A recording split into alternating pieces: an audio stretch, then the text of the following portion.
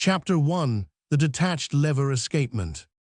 In this treatise, we do not propose to go into the history of this escapement and give a long dissertation on its origin and evolution, but shall confine ourselves strictly to the designing and construction as employed in our best watches. By designing, we mean giving full instructions for drawing an escapement of this kind to the best proportions. Workmen will need but few drawing instruments, and a drawing board about 15 by 18 will be quite large enough.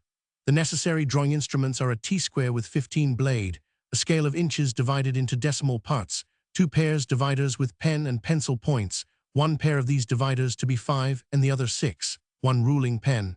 Other instruments can be added as the workman finds he needs them. Those enumerated above, however, will be all that are absolutely necessary. Fig. 1. We shall in addition need an arc of degrees, which we can best make for ourselves. To construct one, we procure a piece of number 24 brass, about 512 long by 114 wide. We show such a piece of brass at A. Fig. 1. On this piece of brass, we sweep 2 arcs with a pair of dividers set at precisely 5, as shown, reduced, at A and B. On these arcs, we set off the space held in our dividers, that is 5, as shown at the short radial lines at each end of the 2 arcs. Now it is a well-known fact that the space embraced by our dividers contains exactly 60 degrees of the arcs A and BB, or 1/6 of the entire circle. Consequently, we divide the arcs A and BB into 60 equal parts to represent degrees, and at one end of these arcs we have 5 spaces so we can get at half degrees. Fig. 2. Before we take up the details of drawing an escapement, we will say a few words about degrees, as this seems to be something difficult to understand by most pupils in horology when learning to draw parts of watches to scale. At Fig. 2, we show several short arcs of 15 degrees, all having the common center G. Most learners seem to have an idea that a degree must be a specific space, like an inch or a foot. Now the first thing in learning to draw an escapement is to fix in our minds the fact that the extent of a degree depends entirely on the radius of the arc we employ. To aid in this explanation, we refer to Fig. 2. Here the arcs C, D, E, and F are all 15 degrees, although the linear extent of the degree on the arc C is twice that of the degree on the arc F. When we speak of a degree in connection with a circle, we mean the 1/360th part of the periphery of such a circle. In dividing the arcs A and BB, we first divide them into 6 spaces, as shown, and each of these spaces into 10 minor spaces, as is also shown. We have 5 of the degree spaces, as shown at H. We should be very careful about making the degree arcs shown at Fig.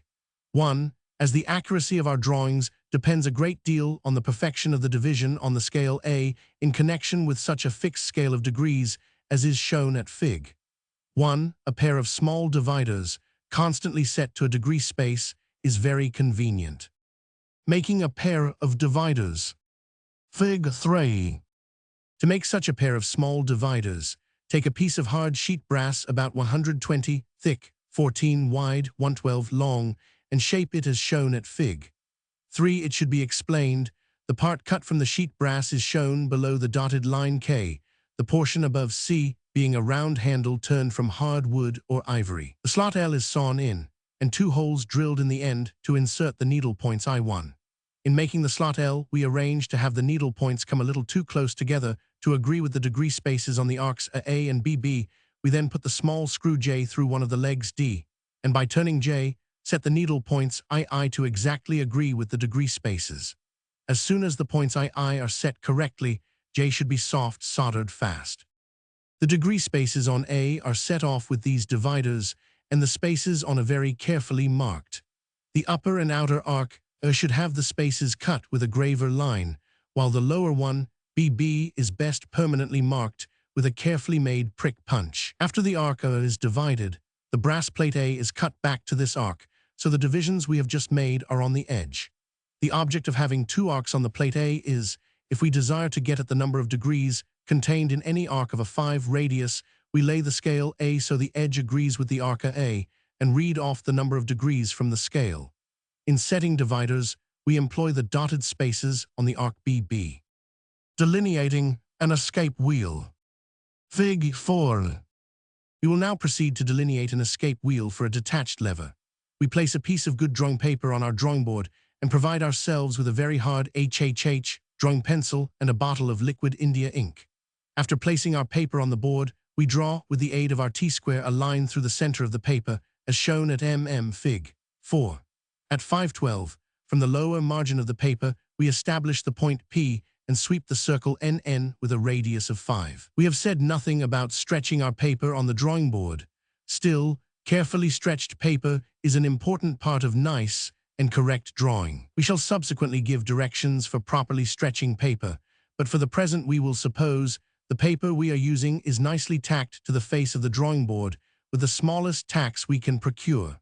The paper should not come quite to the edge of the drawing board so as to interfere with the head of the T-square. We are now ready to commence delineating our escape wheel and a set of pallets to match. The simplest form of the detached lever escapement in use is the one known as the ratchet tooth lever escapement, and generally found in English lever watches. This form of escapement gives excellent results when well made, and we can only account for it not being in more general use from the fact that the escape wheel teeth are not so strong and capable of resisting careless usage as the club-tooth escape wheel. It will be our aim to convey broad ideas and inculcate general principles, rather than to give specific instructions for doing one thing one way. The ratchet tooth lever escapements of later dates have almost invariably been constructed on the 10-degree lever and pallet action plan. That is, the fork and pallets were intended to act through this arc. Some of the other specimens of this escapement have larger arcs, some as high as 12 degrees. Pallet and fork action. Fig. 5. We illustrate at Fig. 5 what we mean by 10 degrees of pallet and fork action. If we draw a line through the center of the pallet staff and also through the center of the fork slot, as shown at a B, Fig. 5, and allow the fork to vibrate 5 degrees each side of said lines, a B, to the lines a C and a C, the fork has what we term 10-degree pallet action. If the fork and pallets vibrate 6 degrees on each side of the line a B, that is, to the lines a D and a D, we have 12 degrees pallet action. If we cut the arc down so the oscillation is only 4 1/4 degrees on each side of a B, as indicated by the lines a S and a S, we have a pallet and fork action of 8 1/2 degrees, which, by the way, is a very desirable arc for a carefully constructed escapement. The controlling idea which would seem to rule in constructing a detached lever escapement would be to make it so the balance is free of the fork, that is, detached, during as much of the arc of the vibration of the balance as possible, and yet have the action thoroughly sound and secure. Where a ratchet tooth escapement is thoroughly well made of 8 1/2 degrees of pallet and fork action, 10 1/2 degrees of escape wheel action can be utilized, as will be explained later on. Fig. 6. We will now resume the drawing of our escape wheel as illustrated at Fig. 4 in the drawing at Fig. 6. We show the circle NN, which represents the periphery of our escape wheel, and in the drawing, we are supposed to be drawing it 10 inches in diameter. We produce the vertical line M, passing through the center P of the circle N. From the intersection of the circle N with the line M at I, we lay off 30 degrees on each side and establish the points EF, and from the center P through these points, draw the radial lines PE and PF. The points FE Fig. 6 are, of course, just 60 degrees apart and represent the extent of 2 1/2 teeth of the escape wheel. There are two systems on which pallets for lever escapements are made, viz., equidistant lockings and circular pallets. The advantages claimed for each system will be discussed subsequently. For the first and present illustration, we will assume we are to employ circular pallets and one of the teeth of the escape wheel resting on the pallet at the point F, and the escape wheel turning in the direction of the arrow J. If we imagine a tooth as indicated at the dotted outline at D, Fig. 6, pressing against a surface which coincides with the radial line PF, the action would be in the direction of the line FH and at right angles to PF if we reason on the action of the tooth D as it presses against a pallet placed at F, we see the action is neutral. Establishing the center of pallet staff. Fig. 7. With a 15-tooth escape wheel, each tooth occupies 24 degrees, and from the point F to E would be 2 1/2 tooth spaces. We show the dotted points of 4 teeth at D. To establish the center of the pallet staff, we draw a line at right angles to the line PE. From the point E so it intersects the line FH at K for drawing a line at right angles to another line. As we have just done, a hard rubber triangle, shaped as shown at C Fig. 7 can be employed. To use such a triangle, we place it so the right, or 90 degrees angle, rests at E, as shown at the dotted triangle C Fig. 6, and the long side coincides with the radial line PE. If the short side of the hard rubber triangle is too short, as indicated, we place a short ruler so it rests against the edge, as shown at the dotted line GE Fig. 7, and while holding it securely down on the drawing, we remove the triangle and with a fine-pointed pencil draw the line EG Fig. 6 by the short rule. Let us imagine a flat surface placed at E, so its face was at right angles to the line GE, which would arrest the tooth D, after the tooth D resting on F had been released and passed through an arc of 12 degrees. A tooth resting on a flat surface, as imagined above, would also rest dead. As stated previously, the pallets we are considering have equidistant locking faces and correspond to the arc LL Fig. 6. In order to realize any power from our escape wheel tooth, we must provide an impulse face to the pallets faced at FE, and the problem before us is to delineate these pallets so that the lever will be propelled through an arc of 8½ degrees, while the escape wheel is moving through an arc of 10½ degrees. We make the arc of fork action 8½ degrees for two reasons. 1, because most textbooks have selected 10 degrees of forkhand pallet action. 2, because most of the finer lever escapements of recent construction have a lever action of less than 10 degrees. Laying out escape wheel teeth. To lay out or delineate our escape wheel teeth, we continue our drawing shown at Fig. 6 and reproduce this cut very nearly at Fig. 8. With our dividers set at 5 inches, we sweep the short arc A from F as a center. It is to be borne in mind that at the point F is located the extreme point of an escape wheel tooth. On the arc A we lay off from P 24 degrees and establish the point B. At 12 degrees beyond B, we establish the point 100. From F we draw the lines FB and FC, these lines establishing the form and thickness of the tooth 500. To get the length of the tooth, we take in our dividers 1/2 a tooth space, and on the radial line P, F establish the point D and draw circle D. To facilitate the drawing of the other teeth, we draw the circles DC, to which the lines FB and FC are tangent, as shown.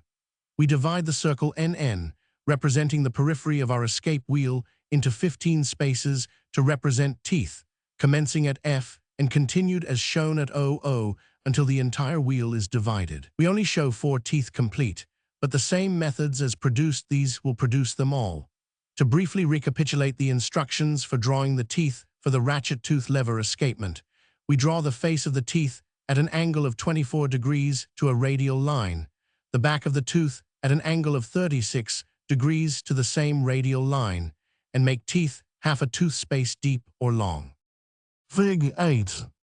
We now come to the consideration of the pallets and how to delineate them. To this, we shall add a careful analysis of their action. Let us, before proceeding further, think a little over some of the factors involved. To aid in this thinking or reasoning on the matter, let us draw the heavy arc L extending from a little inside of the circle N at F to the circle N at E. If now we imagine our escape wheel to be pressed forward in the direction of the arrow J, the tooth D would press on the arc L and be held. If, however, we should revolve the arc L on the center K in the direction of the arrow I, the tooth D would escape from the edge of L, and the tooth D would pass through an arc, reckoning from the center P of 12 degrees, and be arrested by the inside of the arc L at E. If we now should reverse the motion and turn the arc L backward, the tooth at E would, in turn, be released, and the tooth following after D, but not shown, would engage L at F by supplying motive to revolve the escape wheel E represented by the circle N, and causing the arc L to oscillate back and forth in exact intervals of time. We should have, in effect, a perfect escapement. To accomplish automatically such oscillations is the problem we have now on hand. How motion is obtained. In clocks, the back and forth movement, or oscillating motion, is obtained by employing a pendulum. In a movable timepiece, we make use of an equally poised wheel of some weight, on a pivoted axle, which device we term a balance, the vibrations or oscillations being obtained by applying a coiled spring, which was first called a pendulum spring, then a balance spring, and finally, from its diminutive size and coil form, a hairspring.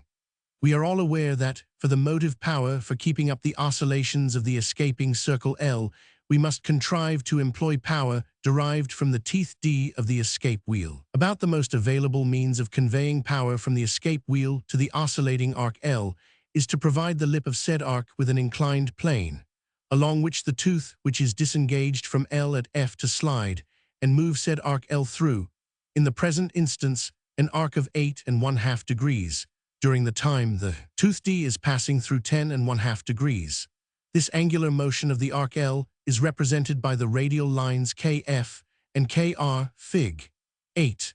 We desire to impress on the reader's mind the idea that each of these angular motions is not only required to be made, but the motion of one mobile must convey power to another mobile. In this case, the power conveyed from the mainspring to the escape wheel is to be conveyed to the lever, and by the lever transmitted to the balance. We know it is the usual plan adopted by textbooks to lay down a certain formula for drawing an escapement, leaving the pupil to work and reason out the principles involved in the action. In the plan we have adopted, we propose to induct the reader into the why and how, and point out to him the rules and methods of analysis of the problem, so that he can, if required, calculate mathematically exactly how many grains of force the fork exerts on the jewel pin, and also how much, or rather, what percentage, of the motive power is lost in various power leaks, like drop and lost motion. In the present case, the mechanical result we desire to obtain is to cause our lever pivoted at K to vibrate back and forth through an arc of 8½ degrees. This lever not only to vibrate back and forth, but also to lock and hold the escape wheel during a certain period of time. That is, through the period of time the balance is performing its excursion and the jewel pin free and detached from the fork. We have spoken of paper being employed for drawings, but for very accurate delineations, we would recommend the horological student to make drawings on a flat metal plate, after perfectly smoothing the surface and blackening it by oxidizing. Pallet and fork action. By adopting 8½ degrees pallet and fork action, we can utilize 10½ degrees of escape wheel action. We show at A, Fig. 9, 2 teeth of a ratchet tooth escape wheel reduced 1/2. That is, the original drawing was made for an escape wheel 10 inches in diameter. We shall make a radical departure from the usual practice in making cuts on an enlarged scale for only such parts as we are talking about. To explain, we show at Fig. 10 about 1/2 of an escape wheel 1/8 the size of our large drawing, and when we wish to show some portion of such drawing on a larger scale, we will designate such enlargement by saying 1/4, 1/2, or full size. Fig. 9. At Fig. 9 we show at half size that portion of our escapement embraced by the dotted lines D, Fig. 10. This plan enables us to show very minutely such parts as we have under consideration, and yet occupy but little space. The arc A, Fig. 9, represents the periphery of the escape wheel. On this line, 10½ degrees from the point of the tooth A, we establish the point C and draw the radial line CC. It is to be borne in mind that the arc embraced between the points B and C represents the duration of contact between the tooth A and the entrance pallet of the lever. The space, or short arc CN, represents the drop of the tooth. This arc of 1½ degrees of escape wheel movement is a complete loss of 6¼ of the entire power of the mainspring as brought down to the escapement. Still, up to the present time, no remedy has been devised to overcome it. All the other escapements, including the chronometer, duplex, and cylinder, are quite as wasteful of power, if not more so. It is usual to construct ratchet tooth pallets so as to utilize but 10 degrees of escape wheel action, but we shall show that 1/2 degree more can be utilized by adopting the 8½ degree fork action and employing a double roller safety action to prevent overbanking. Fig. 10. From the point E, which represents the center of the pallet staff, we draw through B the line EF at 1 degree below EF. We draw the line EG, and 7½ degrees below the line EG, we draw the line EH for delineating the lines EG, etc. Correctly, we employ a degree arc. That is, on the large drawing we are making, we first draw the line EBF Fig. 10, and then, with our dividers set at 5 inches, sweep the short arc I, and on this lay off first 1 degree from the intersection of FE with the arc I, and through this point draw the line EG. From the intersection of the line FE with the arc I, we lay off 8½ degrees, and through this point draw the line EH. Bear in mind that we are drawing the pallet at B to represent one with 8½ degrees forehand pallet action and with equidistant lockings. If we reason on the matter under consideration, we will see the tooth A and the pallet B, against which it acts, part or separate when the tooth arrives at the point C. That is, after the escape wheel has moved through 10½ degrees of angular motion, the tooth drops from the impulse face of the pallet and falls through 1½ degrees of arc, when the tooth A, Fig. 10, is arrested by the exit pallet.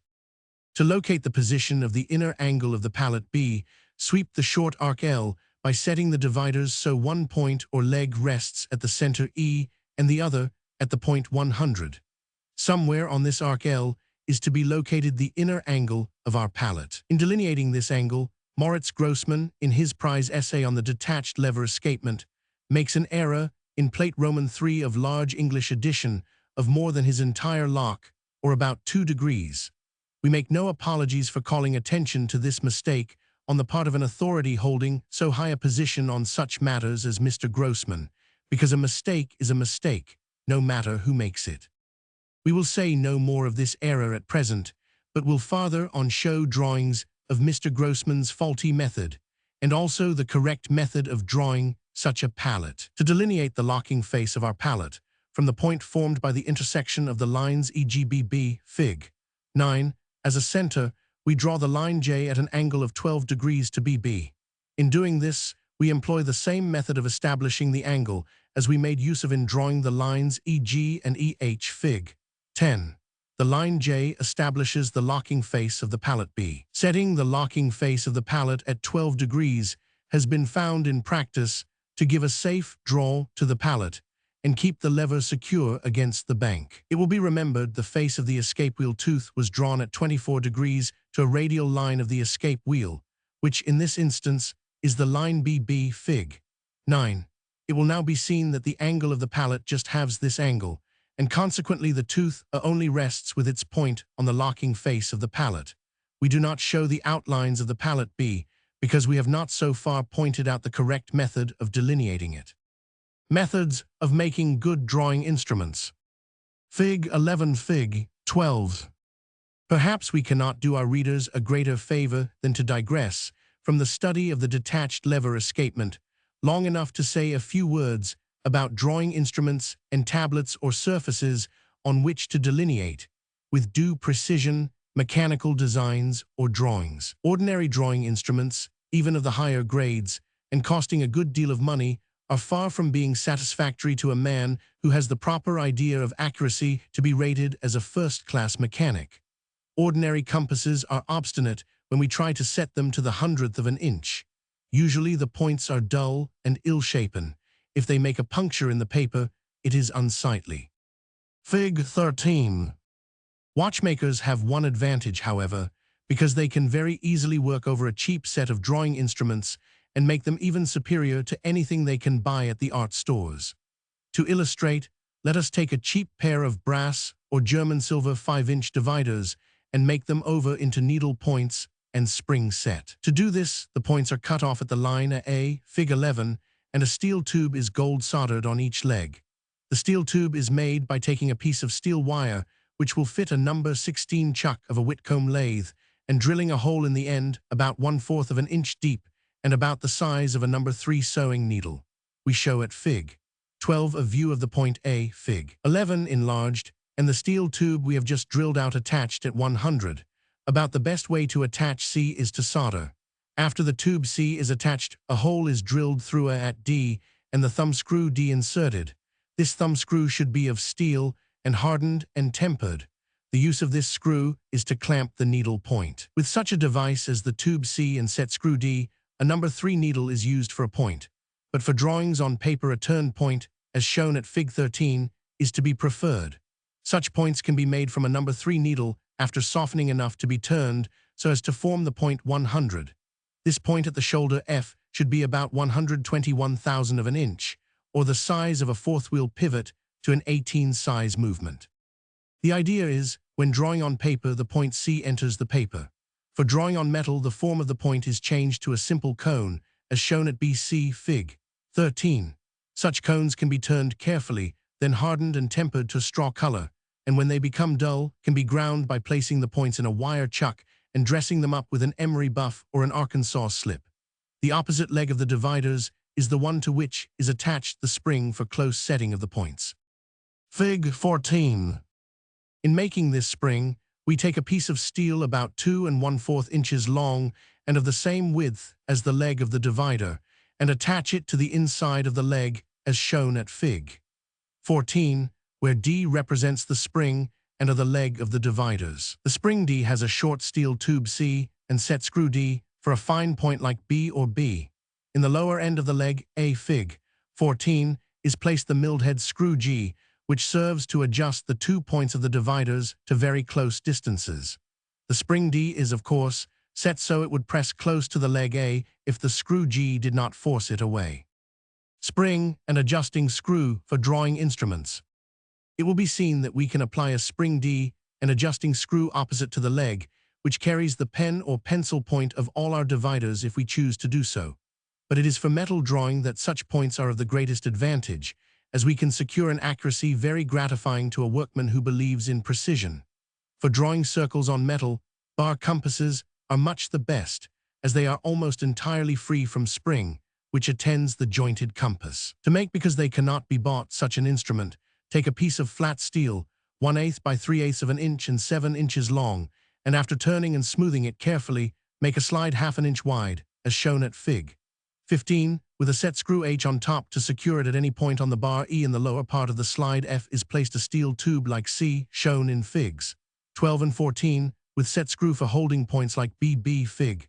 13. At the opposite end of the bar E is placed a looped spring G, which carries a steel tube and point like the spring D Fig. 14. Above this tube and point, shown at J Fig.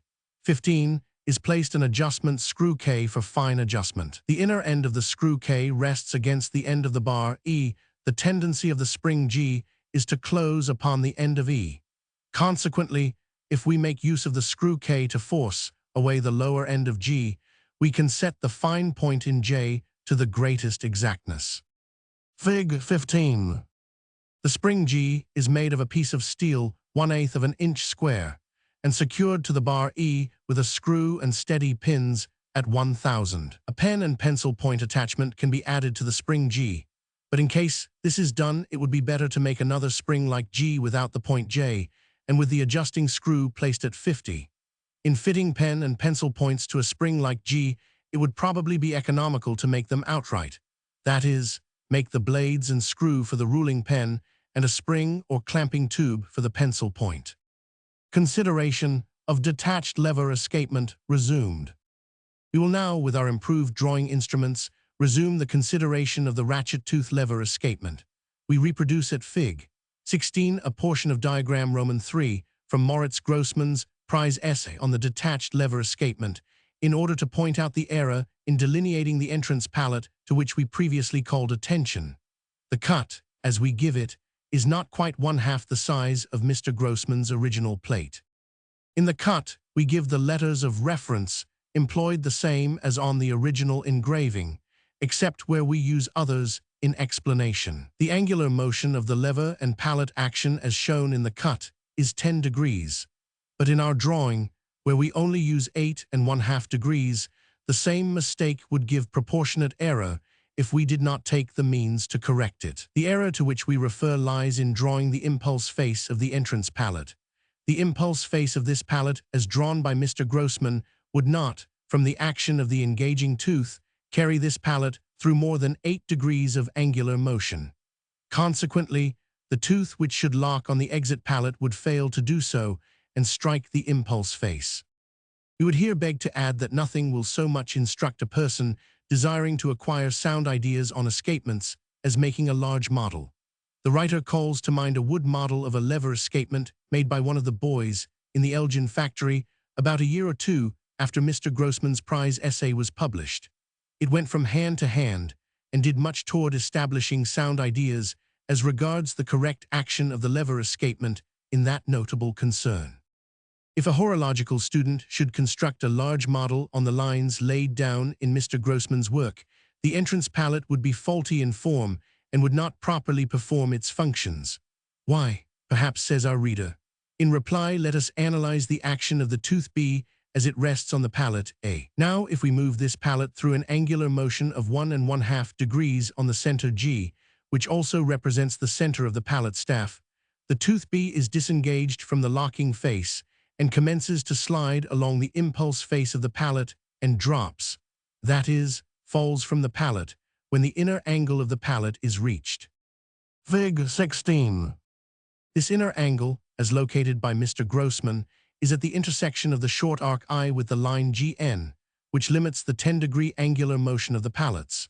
If we carefully study the drawing, we will see the pallet has only to move through 8 degrees of angular motion of the pallet staff for the tooth to escape, because the tooth certainly must be disengaged when the inner angle of the pallet reaches the peripheral line A. The true way to locate the position of the inner angle of the pallet is to measure down on the arc I 10 degrees from its intersection with the peripheral line and locate a point to which a line is drawn from the intersection of the line GM with the radial line AC, thus defining the inner angle of the entrance pallet.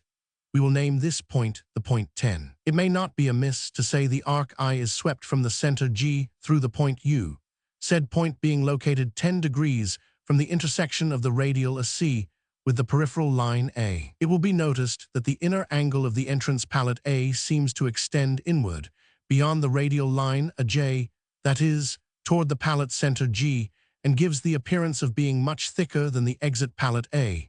But we will see on examination that the extreme angle X of the entrance pallet must move on the arc I, and consequently cross the peripheral line at the point U if we measure the impulse faces of the two pallets A. We will find them nearly alike in linear extent. Fig. 17. Mr. Grossman, in delineating his exit pallet, brings the extreme angle shown at 4 down to the periphery of the escape, as shown in the drawing, where it extends beyond the intersection of the line GF with the radial line A3. The correct form for the entrance pallet should be to the dotted line ZXY. We have spoken of engaging and disengaging frictions. We do not know how we can better explain this term than by illustrating the idea with a grindstone. Suppose two men are grinding on the same stone. Each has, say, a cold chisel to grind, as shown at Fig. 17, where G represents the grindstone and NN the cold chisels. The grindstone is supposed to be revolving in the direction of the arrow. The chisels N and N are both being ground, but the chisel N is being cut much the more rapidly, as each particle of grit of the stone as it catches on the steel causes the chisel to hug the stone and bite in deeper and deeper, while the chisel shown at N is thrust away by the action of the grit. Now, friction of any kind is only a sort of grinding operation, and the same principles hold good. The necessity for good instruments. It is to be hoped the reader who intends to profit by this treatise has fitted up such a pair of dividers as those we have described, because it is only with accurate instruments he can hope to produce drawings on which any reliance can be placed. The drawing of a ratchet tooth lever escapement of 8½ degrees pallet action will now be resumed. In the drawing at Fig. 18 is shown a complete delineation of such an escapement with 8½ degrees of pallet action and equidistant locking faces. It is, of course, understood the escape wheel is to be drawn 10 inches in diameter and that the degree arcs shown in Fig. 1 will be used. We commence by carefully placing on the drawing board a sheet of paper about 15 inches square, and then vertically through the center draw the line At some convenient position on this line is established the point A, which represents the center of the escape wheel. In this drawing it is not important that the entire escape wheel be shown, inasmuch as we have really to do with but a little over 60 degrees of the periphery of the escape wheel. With the dividers carefully set at 5 inches from as a center, we sweep the arc NN, and from the intersection of the perpendicular line With the arc N, we lay off on each side 30 degrees from the brass degree arc, and through the points thus established are drawn the radial lines a B and a D. Fig. 18. The point on the arc N where it intersects with the line B is termed the point B.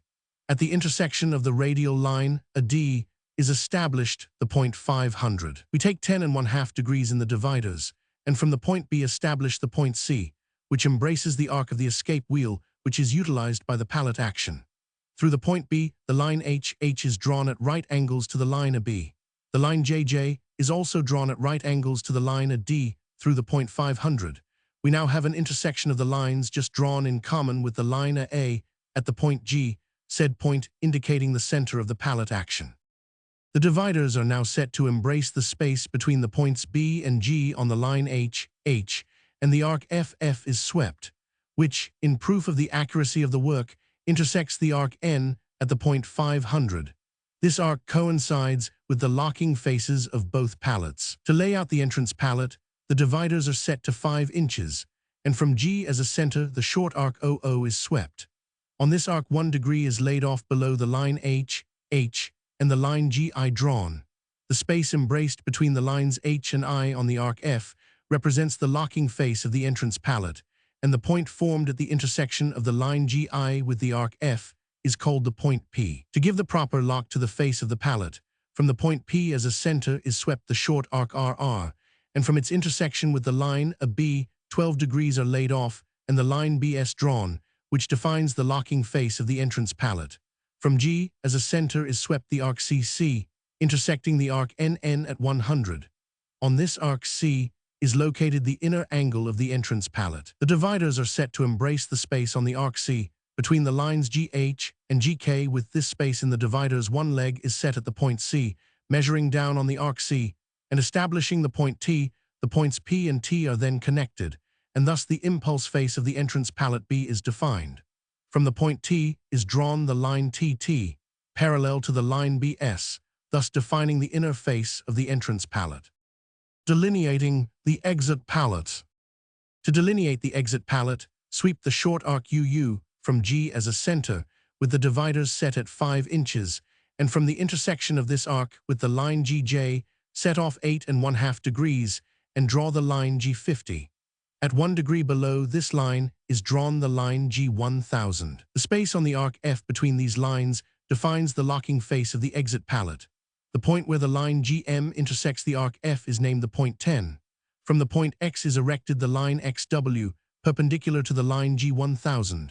From X as a center, and with the dividers set at 5 inches, the short arc YY is swept, and on this arc are laid off 12 degrees, and the line XZ is drawn, which line defines the locking face of the exit pallet.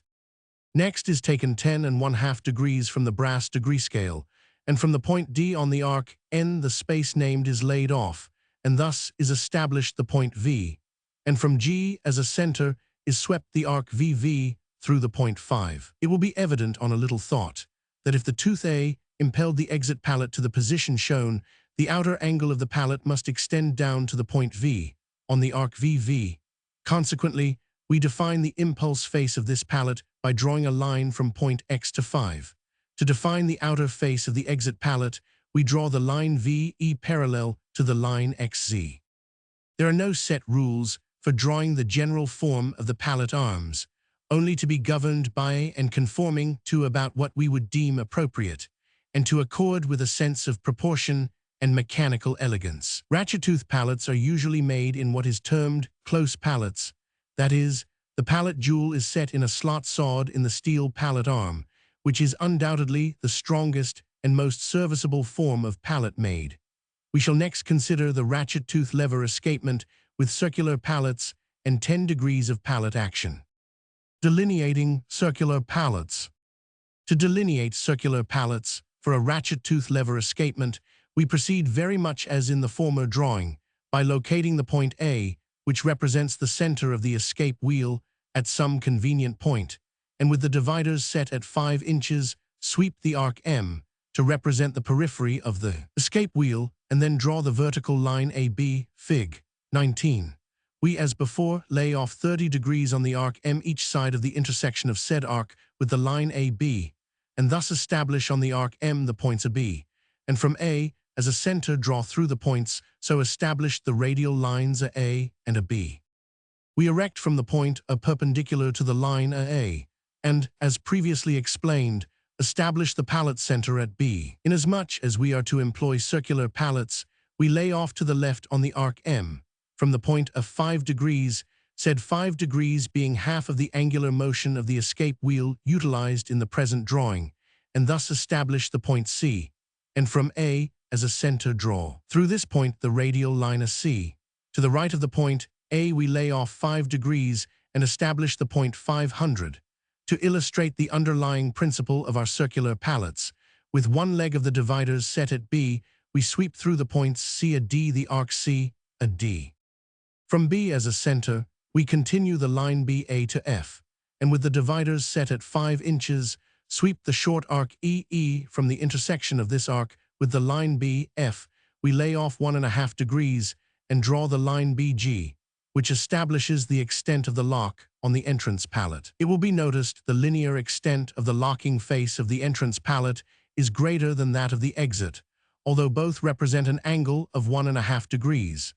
Really, in practice, this discrepancy is of little importance, as the same side shake in banking would secure safety in either case. Fig. 19. The fault we previously pointed out of the generally accepted method of delineating a detached lever escapement is not as conspicuous here as it is where the pallets are drawn with equidistant locking faces. That is, the inner angle of the entrance pallet, shown at S, does not have to be carried down on the arc D as far to ensure a continuous pallet action of 10 degrees, as with the pallets with equidistant locking faces. Still, even here we have carried the angle S down about half a degree on the arc D to secure a safe lock on the exit pallet. The amount of lock. If we study the large drawing, where we delineate the escape wheel 10 inches in diameter, it will readily be seen that although we claim 1.5 degrees lock, we really have only about 1 degree, inasmuch as the curve of the peripheral line M diverges from the line BF. And as a consequence, the absolute lock of the tooth C on the locking face of the entrance pallet E is but about 1 degree. Under these conditions, if we did not extend the outer angle of the exit pallet at T down to the peripheral line M, we would scarcely secure 1/2 a degree of lock. This is true of both pallets. We must carry the pallet angles at R, S, and T down on the circles C, D if we would secure the lock and impulse we claim, that is, 1.5 degrees lock and 8.5 degrees impulse. Now, while the writer is willing to admit that a 1 degree lock in a sound, well-made escapement is ample, still, he is not willing to allow of a looseness of drawing to incorporate to the extent of 1 degree in any mechanical matter, demanding such extreme accuracy as the parts of a watch. It has been claimed that such defects can, to a great extent, be remedied by setting the escapement closer, that is, by bringing the centers of the pallet staff and escape wheel nearer together. We hold that such a course is not mechanical, and further, that there is not the slightest necessity for such a policy. Advantage of making large drawings. By making the drawings large, as we have already suggested and insisted upon, we can secure an accuracy closely approximating perfection. As for instance, if we wish to get a lock of 1.5 degrees on the locking face of the entrance pallet E, we measure down on the arc C from its intersection with the peripheral line M 1.5 degrees and establish the point R and thus locate the outer angle of the entrance pallet E, so there will really be 1.5 degrees of lock. And by measuring down on the arc D 10 degrees from its intersection with the peripheral line M, we locate the point S, which determines the position of the inner angle of the entrance pallet, and we know for a certainty that when this inner angle is freed from the tooth it will be after the pallet, and of course, the lever has passed through exactly 10 degrees of angular motion.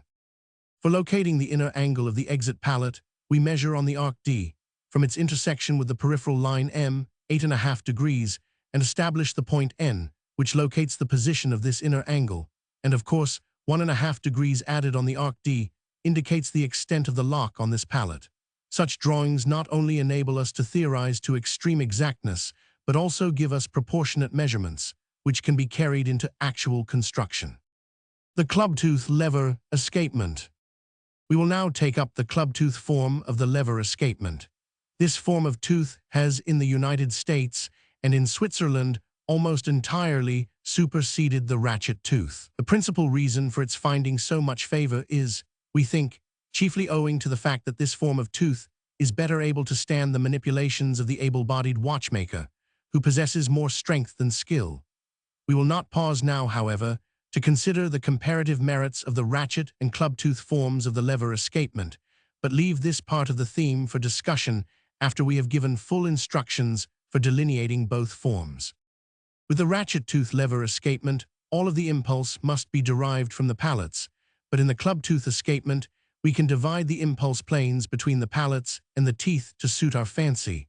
Or perhaps it would be better to say carry out theories, because we have it in our power, in this form of the lever escapement, to indulge ourselves in many changes of the relations of the several parts. With the ratchet tooth, the principal changes we could make would be from pallets with equidistant lockings to circular pallets. The club-tooth escape will not only allows of circular pallets and equidistant lockings, but we can divide the impulse between the pallets and the teeth in such a way as will carry out many theoretical advantages which, after a full knowledge of the escapement action is acquired, will naturally suggest themselves.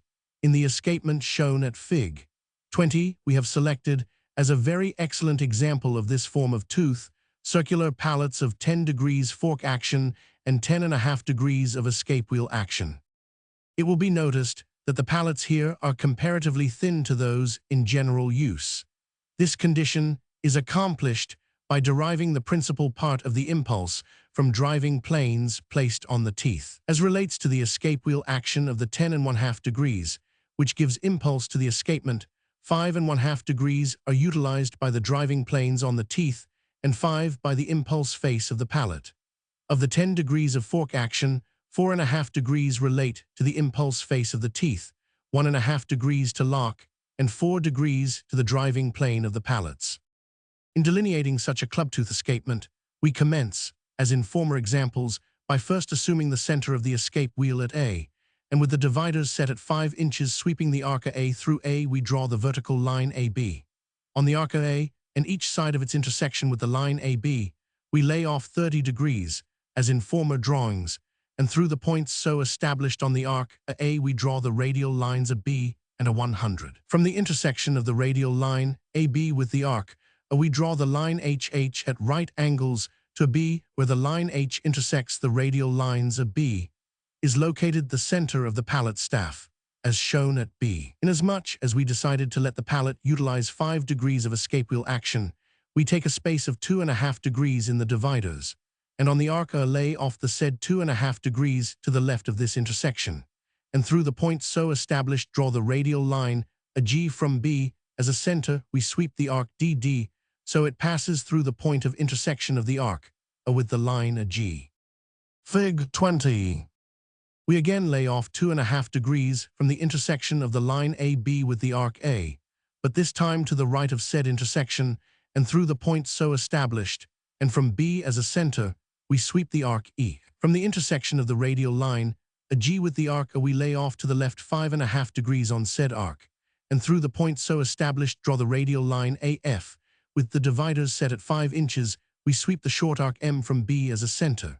From the intersection of the line HBH, with the arc M we lay off on said arc, and above the line H 4.5 degrees, and through the point so established draw the line BJ.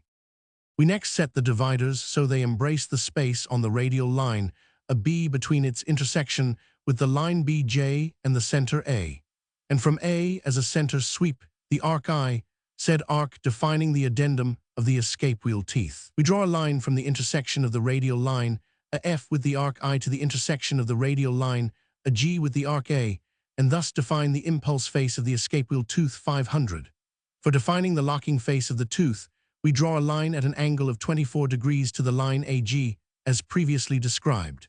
The back of the tooth is defined with a curve swept from some point on the addendum circle I, such as our judgment will dictate. In the drawing shown at Fig.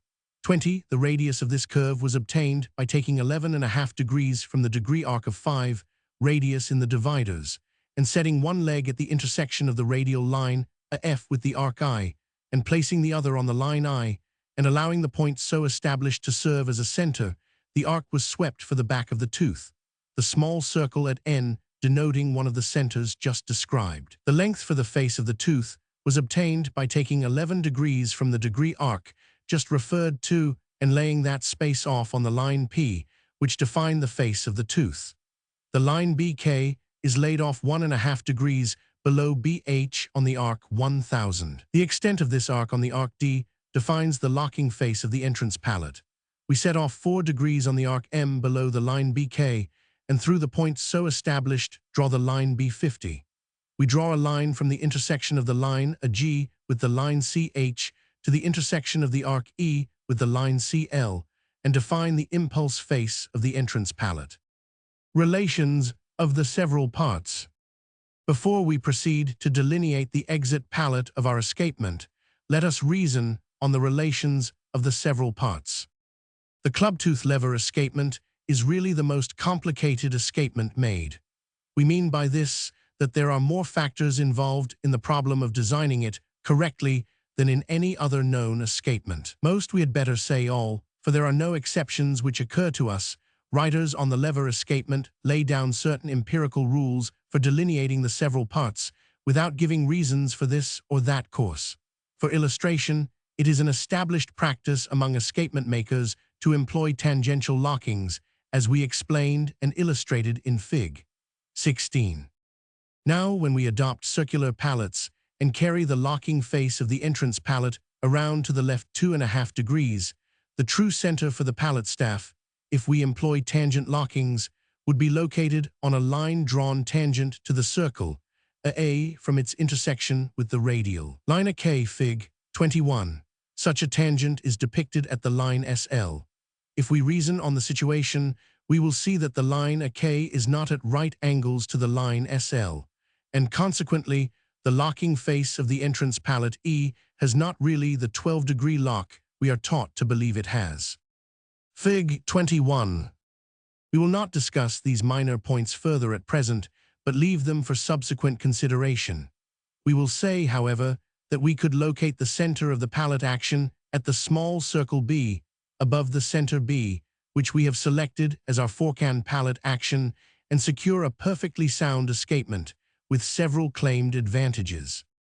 Let us now take up the delineation of the exit pallet.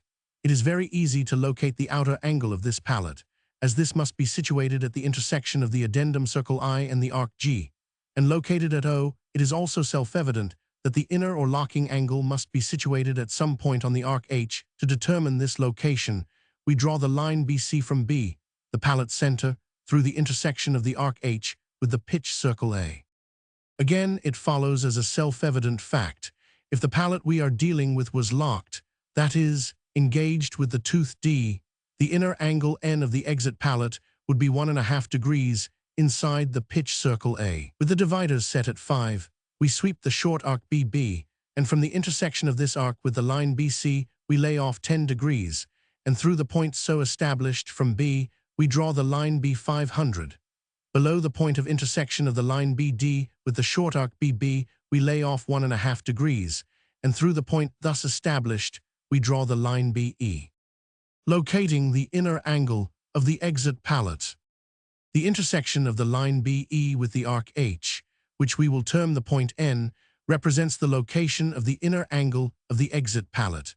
We have already explained how we located the position of the outer angle at O. We draw the line NO and define the impulse face of the exit pallet. If we mentally analyze the problem in hand, we will see that as the exit pallet vibrates through its 10 degrees of arc, the line BD and BC change places, and the tooth D locks 1.5 degrees.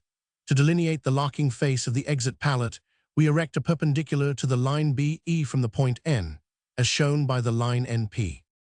From N as a center, we sweep the short arc TT, and from its intersection with the line NP, we lay off 12 degrees, and through the point so established, we draw the line NU, which defines the locking face of the exit pallet. We draw the line OO parallel with NU and define the outer face of said pallet. In Fig. 21, we have not made any attempt to show the full outline of the pallets, as they are delineated in precisely the same manner as those previously shown. We shall next describe the delineation of a club-tooth escapement with pallets having equidistant locking faces, and in Fig. 22, we shall show pallets with much wider arms, because, in this instance, we shall derive more of the impulse from the pallets than from the teeth. We do this to show the horological student the facility with which the club-tooth lever escapement can be manipulated. We wish also to impress on his mind the facts that the employment of thick pallet arms and thin pallet arms depends on the teeth of the escape wheel for its efficiency, and that he must have knowledge enough of the principles of action to tell at a glance on what lines the escapement was constructed. Suppose, for illustration, we get hold of a watch which has thin pallet arms, or stones if they are exposed pallets, and the escape was designed for pallets with thick arms. There is no sort of tinkering we can do to give such a watch a good motion, except to change either the escape wheel or the pallets. If we know enough of the lever escapement to set about it with skill and judgment, the matter is soon put to rights, but otherwise we can look and squint, open and close the bankings, and tinker about till doomsday, and the watch be none the better. Club-tooth lever with equidistant locking faces. In drawing a club-tooth lever escapement with equidistant locking, we commence, as on former occasions, by producing the vertical line aka Fig. 22 and establishing the center of the escape wheel at A, and with the dividers set at 5, sweep the pitch circle A. On each side of the intersection of the vertical line, a K with the arc we set off 30 degrees on said arc, and through the point so established draw the radial lines a B and a 100. From the intersection of the radial line AB with the arc, a lay off 3.5 degrees to the left of said intersection on the arc A, and through the point so established draw the radial line AE. From the intersection of the radial line AB with the arc, erect the perpendicular line F, and at the crossing or intersection of said line with the vertical line, a K establish the center of the pallet staff, as indicated by the small circle B. From B as a center sweep the short arc L with a 5 radius, and from the intersection of the radial line AB with the arc continue the line F until it crosses the short arc L, as shown at F. Lay off 1.5 degrees on the arc L below its intersection with the line F, and from B as a center draw the line BI through said intersection. From B as a center, through the intersection of the radial line AB and the arc A, sweep the arc G. The space between the lines BF and BI on the arc G defines the extent of the locking face of the entrance pallet 100. The intersection of the line BF with the arc G we denominate the point O, and from this point as a center sweep the short arc P with a 5 radius, and on this arc, from its intersection with the radial line a B, lay off 12 degrees, and through the point so established, from O as a center, draw the radial line OM, said line defining the locking face of the entrance pallet 100. Fig. 22. It will be seen that this gives a positive draw of 12 degrees to the entrance pallet, that is, counting to the line BF. In this escapement, as delineated, there is perfect tangential locking. If the locking face of the entrance pallet stone at C was made to conform to the radial line AB, the lock of the tooth D at O would be dead. That is, absolutely neutral. The tooth D would press the pallet C in the direction of the arrow X, toward the center of the pallet staff B, with no tendency on the part of the pallet to turn on its axis B theoretically. The pallet with the locking face, cut to coincide with the line, a B would resist movement on the center B in either direction indicated by the double-headed arrow Y. A pallet at C with a circular locking face made to conform to the arc G would permit movement in the direction of the double-headed arrow Y with only mechanical effort enough to overcome friction. But it is evident on inspection that a locking face on the line a B would cause a retrograde motion of the escape wheel, and consequent resistance if said pallet was moved in either direction indicated by the double-headed arrow Y. Precisely the same conditions obtain at the point U, which holds the same relations to the exit pallet as the point O does to the entrance pallet 100. Angular motion of escape wheel determined. The arc 3.5 degrees of the circle are embraced between the radial lines of B and a E determines the angular motion of the escape wheel utilized by the escape wheel tooth. To establish and define the extent of angular motion of the escape wheel utilized by the pallet, we lay off 7 degrees on the arc A from the point O and establish the point N. And through the point N, from B as a center, we sweep the short arc N. Now somewhere on this arc N will be located the inner angle of the entrance pallet. With a carefully made drawing having the escape wheel 10 in diameter, it will be seen that the arc separates considerably from the line BF, where it crosses the arc N. It will be remembered that when drawing the ratchet tooth lever escapement, a measurement of 8.5 degrees was made on the arc N, down from its intersection with the pitch circle, and thus the inner angle of the pallet was located. In the present instance, the addendum line W becomes the controlling arc, and it will be further noticed on the large drawing that the line BH at its intersection with the arc N approaches nearer to the arc W than does the line BF to the pitch circle. Consequently, the inner angle of the pallet should not in this instance be carried down on the arc N so far to correct the error as in the ratchet tooth.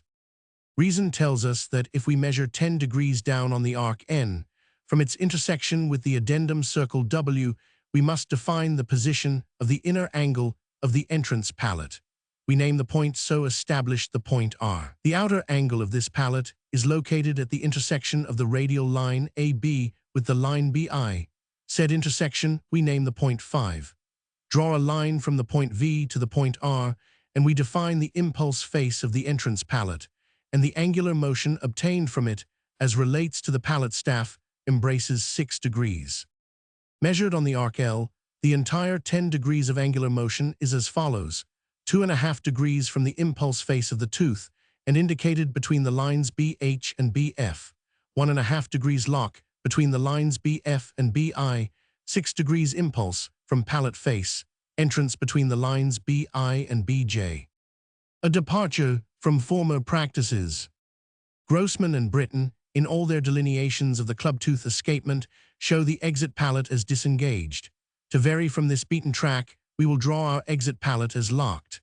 There are other reasons which prompt us to do this, one of which is, pupils are apt to fall into a rut and only learn to do things a certain way, and that way just as they are instructed. To illustrate, the writer has met several students of the lever escapement who could make drawings of either club or ratchet tooth escapement with the lock on the entrance pallet, but when required to draw a pallet as illustrated at Fig.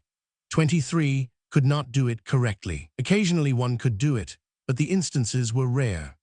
A still greater poser was to request them to delineate a pallet and tooth when the action of escaping was 1/2 or 1/3 performed, and it is easy to understand that only by such studies the master workman can thoroughly comprehend the complications involved in the club-tooth lever escapement.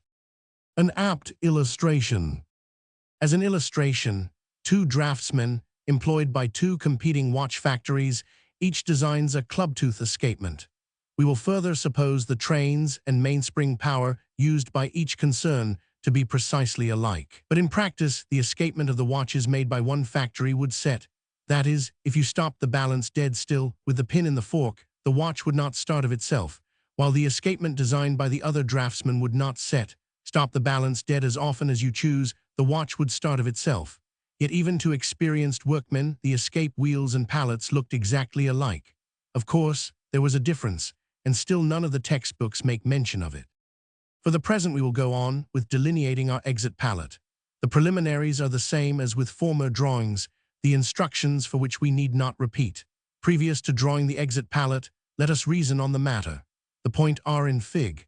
23 is located at the intersection of pitch circle and the radial line AC, and this will also be the point at which the tooth C will engage the locking face of the exit pallet. This point likewise represents the advance angle of the engaging tooth. Now if we measure on the arc K, which represents the locking faces of both pallets, downward 1.5 degrees, we establish the lock of the pallet E. To get this 1.5 degrees defined on the arc K, we set the dividers at 5, and from B as a center sweep the short arc I, and from the intersection of the arc I with the line B, E, we lay off on said arc I 1.5 degrees, and through the point so established, draw the line BF. Now the space on the arc K between the lines BE and BF defines the angular extent of the locking face. With the dividers set at 5 and one leg resting at the point R, we sweep the short arc T, and from the intersection of said arc with the line AC, we draw the line NP. But in doing so, we extend it, the line, so that it intersects the line BF, and at said intersection is located the inner angle of the exit pallet. This intersection we will name the point N. Fig. 23. From the intersection of the line BE with the arc I, we lay off 2.5 degrees on said arc, and through the point so established, we draw the line BG. The intersection of this line with the arc K we name the point Z.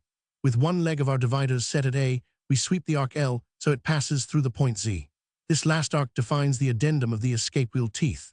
From the point R on the arc, we lay off 3.5 degrees, and through the point so established draw the line AJ. Locating the outer angle of the impulse planes. The intersection of this line with the addendum arc L locates the outer angle of the impulse planes of the teeth, and we name it the point 10. From the point R, we lay off on the arc a 7 degrees and establish the point V, which defines the extent of the angular motion of the escape wheel utilized by pallet. Through the point V, from B as a center, we sweep the short arc 1000. It will be evident on a moment's reflection that this arc M must represent the path of movement of the outer angle of the exit pallet, and if we measure down 10 degrees from the intersection of the arc L with the arc M, the point so established, which we name the point S, must be the exact position of the outer angle of the pallet. During locking, we have a measure of 10 degrees on the arc M between the lines BG and BH, and by taking this space in the dividers and setting one leg at the intersection of the arc L with the arc M, and measuring down on M, we establish the point S. Drawing a line from point N to point S, we define the impulse face of the pallet. Making an escapement model. Fig. 24. It is next proposed we apply the theories we have been considering and make an enlarged model of an escapement, as shown at Figs. 24 and 25. This model is supposed to have an escape wheel 1/5 the size of the 10 one we have been drawing. In the accompanying cuts are shown only the main plate and bridges in full lines, while the positions of the escape wheel and balance are indicated by the dotted circles, i.e. the cuts are to no precise scale, but were reduced from a full-size drawing for convenience in printing. We shall give exact dimensions, however, so there will be no difficulty in carrying out our instructions in construction. Fig. 25. Perhaps it would be as well to give a general description of the model before taking up the details. A reduced side view of the complete model is given at Fig. 26. In this cut, the escapement model shown at Figs. 24 and 25 is sketched in a rough way at R, while N shows a glass cover and M a wooden base of polished oak or walnut. This base is recessed on the lower side to receive an 8-day spring clock movement, which supplies the motive power for the model. This base is recessed on top to receive the main plate A Fig. 24 and also to hold the glass shade N in position. The base M is 212 high and 8 diameter. The glass cover N can have either a high and spherical top, as shown, or, as most people prefer, a flattened oval. Fig. 26. The main plate A is of hard spring brass, 110 thick and 6 in diameter. In fact, a simple disc of the size named, with slightly rounded edges. The top plate shown at C, Figs. 24 and 25, is 18 thick and shaped as shown. This plate C is supported on 2 pillars 12 in diameter and 114 high. Fig. 25 is a side view of Fig. 24 seen in the direction of the arrow P. The cock D is also of 18 spring brass shaped as shown and attached by the screw F and steady pins SS to the top plate 100. The bridge FG carries the top pivots of escape wheel and pallet staff and is shaped as shown at the full outline. This bridge is supported on 2 pillars 12 high and 12 in diameter, one of which is shown at E Fig. 25 and both at the dotted circles EE Fig. 24. To lay out the lower plate, we draw the line A so it passes through the center of at 1000. At 1, from one edge of A we establish on the line the point D, which locates the center of the escape wheel. On the same line, at 1. From D we establish the point B, which represents the center of the pallet staff, at the distance of 1. From B, we establish the point C, which represents the center of the balance staff. To locate the pillars H, which support the top plate C, we set the dividers at 2, and from the center M, sweep the arc N. From the intersection of this arc with the line at R, we lay off on said arc N2, and establish the points GG, which locate the center of the pillars HH, with the dividers set so one leg rests at the center M and the other leg at the point D. We sweep the arc T, with the dividers set at 1. We establish on the arc T, from the point D, the points EE, which locate the position of the pillars EE. The outside diameter of the balance B is 358, with the rim 316 wide and 516 deep, with screws in the rim in imitation of the ordinary compensation balance. Speaking of a balance of this kind suggests to the writer the trouble he experienced in procuring material for a model of this kind. For the balance, a pattern had to be made, then a casting made, then a machinist turned the casting up, as it was too large for an American lathe. A hairspring had to be specially made, inasmuch as a mainspring was too short, the coils too open, and more particularly, did not look well. Pallet jewels had to be made, and lapidists have usually poor ideas of close measurements. Present-day conditions, however, will, no doubt, enable the workman to follow our instructions much more readily. Making the bridges. In case the reader makes the bridges C and F, as shown in Fig. 27, he should locate small circles on them to indicate the position of the screws for securing these bridges to the pillars which support them, and also other small circles to indicate the position of the pivot holes DB for the escape wheel and pallet staff.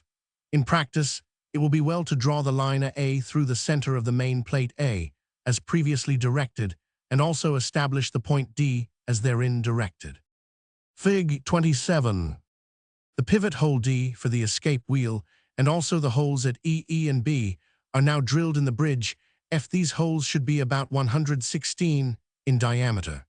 The same sized hole is also drilled in the main plate A at 500. We now place a nicely fitting steel pin in the hole D in the bridge F and let it extend into the hole D in the main plate. We clamp the bridge F to a so the hole B comes central on the line A, and using the holes EE and F as guides, drill or mark the corresponding holes EE and B in the main plate for the pillars EE and the pallet staff. This plan will ensure the escape wheel and pallet staff being perfectly upright. The same course pursued with the plate C will ensure the balance being upright. The pillars which support the bridges are shaped as shown at Fig. 28, which shows a side view of one of the pillars which support the top plate or bridge 100. The ends are turned to 14 in diameter and extend half through the plate, where they are held by screws, the same as in American movements. Fig. 28. Fig. 29. The pillars, like H, can be riveted in the lower plate A, but we think most workmen will find it more satisfactory to employ screws, as shown at Fig. 29. The heads of such screws should be about 38 in diameter and nicely rounded, polished, and blued. We would not advise jeweling the pivot holes, because there is but slight friction, except to the foot of the balance pivot, which should be jeweled with a plano-convex garnet. Imitation rubies for capping the top pivots. The top pivots to the escape wheel should be capped with imitation rubies for appearance sake only, letting the cap settings be red gold or brass red gilded. If real 12-karat gold is employed, the cost will not be much, as the settings are only about 38 across and can be turned very thin, so they will really contain but very little gold. The reason why we recommend imitation ruby cap jewels for the upper holes is that such jewels are much more brilliant than any real stone we can get for a moderate cost. Besides, there is no wear on them. Fig. 30. Fig. 31. The pallet jewels are also best made of glass, as garnet or any red stone will look almost black in such large pieces. Red carnelian has a sort of brick-red color, which has a cheap appearance. There is a new phosphorus glass used by optical instrument makers, which is intensely hard, and if colored ruby red makes a beautiful pallet jewel, which will afford as much service as if real stones were used. They are no cheaper than carnelian pallets, but much richer looking. The prettiest cap for the balance is one of those foilback stones in imitation of a rose-cut diamond. Fig. 32. Fig. 33. In turning the staffs, it is the best plan to use double centers, but a piece of stubs steel wire that will go into a number 40 wire chuck will answer. In case such wire is used, a brass collet must be provided. This will be understood by inspecting Fig. 30, where L represents the stubs wire and BN the brass collet. With the balance seat shown at K, the escape wheel arbor and pallet staff can be made in the same way. The lower end of the escape wheel pivot is made about 14 long, so that a short piece of brass wire can be screwed upon it, as shown in Fig. 31, where H represents the pivot, are the lower plate, and the dotted line at P, the brass piece screwed on the end of the pivot. This piece P is simply a short bit of brass wire with a female screw tapped into the end, which screws on to the pivot. An arm is attached to P, as shown at T. The idea is, the pieces TP act like a lathe dog to convey the power from one of the pivots of an old 8-day spring clock movement, which is secured by screws to the lower side of the main plate A. The plan is illustrated at Fig. 32, where L represents pivot of the 8-day clock employed to run the model. Counting the escape wheel pivot of the clock as 1, we take the third pivot from this in the clock train, placing the movement so this point comes opposite the escape wheel pivot of the model, and screw the clock movement fast to the lower side of the plate A. The parts T, Fig. 33, are alike on both pivots. Profitable for explaining to a customer. To fully appreciate such a large escapement model as we have been describing, a person must see it with its great balance, nearly 4 across, flashing and sparkling in the show window in the evening, and the brilliant imitation ruby pallets dipping in and out of the escape wheel. A model of this kind is far more attractive than if the entire train were shown, the mystery of what makes it go being one of the attractions.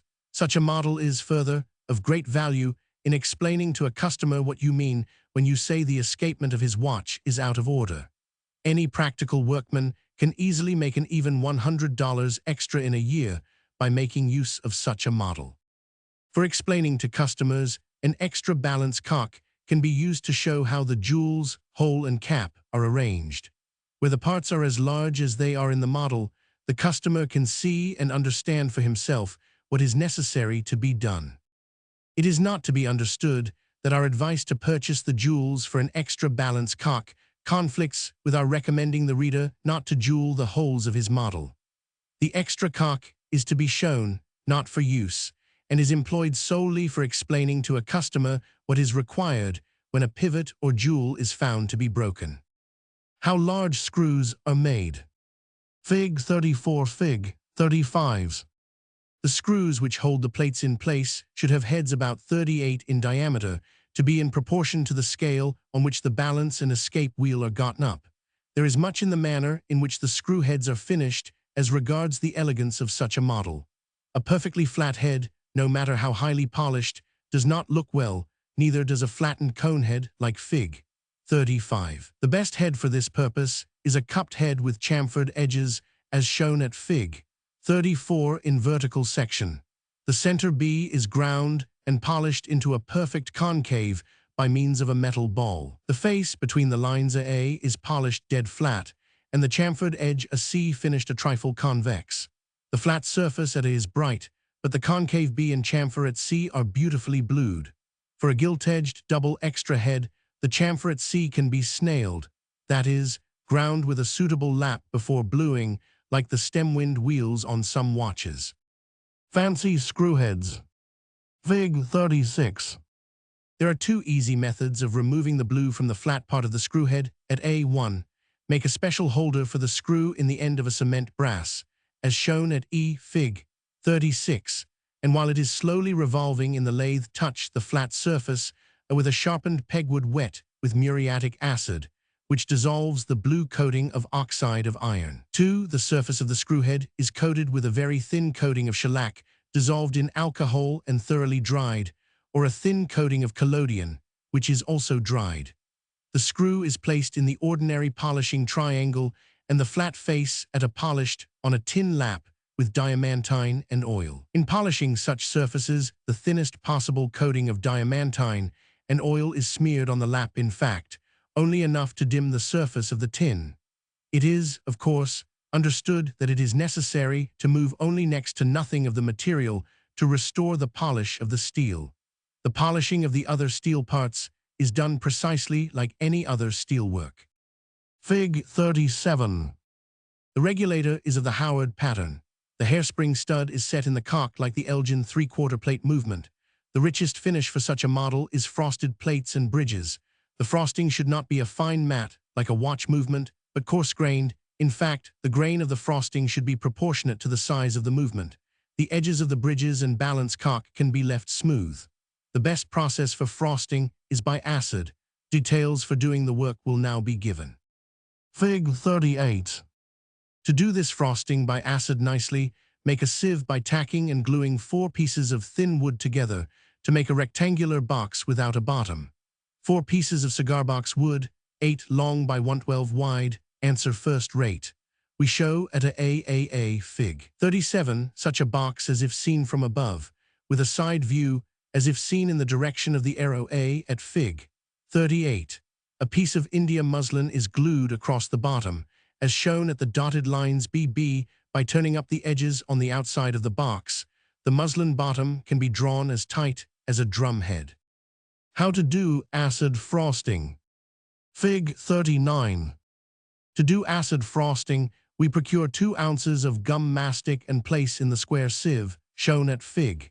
37. Usually more than half the weight of gum mastic is in fine dust, and if not, that is, if the gum is in the shape of small round pellets called mastic tears, crush these into dust and place the dust in A. Let us next suppose we wish to frost the cock on the balance, shown at Fig. 39. Before we commence to frost, the cock should be perfectly finished, with all the holes made, the regulator cap in position, the screw hole made for the Howard regulator, and the index arc engraved with the letters S and F. It is not necessary the brass should be polished, but every file mark and scratch should be stoned out with a Scotch stone, in fact, be in the condition known as in the gray. It is not necessary to frost any portion of the cock C except the upper surface. To protect the portion of the cock not to be frosted, like the edges and the back, we stop out by painting over with shellac dissolved in alcohol, to which a little lampblack is added. It is not necessary the coating of shellac should be very thick, but it is important it should be well dried. How to prepare the surface. For illustration, let us suppose the back and edges of the cock at Fig. 39 are coated with shellac, and it is laid flat on a piece of paper about a foot square to catch the excess of mastic. Holes should be made in this paper and also in the board on which the paper rests to receive the steady pins of the cock. We hold the sieve containing the mastic over the cock and gently tapping the box A with a piece of wood like a medium-sized file handle, shake down a little snowstorm of mastic dust over the face of the cock. 100. Exactly how much mastic dust is required to produce a nice frosting is only to be determined by practice. The way to obtain the knack is to frost a few scraps to get your hand in. Nitric acid of full strength is used, dipping the piece into a shallow dish for a few seconds. A good-sized soup plate would answer very nicely for frosting the bottom plate, which, it will be remembered, is 6 in diameter. How to etch the surface. After the mastic is sifted on, the cock should be heated up to about 250 F to cause the particles of mastic to adhere to the surface. The philosophy of the process is the nitric acid eats or dissolves the brass, leaving a little brass island the size of the particle of mastic which was attached to the surface. After heating to attach the particles of mastic, the dipping in nitric acid is done as just described. Common commercial nitric acid is used, it not being necessary to employ chemically pure acid. For that matter, for such purposes the commercial acid is the best. After the acid has acted for 15 or 20 seconds, the brass is rinsed in pure water to remove the acid, and dried by padding with an old soft towel, and further dried by waving through the air. A little turpentine on a rag will remove the mastic, but turpentine will not touch the shellac coating. The surface of the brass will be found irregularly acted upon, producing a sort of mottled look. To obtain a nice frosting, the process of applying the mastic and etching must be repeated 3 or 4 times, when a beautiful coarse-grained mat or frosting will be produced. Shellac protection will not need much patching up during the 3 or 4 bitings of acid, as the turpentine used to wash off the mastic does not much affect the shellac coating. All the screw holes like SS and D, also the steady pins on the back, are protected by varnishing with shellac.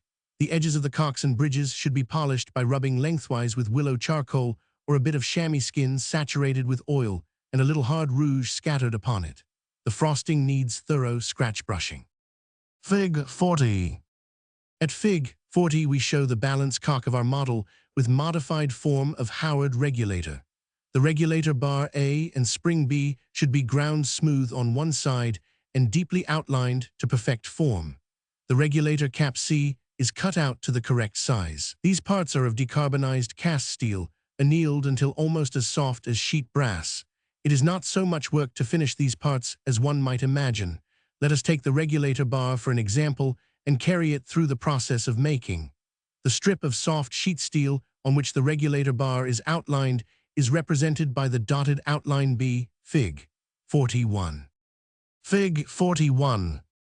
To cut out sheet steel rapidly, we take a piece of smooth clock mainspring about 34 and 10 long and double it together, softening the bending point with the lamp until the piece of mainspring assumes the form shown at Fig 42, where C represents the piece of spring and HH the bench vice jaws.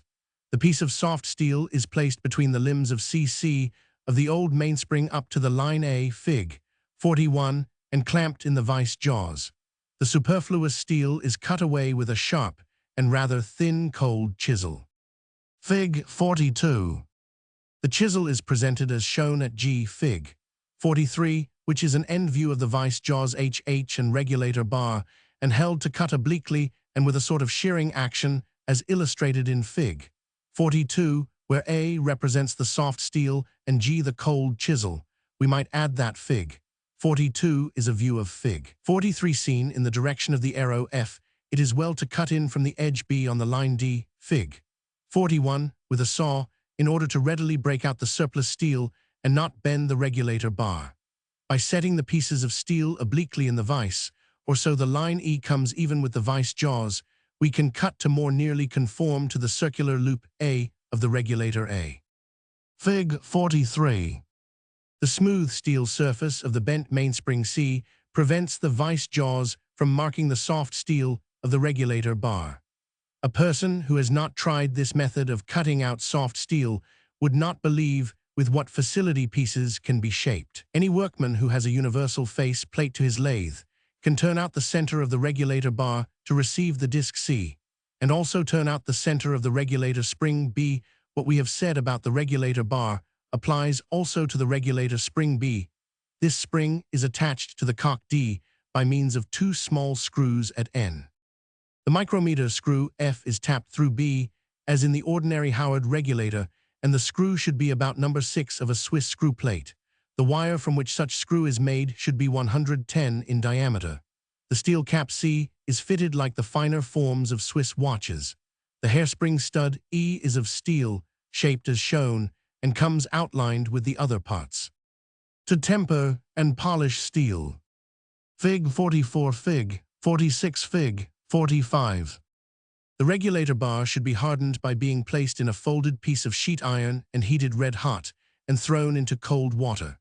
The regulator bar AA is about 3 long, and for holding it for hardening, cut a piece of thin sheet iron 212 by 314 and fold it through the middle lengthwise as indicated by the dotted line G, Fig 44. The sheet iron when folded will appear as shown at Fig 45. A piece of flat sheet metal of the same thickness as the regulator bar should be placed between the iron leaves II and the leaves beaten down with a hammer, that the iron may serve as a support for the regulator during heating and hardening. A paste made of Castile soap and water applied to the regulator bar in the iron envelope will protect it from oxidizing much during the heating. The portions of the regulator bar marked H are intended to be rounded, while the parts marked M are intended to be dead flat. The rounding is carefully done, first with a file and finished with emery paper. The outer edge of the loop A is a little rounded, also the inner edge next the cap 100. This will be understood by inspecting Fig 46, where we show a magnified vertical section of the regulator on line L, Fig 40. The curvature should embrace that portion of A between the radial lines OO, and should, on the model not measure more than 140.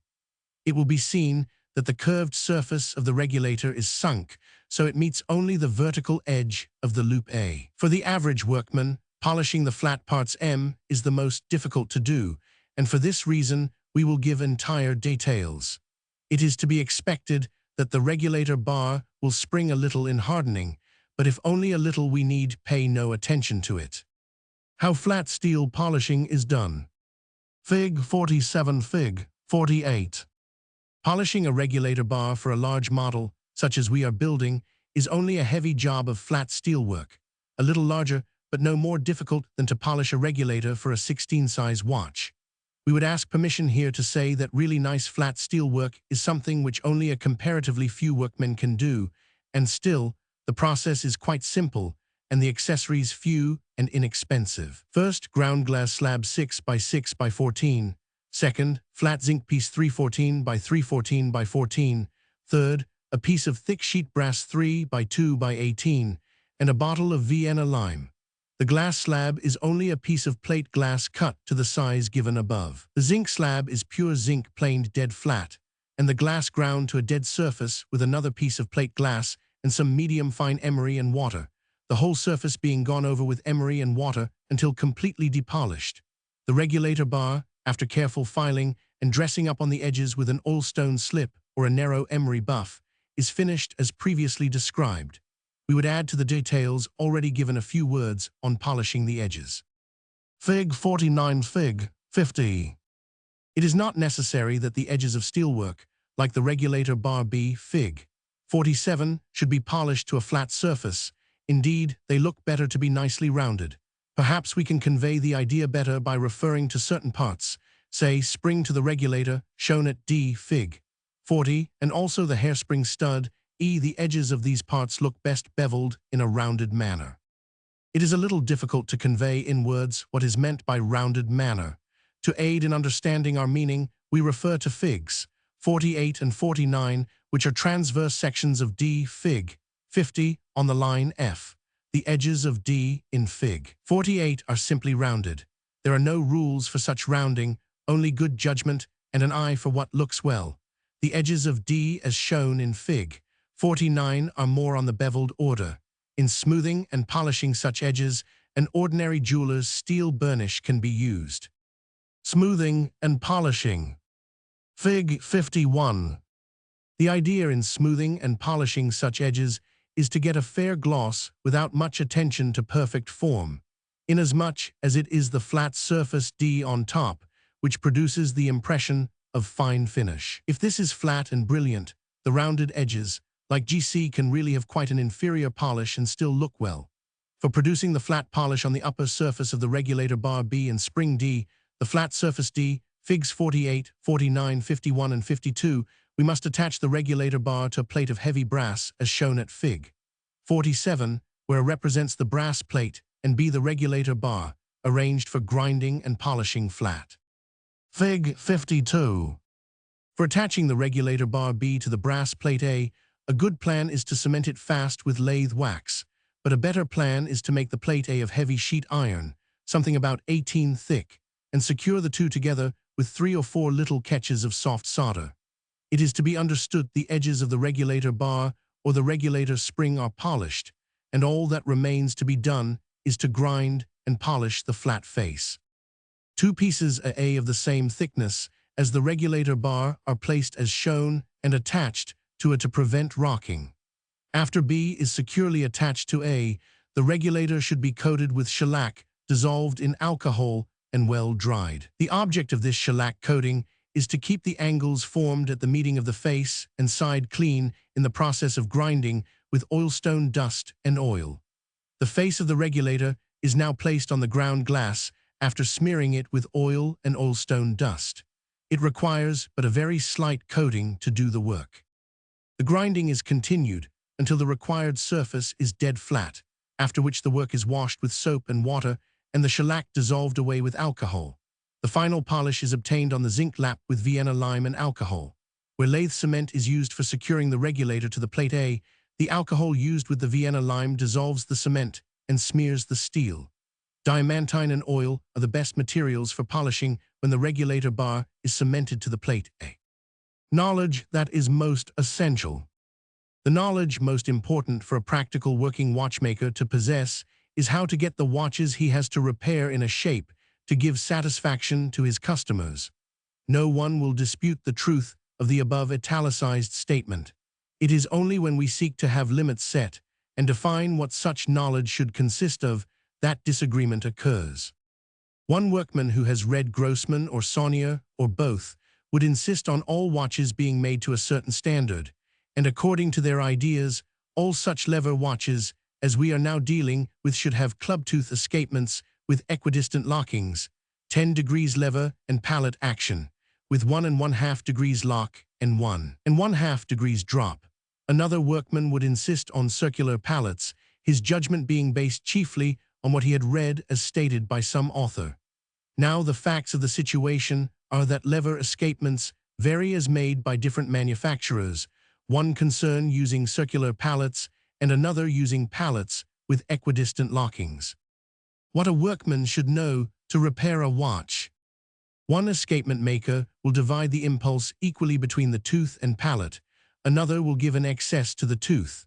Now, while these matters demand our attention in the highest degree in a theoretical sense, still, for such know-hows as count in a workshop, they are of but trivial importance in practice.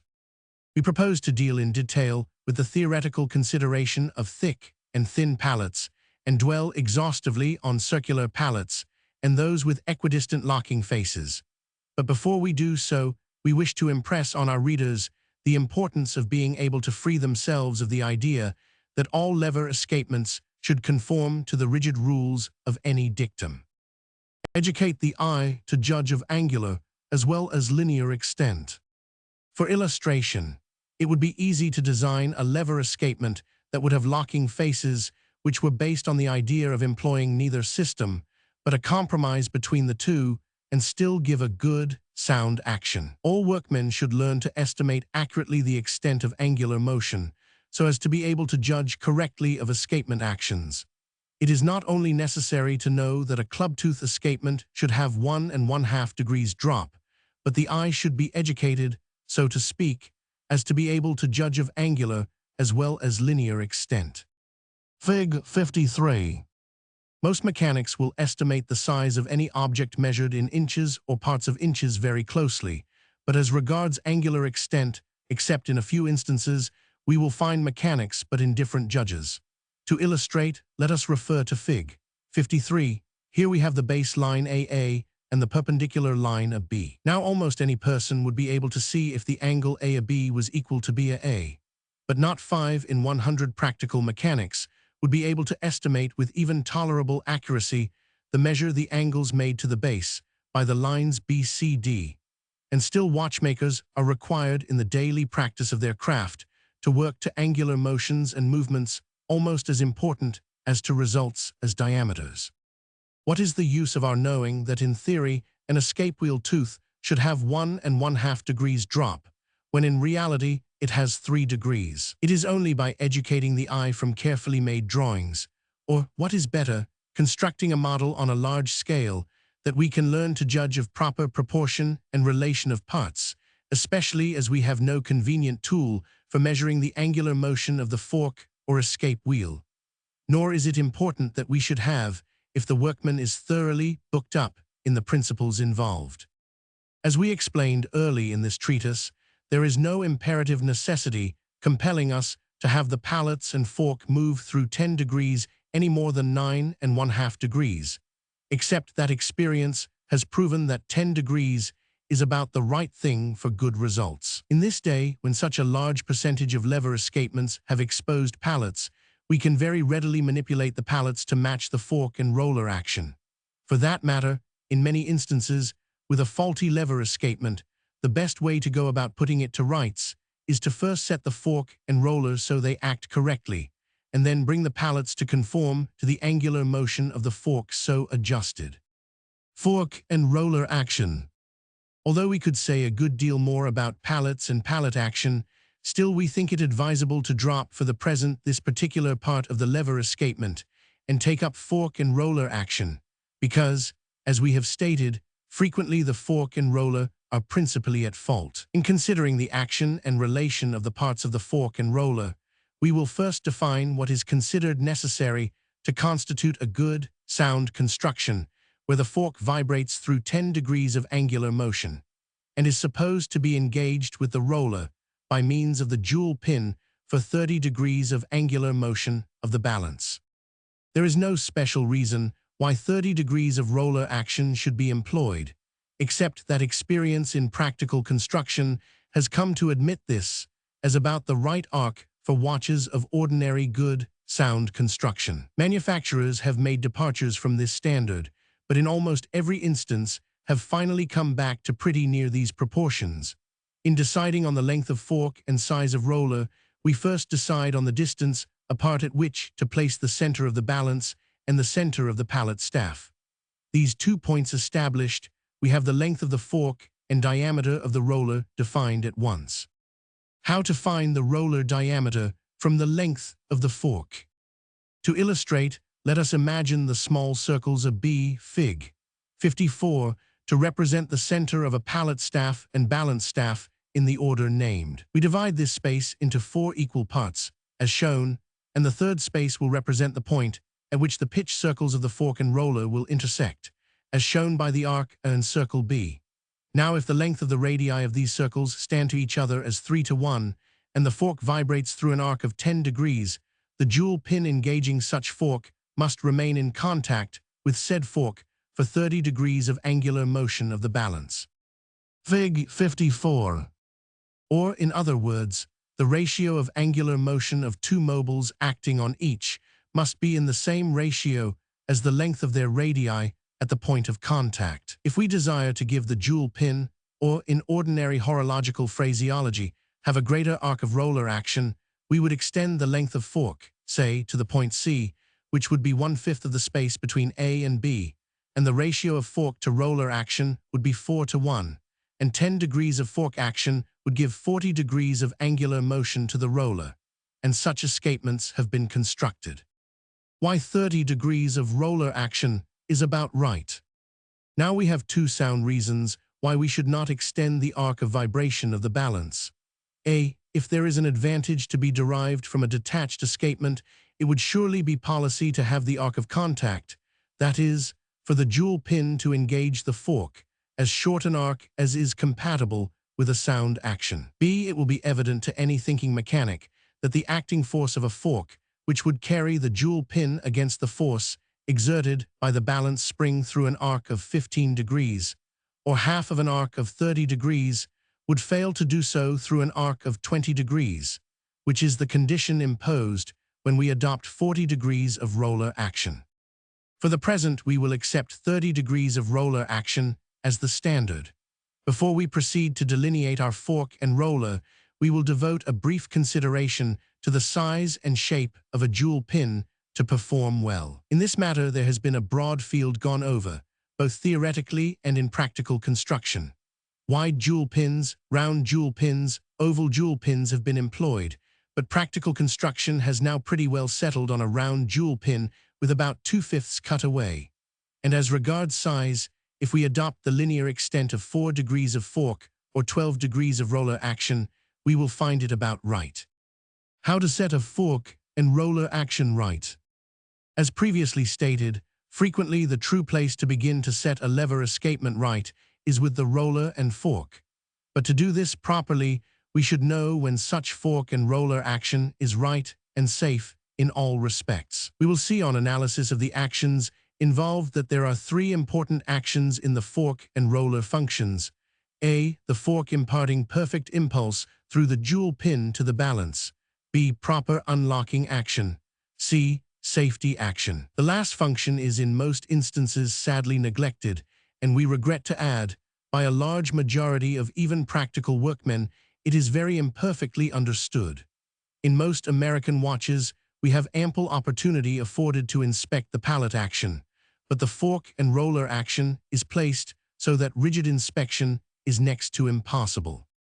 The Vacheron concern of Swiss manufacturers were acute enough to see the importance of such inspection, and proceeded to cut a circular opening in the lower plate, which permitted, on the removal of the dial, a careful scrutiny of the action of the roller and fork. While writing on this topic, we would suggest the importance not only of knowing how to draw a correct fork and roller action, but letting the workman who desires to be au fait in escapements delineate and study the action of a faulty fork and roller action, say one in which the fork, although of the proper form, is too short, or what at first glance would appear to amount to the same thing, a roller too small.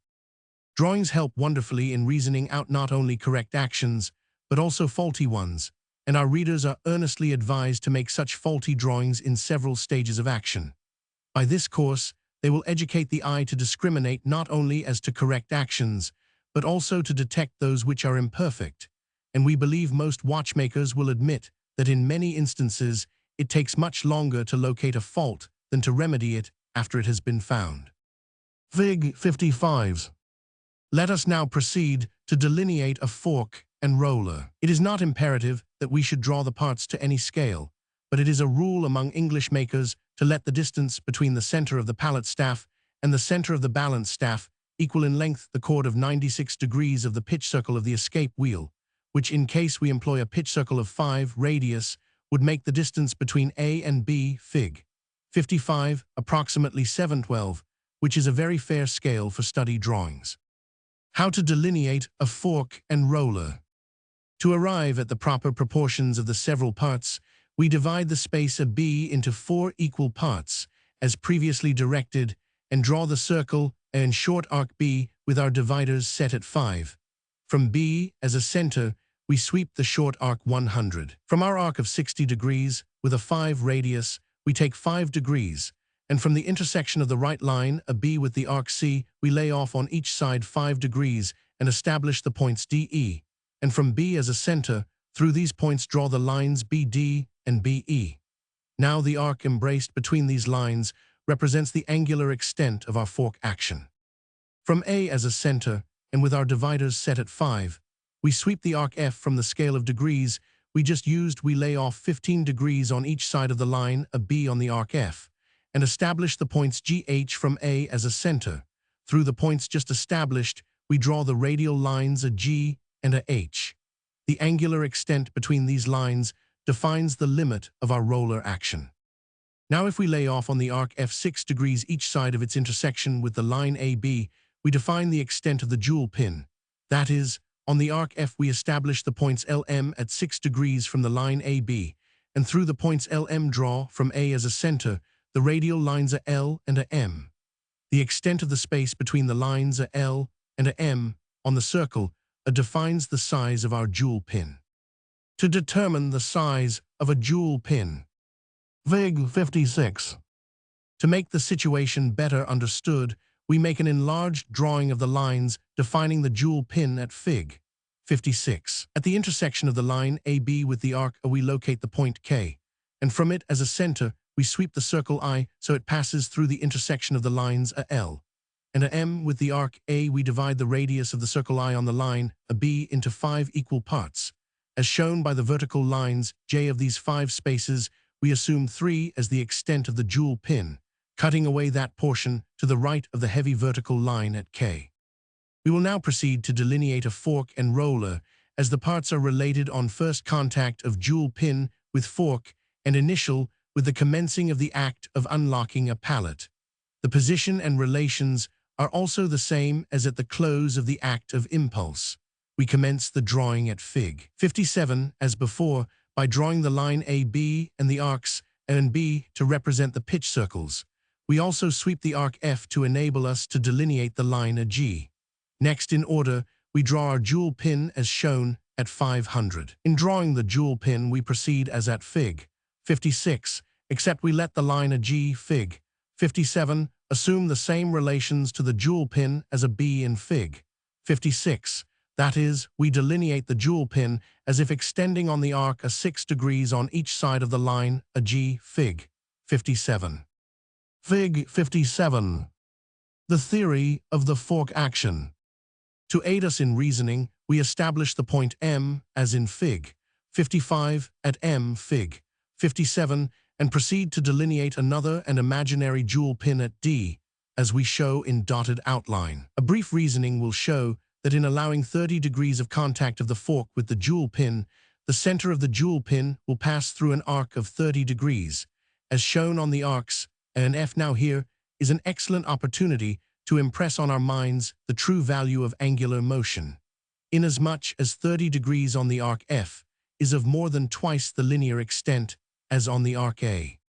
Before we commence to draw the horn of the fork engaging the jewel pin D, shown at full line in Fig. 57, we will come to perfectly understand what mechanical relations are required. As previously stated, we assume the jewel pin, as shown at D. Fig. 57, is in the act of encountering the inner face of the horn of the fork for the end or purpose of unlocking the engaged pallet. Now, if the inner face of the horn of the fork was on a radial line, such radial line would be PB Fig. 57. We repeat this line at P Fig. 56, where the parts are drawn on a larger scale. To delineate a fork at the instant the last effort of impulse has been imparted to the jewel pin, and said jewel pin is in the act of separating from the inner face of the prong of the fork. We would also call attention to the fact that relations of parts are precisely the same as if the jewel pin had just returned from an excursion of vibration, and was in the act of encountering the inner face of the prong of the fork in the act of unlocking the escapement. We mentioned this matter previously, but venture on the repetition to make everything clear and easily understood. We commence by drawing the line AB and dividing it in 4 equal parts, as on previous occasions, and from A and B as centers, draw the pitch circles C500. By methods previously described, we draw the lines A and also BB and BB to represent the angular motion of the two mobiles, viz., fork and roller action. As already shown, the roller occupies 12 degrees of angular extent. To get at this conveniently, we lay off on the arc by which we located the lines A and A 6 degrees above the line A and draw the line H. Now the angular extent on the arc C between the lines A and H represents the radius of the circle defining the jewel pin. From the intersection of the line AA with the arc C as a center, and with the radius just named, we sweep the small circle D, Fig. 58, which represents our jewel pin. We afterward cut away 2/5 and draw the full line D as shown. We show at Fig. 59 a portion of Fig. 58 enlarged 4 times to show certain portions of our delineations more distinctly. If we give the subject a moment's consideration, we will see that the length of the prong E of the lever fork is limited to such a length as will allow the jewel pin D to pass it. How to delineate the prongs of a lever fork. Fig. 58-59. To delineate this length, from B as a center we sweep the short arc F so it passes through the outer angle N Fig. 59 of the jewel pin. This arc, carried across the jewel pin D, limits the length of the opposite prong of the fork. The outer face of the prong of the fork can be drawn as a line tangent to a circle drawn from A as a center through the angle N of the jewel pin. Such a circle or arc is shown at O Figs. 58 and 59. There has been a good deal said as to whether the outer edge of the prong of a fork should be straight or curved. To the writer's mind, a straight-faced prong, like from S to M, is what is required for a fork with a single roller, while a fork with a curved prong will be best adapted for a double roller. This subject will be taken up again when we consider double roller action. The extent or length of the outer face of the prong is also an open subject, but as there is but one factor of the problem of lever escapement construction depending on it, when we name this and see this requirement satisfied, we have made an end of this question. The function performed by the outer face of the prong of a fork is to prevent the engaged pallet from unlocking while the guard pin is opposite to the passing hollow. The inner angle S of the horn of the fork must be so shaped and located that the jewel pin will just clear it as it passes out of the fork, or when it passes into the fork in the act of unlocking the escapement. In escapements with solid bankings, a trifle is allowed, that is, the fork is made enough shorter than the absolute theoretical length to allow for safety in this respect. The proper length of a lever. We will now see how long a lever must be to perform its functions perfectly. Now let us determine at what point on the inner face of the prong E the jewel pin parts from the fork or engages on its return. To do this, we draw a line from the center R Fig.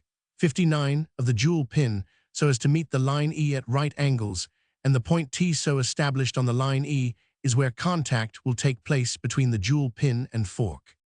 It will be seen this point, T of contact, is some distance back of the angle U, which terminates the inner face of the prong E. Consequently, it will be seen the prongs EE of the fork can with safety be shortened enough to afford a safe ingress or egress to the jewel pin to the slot in the fork. As regards the length of the outer face of the prong of the fork, a good rule is to make it 1.5 times the diameter of the jewel pin.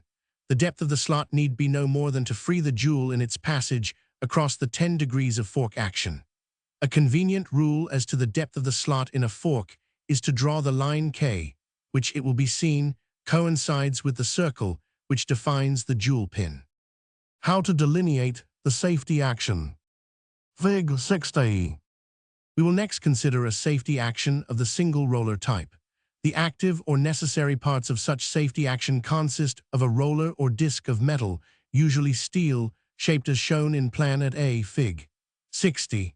In the edge of this disc is cut in front of the jewel pin a circular recess shown at a called the passing hollow. The remaining part of the safety action is the guard pin shown at N Figs 61 and 62, which is placed in the lever.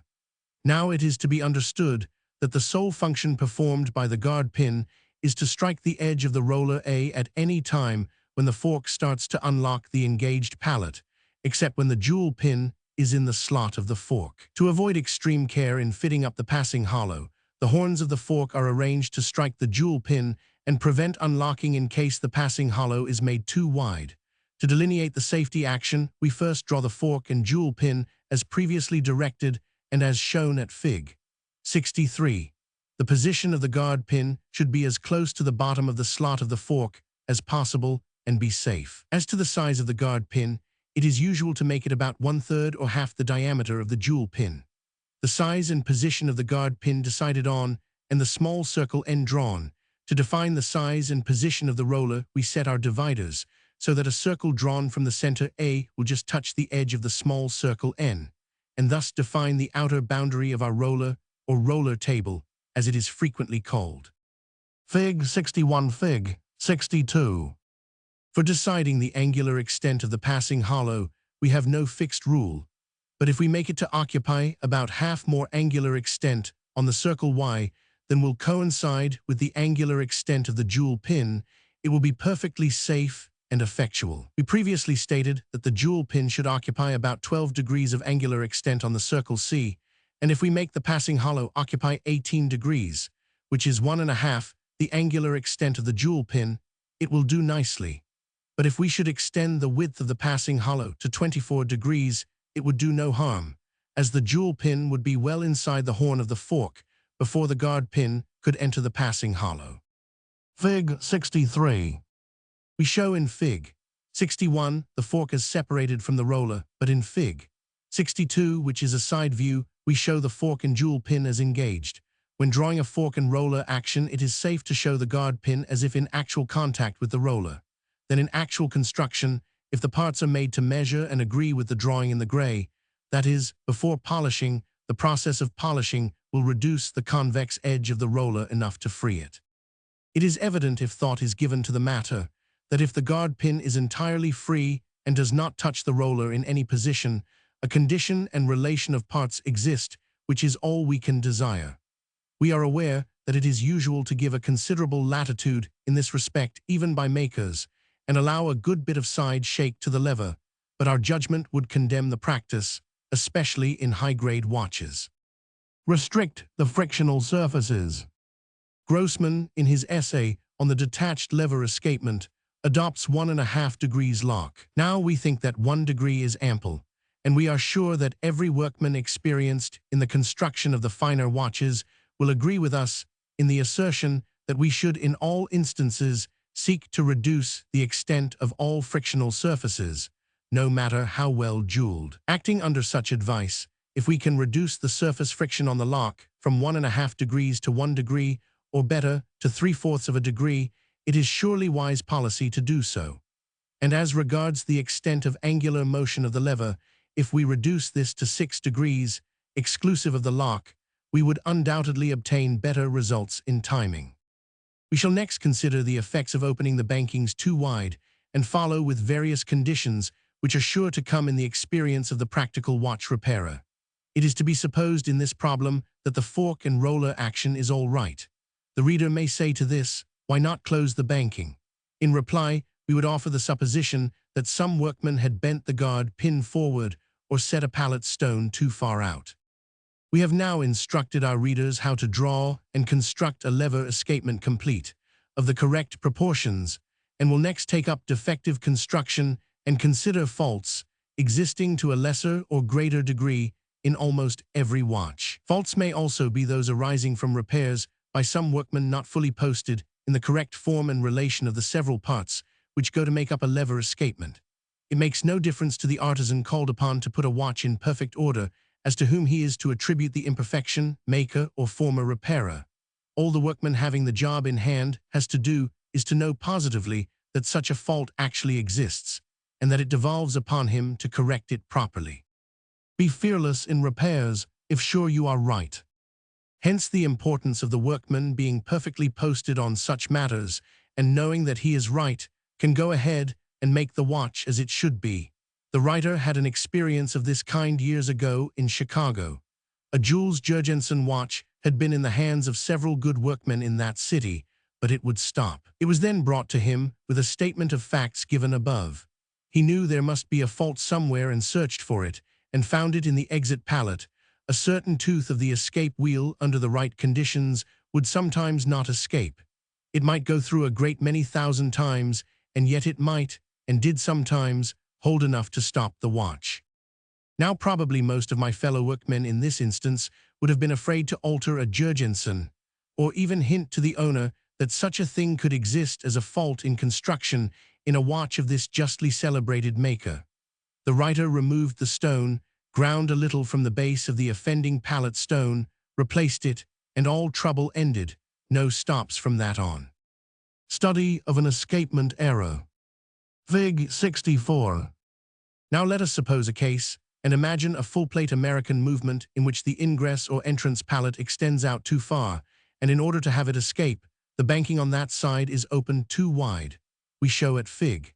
64 a drawing of the parts in their proper relations under the conditions named. It will be seen by careful inspection that the jewel pin D will not enter the fork, which is absolutely necessary. This condition very frequently exists in watches where a new pallet stone has been put in by an inexperienced workman. Now this is one of the instances in which workmen complain of hearing a scraping sound when the watch is placed to the ear. The remedy, of course, lies in warming up the pallet arms and pushing the stone in a trifle, but how much? Say some of our readers. There is no definite rule, but we will tell such querists how they can test the matter. Remove the hairspring, and after putting the train in place and securing the plates together, give the winding arbor a turn or two to put power on the train. Close the bankings well in so the watch cannot escape on either pallet. Put the balance in place and screw down the cock. Carefully turn back the banking on one side so the jewel pin will just pass out of the slot in the fork. Repeat this process with the opposite banking. The jewel pin will now pass out on each side.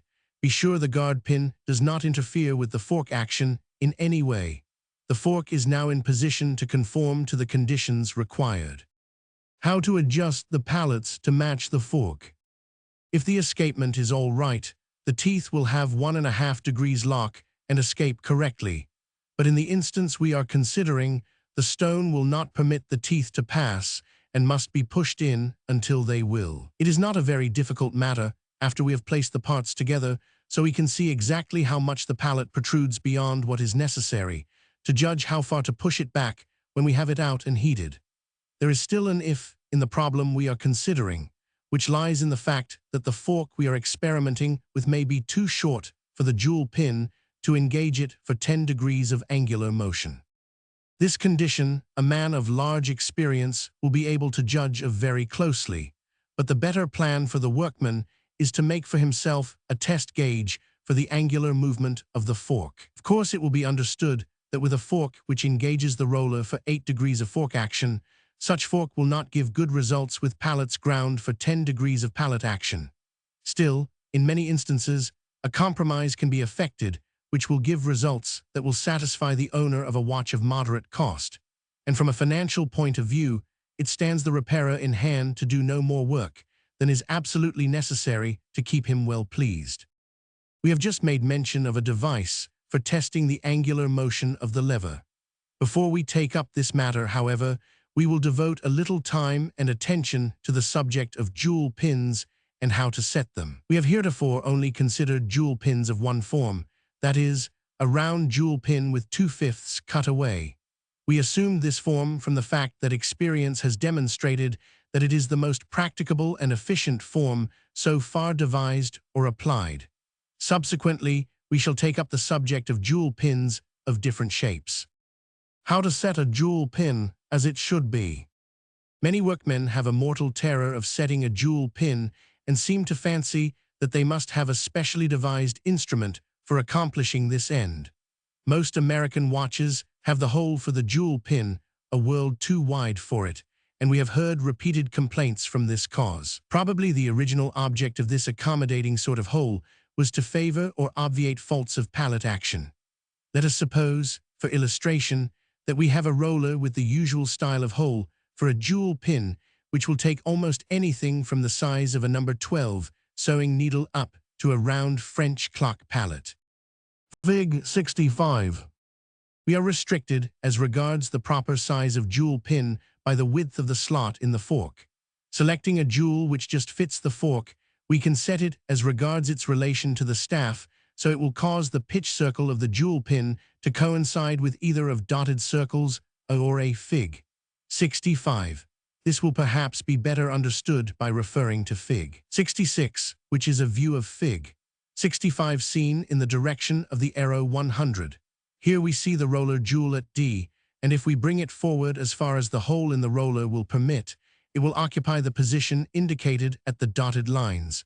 And if we set it in toward the staff, as far as the hole will allow, it will occupy the position indicated by the full outline. Fig. 66. Now such other condition might very easily exist, that bringing the jewel pin forward to the position indicated by the dotted lines at D, Fig. 66, would remedy the defect described and illustrated at Fig. 64, without any other change being necessary. We do not understand, that a hole too large for the jewel pin is either necessary or desirable. What we wish to convey to the reader is the necessary knowledge, so that he can profit by such a state if necessary. A hole which just fits the jewel pin, so the merest film of cement will hold it in place, is the way it should be. But we think it will be some time before such rollers are made, inasmuch as economy appears to be a chief consideration. About jewel pin setters. Fig. 67. Fig. 68. To make a jewel pin setter, which will set a jewel pin straight, is easy enough.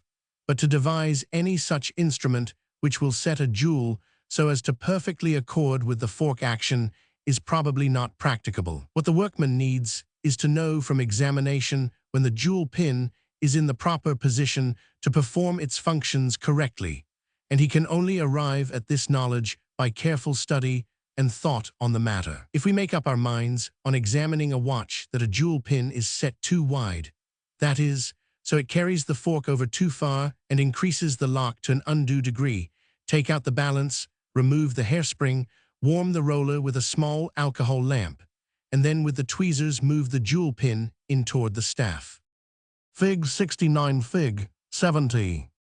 No attempt should be made to move a jewel pin unless the cement which holds the jewel is soft, so that when the parts cool off, the jewel is as rigid as ever. A very little practice will enable any workman who has the necessary delicacy of touch requisite to ever become a good watchmaker, to manipulate a jewel pin to his entire satisfaction with no other setter than a pair of tweezers and his eye, with a proper knowledge of what he wants to accomplish. To properly heat a roller for truing up the jewel pin, leave it on the staff, and after removing the hairspring, hold the balance by the rim in a pair of tweezers, flashing it back and forth through the flame of a rather small alcohol lamp until the rim of the balance is so hot it can just be held between the thumb and finger. And while at this temperature, the jewel pin can be pressed forward or backward, as illustrated in Fig. 66, and then a touch or two will set the pin straight or parallel with the staff.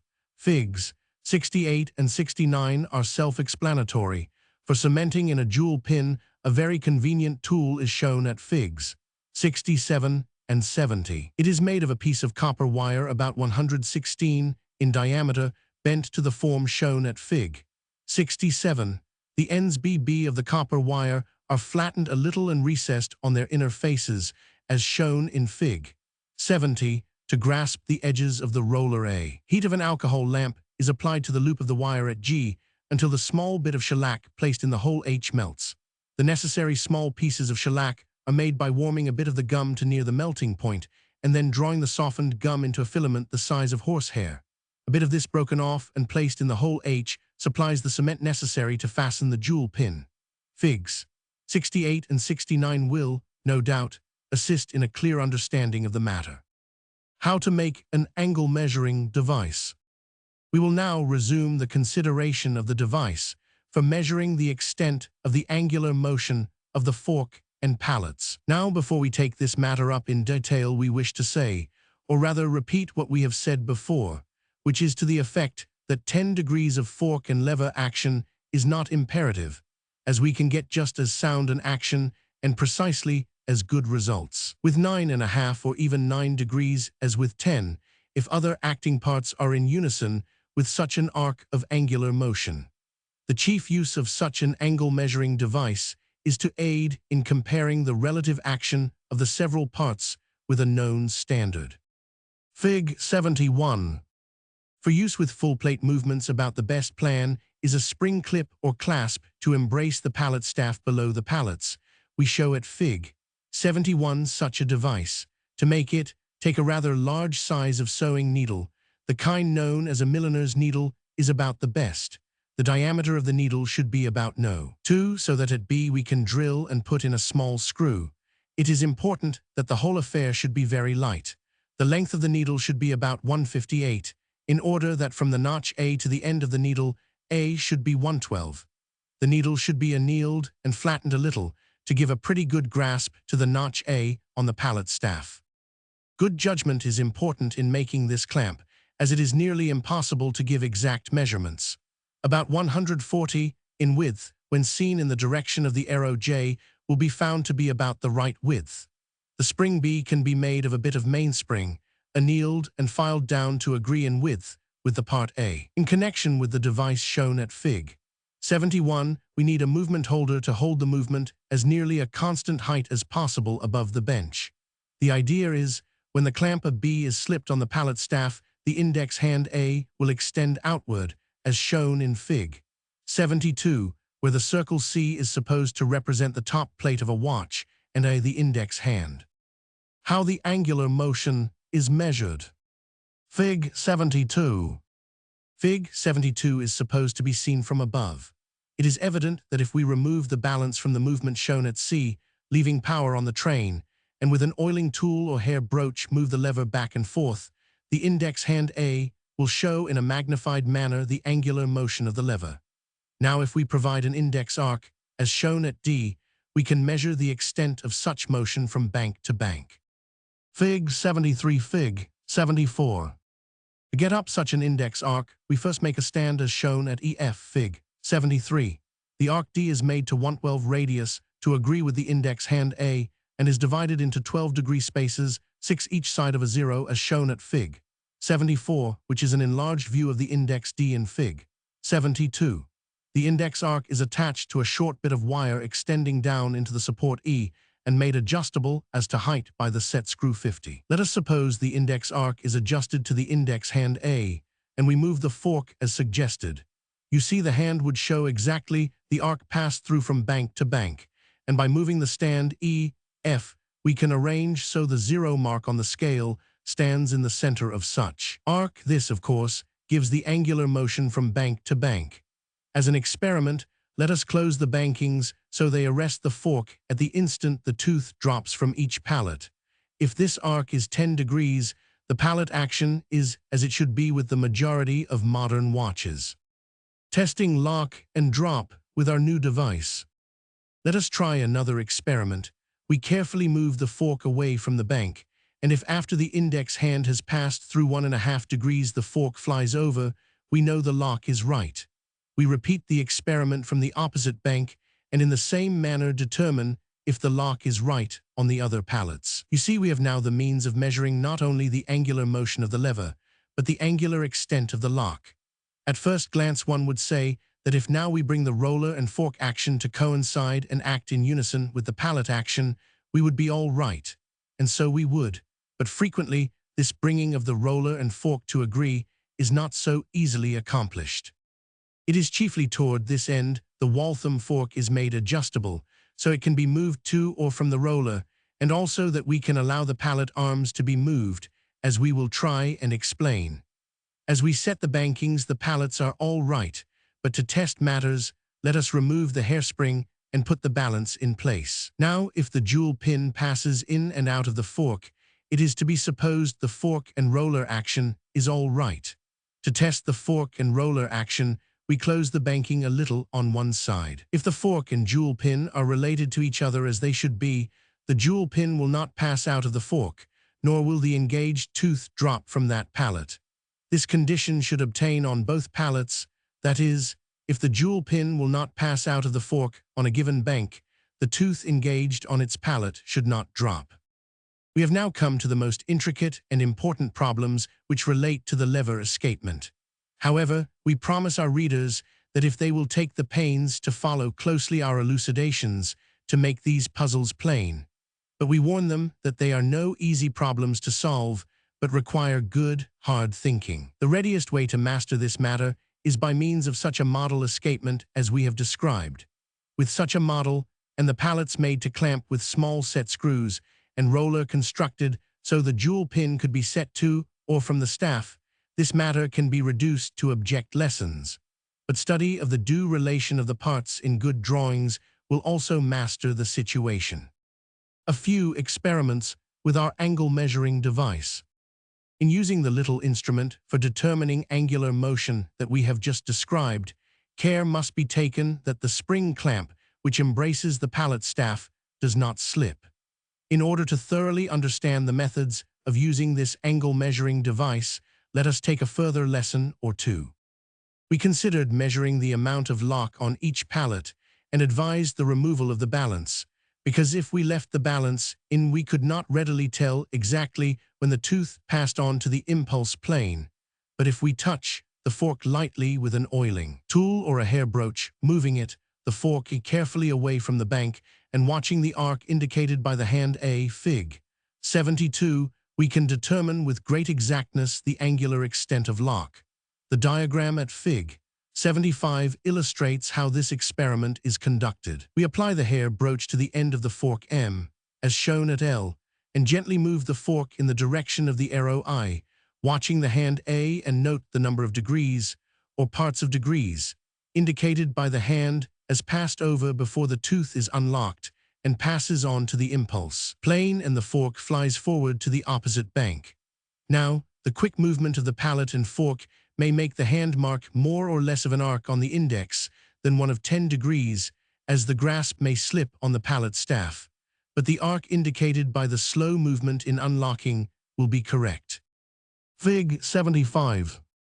By taking a piece of sharpened pegwood and placing the point in the slot of the fork, we can test the fork to see if the drop takes place much before the lever rests against the opposite bank. As we have previously stated, the drop from the pallet should not take place until the lever almost rests on the banking pin. What the reader should impress on his mind is that the lever should pass through about 1.5 degrees arc to unlock, and the remainder 8.5 degrees of the 10 degrees are to be devoted to impulse. But understand, if the impulse angle is only 7.5 degrees, and the jewel pin acts in accordance with the rules previously given, do not alter the pallet until you know for certain you will gain by it. An observant workman will, after a little practice, be able to determine this matter. We will next take up the double roller and fork action, and also consider in many ways the effect of less angles of action than 10 degrees. This matter now seems of more importance, from the fact that we are desirous to impress on our readers that there is no valid reason for adopting 10 degrees of fork and roller action with the table roller, except that about this number of degrees of action are required to secure a reliable safety action. With the double roller, as low as 6 degrees fork and pallet action can be safely employed. In fork and pallet actions below 6 degrees of angular motion, side shake in pivot holes becomes a dangerous factor, as will be explained further on. It is perfectly comprehending the action of the lever escapement and then being able to remedy defects that constitute the master workman. How to measure the angular motion of an escape wheel. Fig. 76. We can also make use of our angle testing device for measuring our escape wheel action by letting the clasp embrace the arbor of the escape wheel instead of the pallet staff. We set the index arc as in our former experiments, except we place the movable index D, Fig. 76, so that when the engaged tooth rests on the locking face of a pallet, the index hand stands at the extreme end of our arc of 12 degrees. We next, with our pointed pegwood, start to move the fork away from the bank. As before, we look sharp and see the index hand move backward a little, indicating the draw on the locking face. As soon as the pallet reaches the impulse face, the hand moves rapidly forward, and if the escapement is of the clubtooth order and closely matched, the hand A will pass over 10.5 degrees of angular motion before the drop takes place. Fig. 77. We will warn our readers in advance that if they make such a testing device, they will be astonished at the inaccuracy which they will find in the escapements of so-called fine watches. The lock, in many instances, instead of being 1.5 degrees, will oftener be found to be from 2 to 4 degrees, and the impulse derived from the escape wheel, as illustrated at Fig. 76, will often fall below 8 degrees. Such watches will have a poor motion and tick loud enough to keep a policeman awake. Trials with actual watches, with such a device as we have just described, in conjunction with a careful study of the acting parts, especially if aided by a large model, such as we have described, will soon bring the student to a degree of skill unknown to the old-style workman, who, if a poor escapement bothered him, would bend back the banking pins or widen the slot in the fork. Fig. 78. We hold that educating our repair workmen up to a high knowledge of what is required to constitute a high-grade escapement will have a beneficial effect on manufacturers. When we wish to apply our device to the measurement of the escapement of 3/4 plate watches, we will require another index hand, with the grasping end bent downward, as shown at Fig. 77. The idea with this form of index hand is the bent-down jaws B, Fig. 77, grasp the fork as close to the pallet staff as possible, making an allowance for the acting center by so placing the index arc that the hand A will read correctly on the index 500.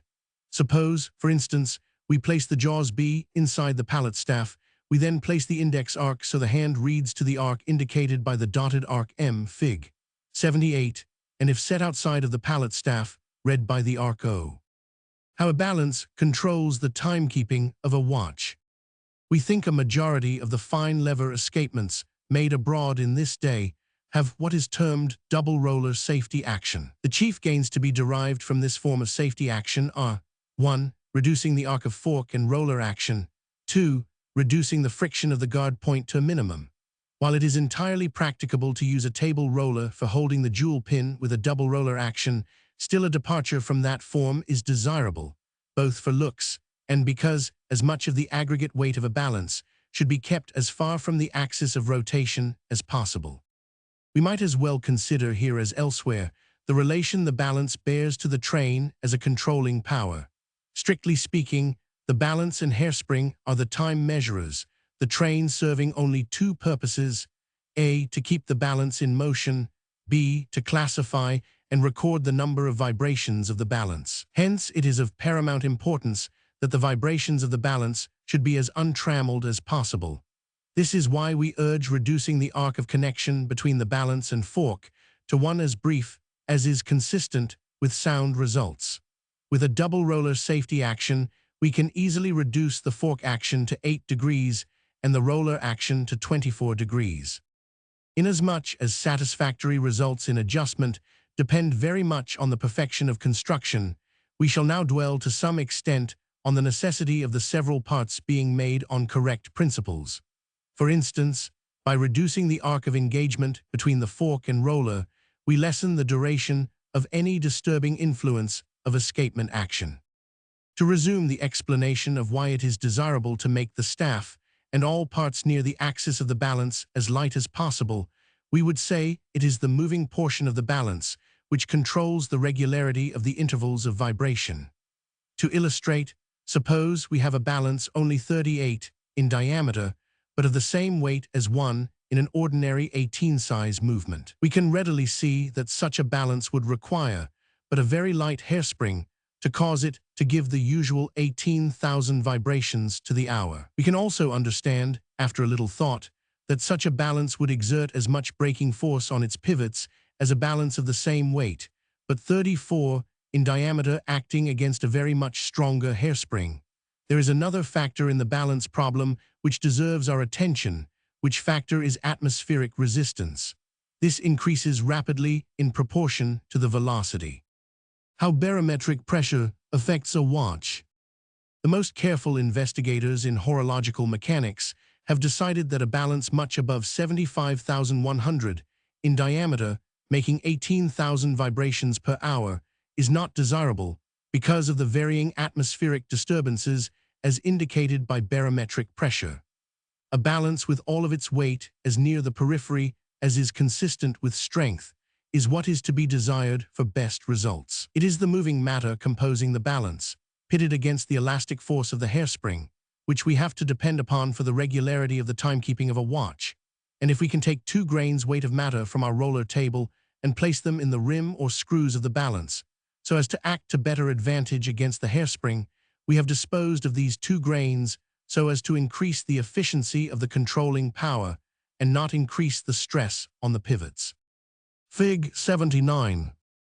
We have deduced from the facts set forth 2 axioms: A, that we should keep the weight of our balance as much in the periphery as possible, consistent with due strength. B, avoid excessive size from the disturbing effect of the air. We show at A, Fig. 79, the shape of the piece which carries the jewel pin. As shown, it consists of 3 parts. 1, the socket A, which receives the jewel pin, 2, the part A and hole B, which goes on the balance staff, 3, the counterpoise A, which makes up for the weight of the jewel socket A, neck A, and jewel pin. This counterpoise also makes up for the passing hollow C in the guard roller B, Fig. 80. As the piece A is always in the same relation to the roller B, the poise of the balance must always remain the same, no matter how the roller action is placed on the staff. We once saw a double roller of nearly the shape shown at Fig. 79, which had a small gold screw placed at D, evidently for the purpose of poising the double rollers, but to our thinking, it was a sort of hair-splitting hardly worth the extra trouble. Rollers for very fine watches should be poised on the staff before the balance is placed upon it. Fig. 80. We shall next give detailed instructions for drawing such a double roller as will be adapted for the large model previously described, which, as the reader will remember, was for 10 degrees of roller action. We will also point out the necessary changes required to make it adapted for 8 degrees of fork action. We would beg to urge again the advantages to be derived from constructing such a model, even for workmen who have had a long experience in escapements. Our word for it, they will discover a great many new wrinkles they never dreamed of previously. It is important that every practical watchmaker should thoroughly master the theory of the lever escapement and be able to comprehend and understand at sight the faults and errors in such escapements, which, in the everyday practice of his profession, come to his notice. In no place is such knowledge more required than in fork and roller action. We are led to say the above chiefly for the benefit of a class of workmen who think there is a certain set of rules which, if they could be obtained, would enable them to set to rights any and all escapements. It is well to understand that no such system exists, and that practically we must make one error balance another.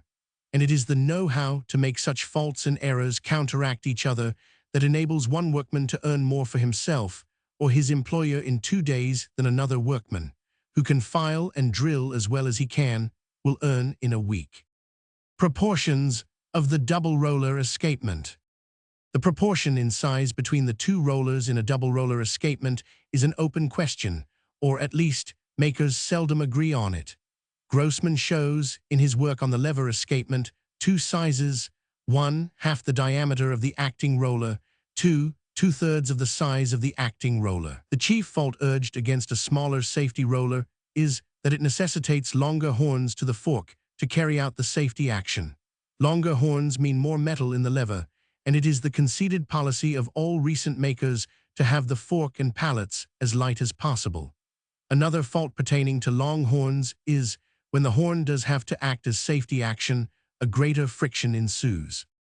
In all soundly constructed lever escapements, the safety action is only called into use in exceptional cases, and if the watch was lying still would theoretically never be required.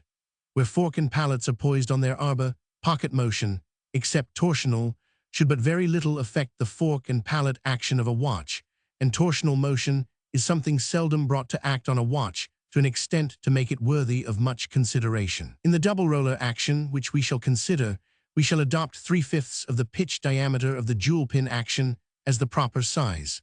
Not but what the proportions given by Grossman will do good service, but we adopt the proportions named because it enables us to use a light fork, and still the friction of the guard point on the roller is but little more than where a guard roller of half the diameter of the acting roller is employed. The fork action we shall consider at present is 10 degrees, but subsequently we shall consider a double roller action in which the fork and pallet action is reduced to 8 degrees. We shall conceive the play between the guard point and the safety roller as 1 degree, which will leave half a degree of lock remaining in action on the engaged pallet. Theoretical action of double roller considered. In the drawing at Fig. 81 we show a diagram of the action of the double roller escapement. The small circle at A represents the center of the pallet staff, and the one at B the center of the balance staff. The radial lines at D and at D represent the arc of angular motion of fork action. The circle BB represents the pitch circle of the jewel pin, and the circle at CC the periphery of the guard or safety roller. The points established on the circle CC by intersection of the radial lines at D and at D, we will denominate the points H and H. It is at these points the end of the guard point of the fork will terminate. In construction, or in delineating for construction, we show the guard enough short of the points HH to allow the fork an angular motion of 1 degree from A as a center before said point would come in contact with the safety roller. Fig. 81.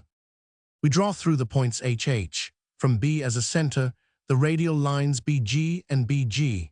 We measure this angle by sweeping the short arc I with any of the radii we have used for arc measurement in former delineations, and find it to be a trifle over 60 degrees. To give ourselves a practical object lesson, let us imagine that a real guard point rests on the circle C at H. Suppose we make a notch in the guard roller represented by the circle C to admit such imaginary guard point, and then commence to revolve the circle C in the direction of the arrow J, letting the guard point rest constantly in such notch. When the notch N in C has been carried through 30 degrees of arc, counting from B as a center, the guard point, as relates to A as a center, would only have passed through an arc of 5 degrees.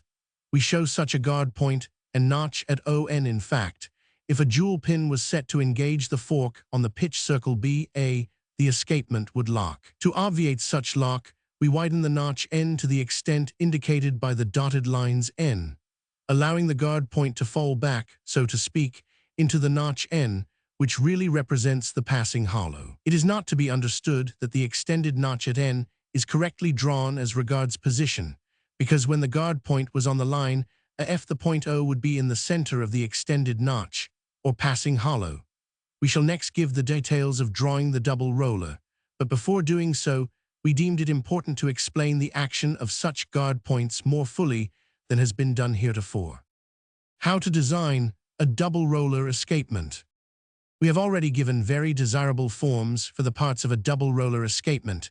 Consequently, we shall now deal chiefly with acting principles as regards the rollers, but will give, at Fig.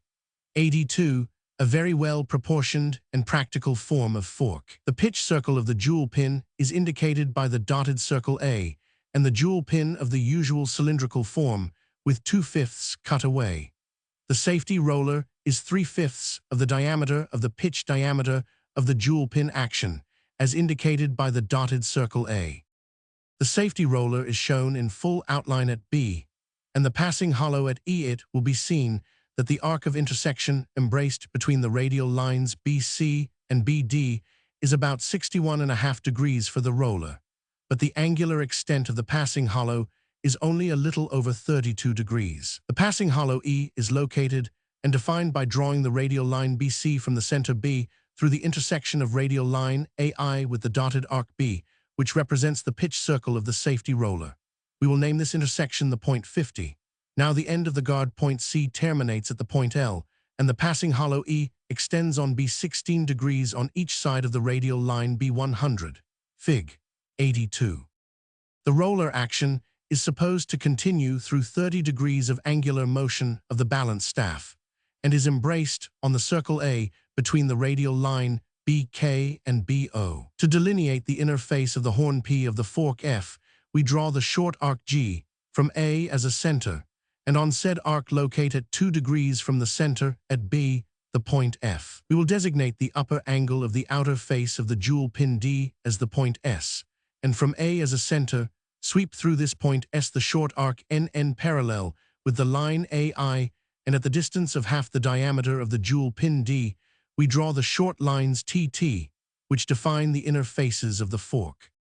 The intersection of the short line T with the arc N we will designate the point R, with our dividers set to embrace the space between the point R and the point F. We sweep the arc, which defines the inner face of the prong of the fork. The space we just made use of is practically the same as the radius of the circle A, and consequently of the same curvature. Practically the length of the guard point C is made as long as will, with certainty, clear the safety roller B in all positions. While we set the point F at 2 degrees from the center B, still, in a well-constructed escapement, 1.5 degrees should be sufficient, but the extra half degree will do no harm. If the roller B is accurately made and the guard point C properly fitted, the fork will not have half a degree of play. The reader will remember that in the escapement model we described, we cut down the drop to 1 degree, being less by half a degree than advised by Grossman and Saunier. We also advised only 1 degree of lock. In the perfected lever escapement, which we shall describe and give working drawings for the construction of, we shall describe a detached lever escapement with only 8 degrees fork and pallet action, with only 3/4 of a degree drop and 3/4 of a degree lock, which we can assure our readers is easily within the limits of practical construction by modern machinery. How the guard point is made. Fig. 83. The guard point C, as shown at Fig. 82, is of extremely simple construction. Back of the slot of the fork, which is 3/5 of the diameter of the jewel pin in depth, is made a square hole, as shown at U, and the back end of the guard point C is fitted to this hole so that it is rigid in position. This manner of fastening the guard point is equally efficient as that of attaching it with a screw, and much lighter, a matter of the highest importance in escapement construction, as we have already urged. About the best material for such guard points is either aluminum or phosphor bronze, as such material is lighter than gold and very rigid and strong. At Fig. 83 we show a side view of the essential parts depicted in Fig. 82, as if seen in the direction of the arrow V, but we have added the piece which holds the jewel pin 500. A careful study of the cut shown at Fig. 82 will soon give the horological student an excellent idea of the double roller action. We will now take up and consider at length why Saunier draws his entrance pallet with 15 degrees draw and his exit pallet with only 12 degrees draw. To make ourselves more conversant with Saunier's method of delineating the lever escapement, we reproduce the essential features of his drawing, Fig. 1, plate Roman 8, of his modern horology, in which he makes the draw of the locking face of the entrance pallet 15 degrees and his exit pallet 12 degrees. In the cut shown at Fig. 84, we use the same letters of reference as he employs. We do not quote his description or directions for delineation, because he refers to so much matter which he has previously given in the book just referred to. Besides, we cannot entirely endorse his methods of delineations for many reasons, one of which appears in the drawing at Fig. 84. Fig. 84. More about tangential lockings. Most writers endorse the idea of tangential lockings, and Saunier speaks of the escapement as shown at Fig. 84 as having such tangential lockings, which is not the case. He defines the position of the pallet staff from the circle T, which represents the extreme length of the teeth, drawing the radial lines a D and a E to embrace an arc of 60 degrees, and establishing the center of his pallet staff C at the intersection of the lines DC and EC, which are drawn at right angles to the radial lines a D and a E, and tangential to the circle T. Here is an error. The lines defining the center of the pallet staff should have been drawn tangent to the circle S, which represents the locking angle of the teeth. This would have placed the center of the pallet staff farther in or closer to the wheel. Any person can see at a glance that the pallets as delineated are not tangential in a true sense. Fig. 85. We have previously considered engaging friction and also repeatedly have spoken of tangential lockings, but will repeat the idea of tangential lockings at Fig. 85. A tangential locking is neutral, or nearly so, as regards engaging friction. For illustration, we refer to Fig.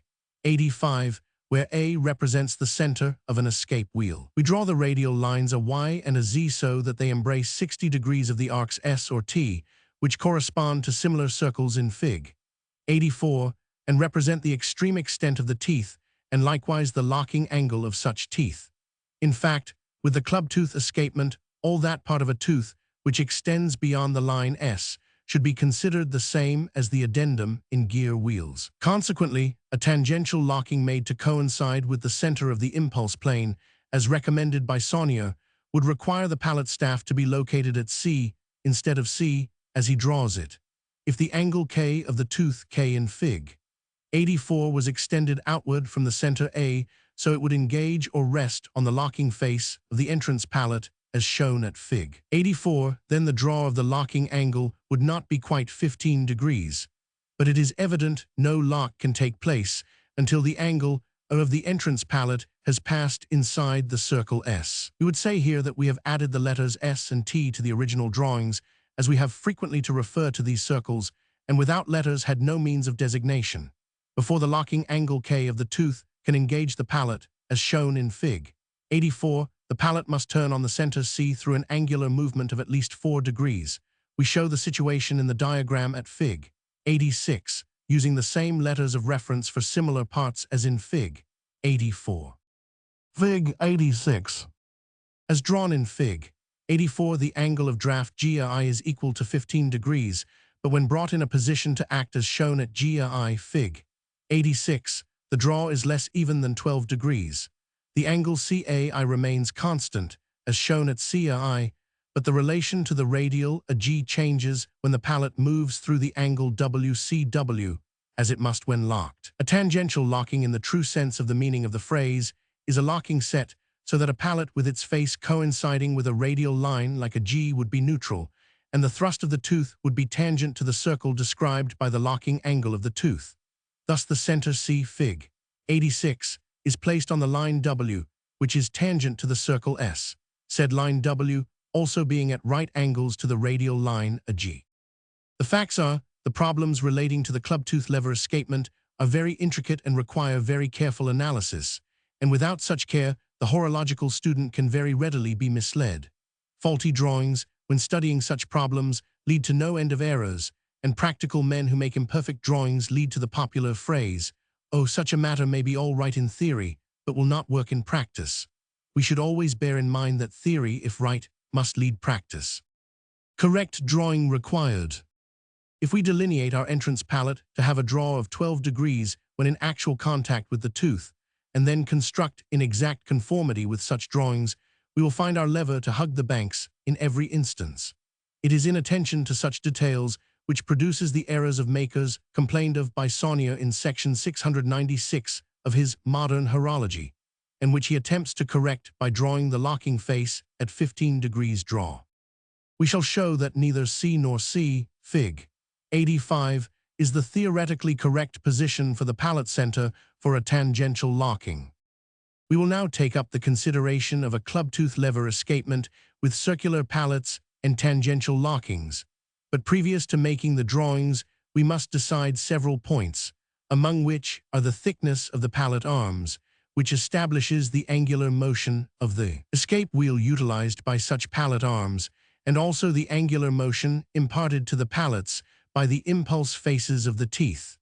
We will, for the present, accept the thickness of the arms as being equivalent to 5 degrees of angular extent of the pitch circle of the escape wheel. Fig. 87-88. In making our drawings, we commence, as on former occasions, by establishing the center of our escape wheel at A, Fig. 87, and sweeping the arc A to represent the pitch circle of such wheel. Through the center A, we draw the vertical line a B, which is supposed to also pass through the center of the pallet staff. The intersection of the line AB with the arc A we term the point D, and from this point we lay off on said arc a 30 degrees each side of said intersection, and thus establish the point CB from A. Through the point C, we draw the line ACC. On the arc A and 2.5 degrees to the left of the point C, we establish the point F, which space represents half of the thickness of the entrance pallet. From A we draw through the point F the line AFF. From F, and at right angles to said line AF, we draw the line FE until it crosses the line AB. Now this line FE is tangent to the arc A from the point F, and consequently a locking placed at the point F is a true tangential locking. And if the resting or locking face of a pallet was made to coincide with the line AF, such locking face would be strictly dead or neutral. The intersection of the line FE with the line AB we call the point C, and locate at this point the center of our pallet staff. According to the method of delineating the lever escapement by Moritz Grossman, the tangent line for locating the center of the pallet staff is drawn from the point C, which would locate the center of the pallet staff at the point H on the line AB. Grossman, in delineating his locking face for the draw, shows such face at an angle of 12 degrees to the radial line AF, when he should have drawn it 12 degrees to an imaginary line shown at FI, which is at right angles to the line FH to the writer's mind. This is not just as it should be, and may lead to misunderstanding and bad construction. We should always bear in mind the fact that the basis of a locking face is a neutral plane placed at right angles to the line of thrust, and the draw comes from a locking face placed at an angle to such neutral plane. A careful study of the diagram at Fig. 88 will give the reader correct ideas. If a tooth locks at the point C, the tangential thrust would be on the line CH, and a neutral locking face would be on the line A100. Neutral lockings. To aid in explanation, let us remove the pallet center to D. Then the line of thrust would be CD, and a neutral locking face would coincide with the line MM, which is at right angles to the line C500. If we should now make a locking face with a draw, and at an angle to the line CD, say for illustration, to correspond to the line CC, leaving the pallet center at D, we would have a strong draw and also a cruel engaging friction. If, however, we removed the engaging tooth, which we have just conceived to be at C, to the point K on the arc A Fig. 88, the pallet center D would then represent a tangential locking, and a neutral pallet face would coincide with the radial line AK, and a locking face with 12 degrees draw would coincide nearly with the line 50. Let us next analyze what the effect would be if we change the pallet center to H, Fig. 88, leaving the engaging tooth still at K. In this instance, the line LL would then coincide with a neutral locking face, and to obtain the proper draw we should delineate the locking face to correspond to the line KN, which we assume to be 12 degrees from K50. It is not to be understood that we insist on precisely 12 degrees draw from a neutral plane for locking faces for lever pallets. What we do insist upon, however, is a safe and sure draw for a lever pallet which will hold a fork to the banks and will also return it to such banks if by accident the fork is moved away. We are well aware that it takes lots of patient, hard study to master the complications of the club-tooth lever escapement, but it is every watchmaker's duty to conquer the problem. The definition of lock in the detached lever escapement is the stoppage or arrest of the escape wheel of a watch while the balance is left free or detached to perform the greater portion of its arc of vibration. Draw is a function of the locking parts to preserve the fork in the proper position to receive and act on the jewel pin of the balance. It should be borne in mind in connection with lock and draw that the line of thrust, as projected from the locked tooth of the escape wheel, should be as near tangential as practicable. This maxim applies particularly to the entrance pallet. We would beg to add that practically it will make but little odds whether we plant the center of our pallet staff at C or H, Fig. 87, provided we modify the locking and impulse angles of our pallets to conform to such pallet center. But it will not do to arrange the parts for one center and then change to another. Practical hints for lever escapements. Apparently there seems to be a belief with very many watchmakers that there is a set of shorthand rules for setting an escapement, especially in American watches, which, if once acquired, conquers all imperfections. Now we wish to disabuse the minds of our readers of any such notions. Although the lever escapement, as adopted by our American factories, is constructed on certain lines, still these lines are subject to modifications, such as may be demanded for certain defects of construction.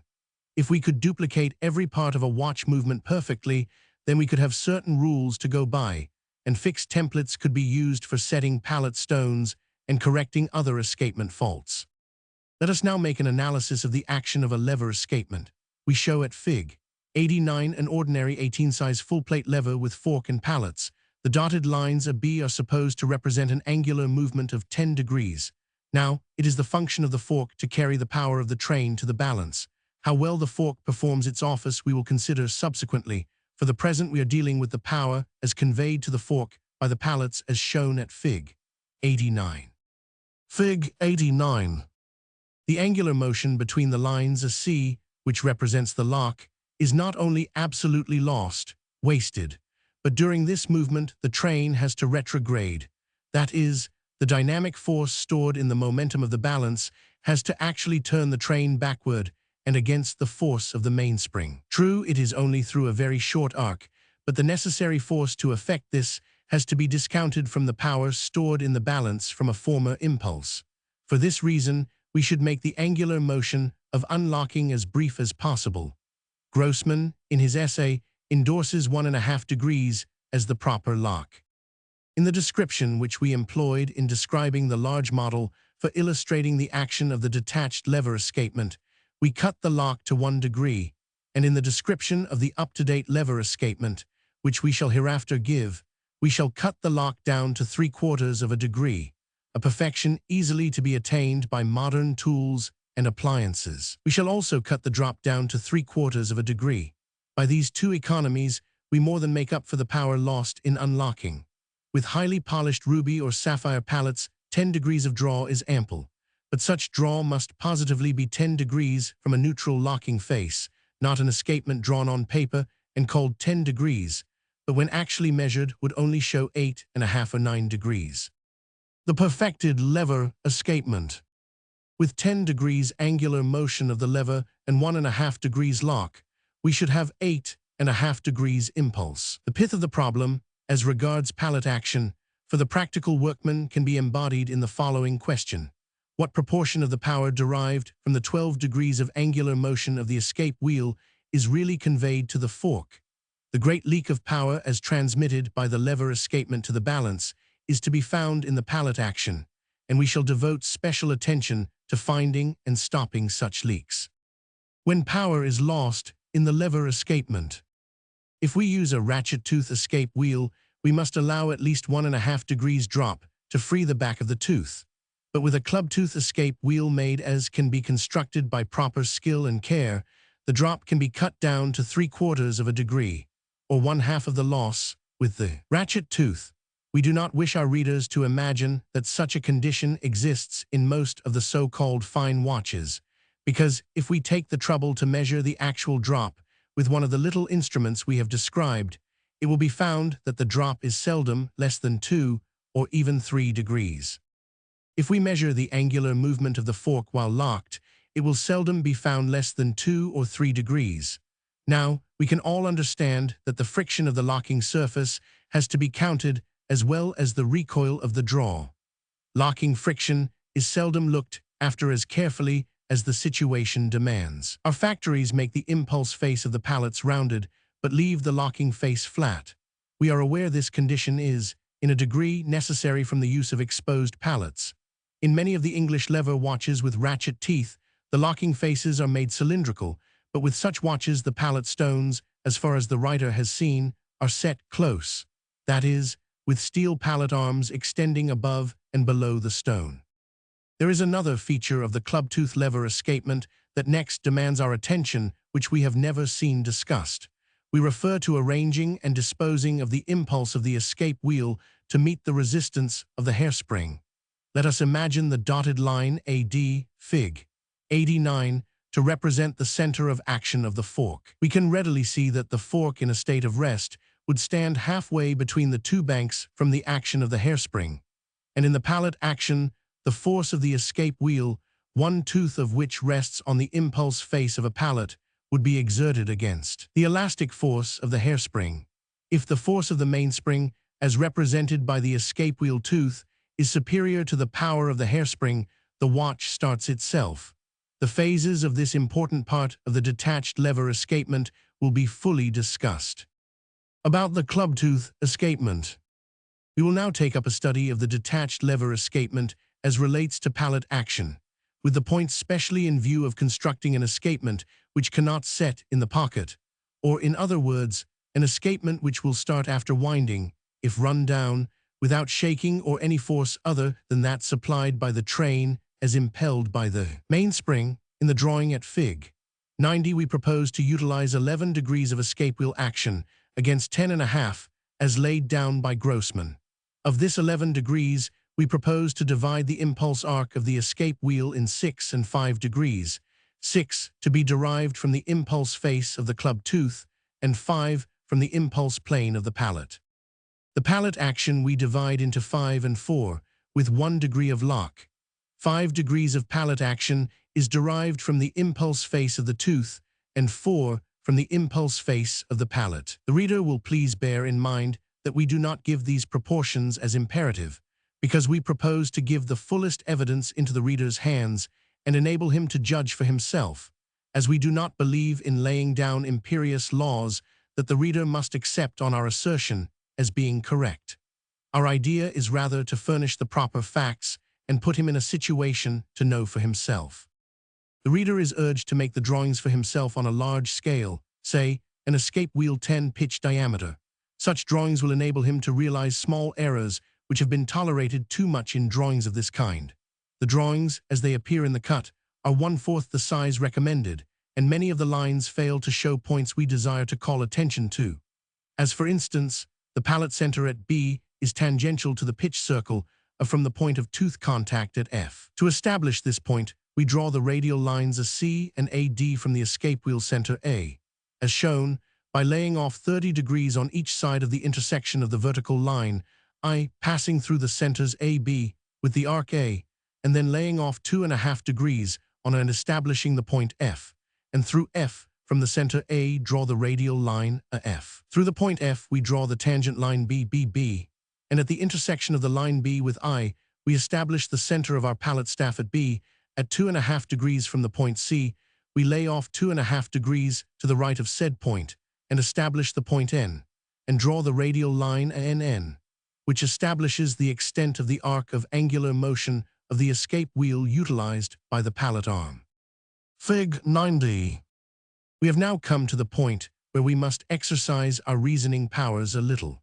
We know the locking angle of the escape wheel tooth passes on the arc A, and if we utilize the impulse face of the tooth for 5 degrees of pallet or lever motion, we must shape it to this end. We draw the short arc K through the point N, knowing that the inner angle of the pallet stone must rest on this arc wherever it is situated. As for instance, when the locking face of the pallet is engaged, the inner angle of the pallet stone must rest somewhere on this arc, K, inside of A, and the extreme outer angle of the impulse face of the tooth must part with the pallet on this arc K. How to locate the pallet action.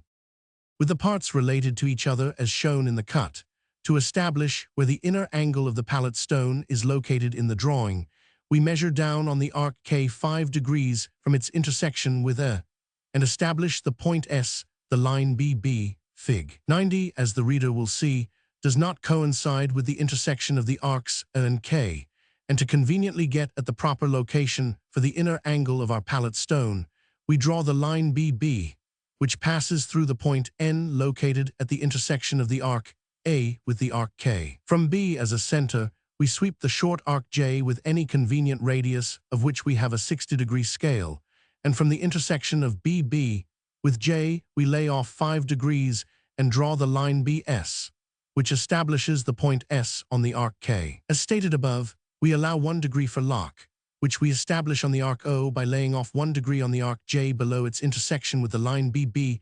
We do not show this line in the drawing, from the fact that it comes so near to BB that it would confuse the reader. Above the arc on the arc K at 5 degrees from the point N, we establish the point L by laying off 5 degrees on the arc J above the intersection of the line BB with J. The point L, Fig. 90, establishes where the outer angle of the tooth will pass the arc K to give 5 degrees of angular motion to the lever. From A as a center, we sweep the arc M, passing through the point 50. The intersection of the arc M with the line H we call the point R, and by drawing the right line RF, we delineate the impulse face of the tooth. On the arc O and 1 degree below its intersection with the line BB, we establish the point T, and by drawing a right line from T to S, we delineate the impulse face of our entrance pallet. Action drawings. One great fault with most of our textbooks on horology lies in the fact that when dealing with the detached lever escapement, the drawings show only the position of the pallets when locked, and many of the conditions assumed are arrived at by mental processes, without making the proper drawings to show the actual relation of the parts at the time such conditions exist. For illustration, it is often urged that there is a time in the action of the club tooth lever escapement action when the incline on the tooth and the incline on the pallet present parallel surfaces and consequently endure excessive friction, especially if the oil is a little thickened. We propose to make drawings to show the exact position and relation of the entrance pallet and tooth at 3 intervals, viz. 1. Locked. 2. The position of the parts when the lever has performed 1/2 of its angular motion. 3. When half of the impulse face of the tooth has passed the pallet. The position of the entrance pallet when locked is sufficiently well shown in Fig. 90 to give a correct idea of the relations with the entrance pallet, and to conform to statement 2, as above. We will now delineate the entrance pallet, not in actual contact, however, with the pallet, because if we did so, the lines we employed would become confused. The methods we use are such that we can delineate with absolute correctness either a pallet or tooth at any point in its angular motion. We have previously given instructions for drawing the pallet locked, and to delineate the pallet after 5 degrees of angular motion, we have only to conceive that we substitute the line S for the line B. All angular motions and measurements for pallet actions are from the center of the pallet staff at B. As we desire to now delineate the entrance pallet, it has passed through 5 degrees of angular motion, and the inner angle S now lies on the pitch circle of the escape wheel, the angular space between the lines B, S being 5 degrees, the line B note. Check this against the diagram. Most other lines nave a 2-letter identification, reducing the impulse face to 4 degrees. Drawing an escapement to show angular motion. To delineate our locking face, we draw a line at right angles to the line BB. From the point T, said point being located at the intersection of the arc O with the line BB. To draw a line perpendicular to BB from the point T, we take a convenient space in our dividers and establish on the line BB the points XX. At equal distances from the point T, we open the dividers a little, no special distance, and sweep the short arcs XX, as shown at Fig. 91, through the intersection of the short arcs XX, and to the point T, we draw the line TY. The reader will see from our former explanations that the line TY represents the neutral plane of the locking face, and that to have the proper draw, we must delineate the locking face of our pallet at 12 degrees. To do this, we draw the line TX at 12 degrees to the line TY and proceed to outline our pallet faces as shown. We can now understand, after a moment's thought, that we can delineate the impulse face of a tooth at any point or place we choose by laying off 6 degrees on the arc M and drawing radial lines from it to embrace such arc. To illustrate, suppose we draw the radial lines W, W to embrace 6 degrees on the arc A. We make these lines contiguous to the entrance pallet C for convenience only. To delineate the impulse face of the tooth, we draw a line extending from the intersection of the radial line AW with the arc M to the intersection of the arc A with the radial line AW. Fig. 91. We next desire to know where contact will take place between the wheel tooth D and pallet 100. To determine this, we sweep, with our dividers set so one leg rests at the escape wheel center A and the other at the outer angle T of the entrance pallet, the short arc T, W. Where this arc intersects the line W, which represents the impulse face of the tooth, is where the outer angle T of the entrance pallet C will touch the impulse face of the tooth. To prove this, we draw the radial line of V through the point where the short arc TT passes through the impulse face W of the tooth 500. Then we continue the line W to N to represent the impulse face of the tooth, and then measure the angle of WN between the lines WN and VA and find it to be approximately 64 degrees. We then, by a similar process, measure the angle of TS and find it to be approximately 66 degrees. When contact ensues between the tooth D and pallet C, the tooth D will attack the pallet at the point where the radial line of V crosses the tooth face. We have now explained how we can delineate a tooth or pallet at any point of its angular motion, and will next explain how to apply this knowledge in actual practice. Practical problems in the lever escapement. To delineate our entrance pallet after one half of the engaged tooth has passed the inner angle of the entrance pallet, we proceed, as in former illustrations, to establish the escape wheel center at A, and from it sweep the arc B to represent the pitch circle. We next sweep the short arcs PS to represent the arcs through which the inner and outer angles of the entrance pallet move. Now, to comply with our statement as above, we must draw the tooth as if half of it has passed the arc S.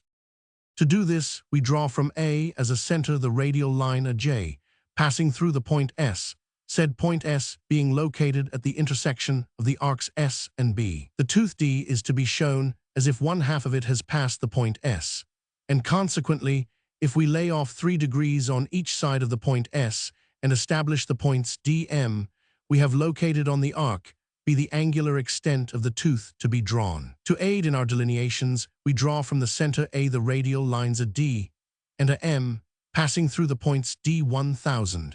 The arc A is next drawn as in former instructions and establishes the length of the addendum of the escape wheel teeth, the outer angle of our escape wheel tooth being located at the intersection of the arc A with the radial line AD.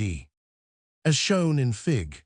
92, the impulse planes of the tooth D and pallet C are in contact and consequently in parallel planes, as mentioned on page 91. It is not an easy matter to determine at exactly what degree of angular motion of the escape wheel such condition takes place, because to determine such relation mathematically requires a knowledge of higher mathematics, which would require more study than most practical men would care to bestow, especially as they would have but very little use for such knowledge, except for this problem and a few others in dealing with epicycloidal curves for the teeth of wheels.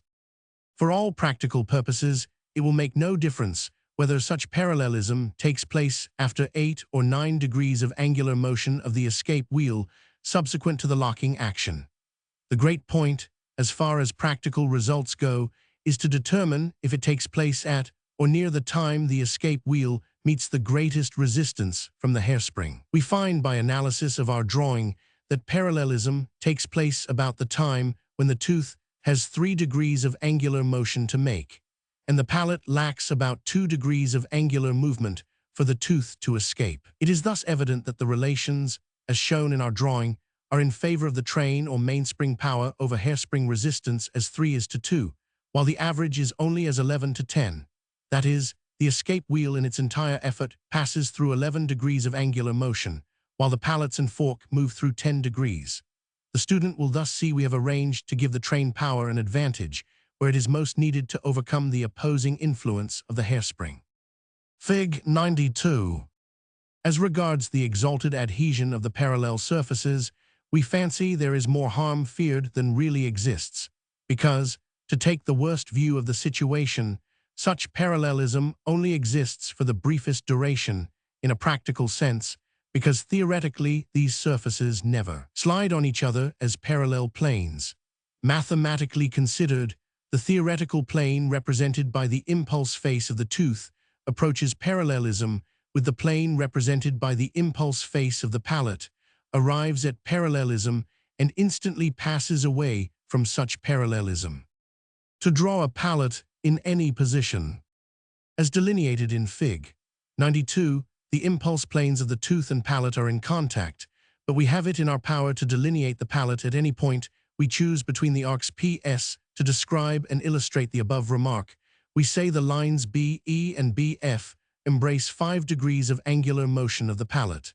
Now, the impulse plane of the pallet occupies 4 of these 5 degrees. We do not draw a radial line from B inside of the line BE to show where the outer angle of the impulse plane commences, but the reader will see that the impulse plane is drawn 1 degree on the arc P below the line BE.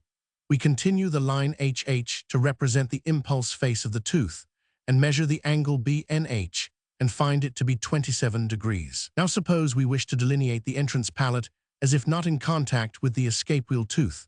For illustration, say, we wish the inner angle of the pallet to be at the point V on the arc S. We draw the radial line BL through V. And if we draw another line so it passes through the point V at an angle of 27 degrees to BL, and continue said line so it crosses the arc P, we delineate the impulse face of our pallet. We measure the angle INB Fig. 92 and find it to be 74 degrees. We draw the line VT to the same angle with VB, and we define the inner face of our pallet in the new position. We draw a line parallel with VT from the intersection of the line VY with the arc P, and we define our locking face. If now we revolve the lines we have just drawn on the center B until the line LB coincides with the line FB, we will find the line YY to coincide with HH and the line VV with N1. Higher mathematics applied to the lever escapement. We have now instructed the reader how to delineate either tooth or pallet in any conceivable position in which they can be related to each other. Probably nothing has afforded more efficient aid to practical mechanics than has been afforded by the graphic solution of abstruse mathematical problems. And if we add to this the means of correction by mathematical calculations which do not involve the highest mathematical acquirements, we have approached pretty close to the actual requirements of the practical watchmaker. Fig. 93. To better explain what we mean, we refer the reader to Fig. 93, where we show preliminary drawings for delineating a lever escapement. We wish to ascertain by the graphic method the distance between the centers of action of the escape wheel and the pallet staff. We make our drawing very carefully to a given scale, as for instance, the radius of the arca is 5. After the drawing is in the condition shown at Fig. 93, we measure the distance on the line B between the points, centers of B, and we thus, by graphic means, obtain a measure of the distance between a B. Now, by the use of trigonometry, we have the length of the line AF, radius of the arc A, and all the angles given, to find the length of FB, or a B, or both FB and a B. By adopting this policy, we can verify the measurements taken from our drawings. Suppose we find by the graphic method that the distance between the points AB is 5, and by trigonometrical computation find the distance to be 5. We know from this that there is 0038 to be accounted for somewhere, but for all practical purposes, either measurement should be satisfactory, because our drawing is about 38 times the actual size of the escape wheel of an 18-size movement. How the basis for close measurements is obtained.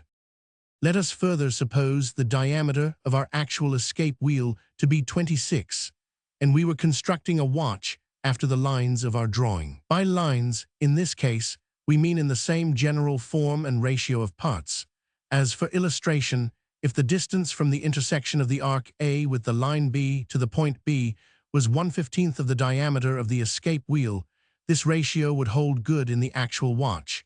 That is, it would be the 1/15th part of 26. Again, suppose the diameter of the escape wheel in the large drawing is 10, and the distance between the centers of B is 5. To obtain the actual distance for the watch with the escape wheel 26 diameter, we make a statement in proportion, thus 10 5.26 to the actual distance between the pivot holes of the watch. By computation, we find the distance to be. These proportions will hold good in every part of actual construction. All parts' thickness of the pallet stones, length of pallet arms, etc., bear the same ratio of proportion. We measure the thickness of the entrance pallet stone on the large drawing and find it to be 47. We make a similar statement to the one above, thus 10 47. 26 to the actual thickness of the real pallet stone. By computation, we find it to be 0.122. All angular relations are alike, whether in the large drawing or the small pallets, to match the actual escape wheel 26 in diameter. Thus, in the pallet D, Fig. 93, the impulse face, as reckoned from B as a center, would occupy 4 degrees. Make a large escapement model. Reason would suggest the idea of having the theoretical keep pace and touch with the practical. It has been a grave fault with many writers on horological matters that they did not make and measure the abstractions which they delineated on paper. We do not mean by this to endorse the cavil we so often hear. Oh, that is all right in theory, but it will not work in practice. If theory is right, practice must conform to it. The trouble with many theories is they do not contain all the elements or factors of the problem. Fig. 94. Near the beginning of this treatise, we advised our readers to make a large model and described in detail the complete parts for such a model. What we propose now is to make adjustable the pallets and fork to such a model in order that we can set them both right and wrong, and thus practically demonstrate a perfect action and also the various faults to which the lever escapement is subject. The pallet arms are shaped as shown at A, Fig. 94. The pallets BB can be made of steel or stone, and for all practical purposes, those made of steel answer quite as well and have the advantage of being cheaper. A plate of sheet brass should be obtained, shaped as shown at C, Fig. 95. This plate is of thin brass, about number 18, and on it are outlined the pallet arms shown at Fig. 94. Fig. 95. Fig. 96. Fig. 97. To make the pallets adjustable, they are set in thick discs of sheet brass, as shown at D, Figs 95, 96, and 97. At the center of the plate C is placed a brass disc E, Fig. 98, which serves to support the lever shown at Fig. 99. This disc E is permanently attached to the plate 100. The lever shown at Fig. 99 is attached to the disc E by 2 screws, which pass through the holes HH. If we now place the brass pieces DD on the plate C in such a way that the pallets set in them correspond exactly to the pallets as outlined on the plate C, we will find the action of the pallets to be precisely the same as if the pallet arms A, Fig. 94, were employed. Fig. 98. Fig. 99. To enable us to practically experiment with and to fully demonstrate all the problems of lock, draw, drop, etc., we make quite a large hole in C where the screws B come. To explain, if the screws BB were tapped directly into C, as they are shown at Fig. 95, we could only turn the disc D on the screw B. But if we enlarge the screw hole in C to 3 or 4 times the natural diameter, and then place the nut E under C to receive the screw B, we can then set the discs DD and pallets BB in almost any relation we choose to the escape wheel and clamp the pallets fast and try the action. We show at Fig. 97 a view of the pallet B, disc D, and plate C seen in the direction of the arrow C as shown in Fig. 95. Practical lessons with fork and pallet action. It will be noticed in Fig. 99 that the hole G for the pallet staff in the lever is oblong. This is to allow the lever to be shifted back and forth as relates to roller and fork action. We will not bother about this now and only call attention to the capabilities of such adjustments when required. At the outset, we will conceive the fork F attached to the piece E by 2 screws passing through the holes HH, Fig. 99. Such an arrangement will ensure the fork and roller action keeping right if they are put right at first. Fig. 100 will do much to aid in conveying a clear impression to the reader. The idea of the adjustable features of our escapement model is to show the effects of setting the pallets wrong or having them of bad form. For illustration, we make use of a pallet with the angle too acute, as shown at B, Fig. 101. The problem in hand is to find out by mechanical experiments and tests the consequences of such a change. It is evident that the angular motion of the pallet staff will be increased, and that we shall have to open one of the banking pins to allow the engaging tooth to escape. To trace out all the consequences of this one little change would require a considerable amount of study, and many drawings would have to be made to illustrate the effects, which would naturally follow only one such slight change. Fig. 100. Suppose, for illustration, we should make such a change in the pallet stone of the entrance pallet. We have increased the angle between the lines KL by, say, 1.5 degrees. By so doing, we would increase the lock on the exit pallet to 3 degrees, provided we were working on a basis of 1.5 degrees lock. And if we pushed back the exit pallet so as to have the proper degree of lock, 1.5 on it, the tooth which would next engage the entrance pallet would not lock at all, but would strike the pallet on the impulse instead of on the locking face. Again, such a change might cause the jewel pin to strike the horn of the fork, as indicated at the dotted line M, Fig. 99. Fig. 101. Dealing with such and similar abstractions by mental process requires the closest kind of reasoning, and if we attempt to delineate all the complications which follow even such a small change, we will find the job a lengthy one. But with a large model having adjustable parts, we provide ourselves with the means for the very best practical solution, and the workman who makes and manipulates such a model will soon master the lever escapement. Quiz problems in the detached lever escapement.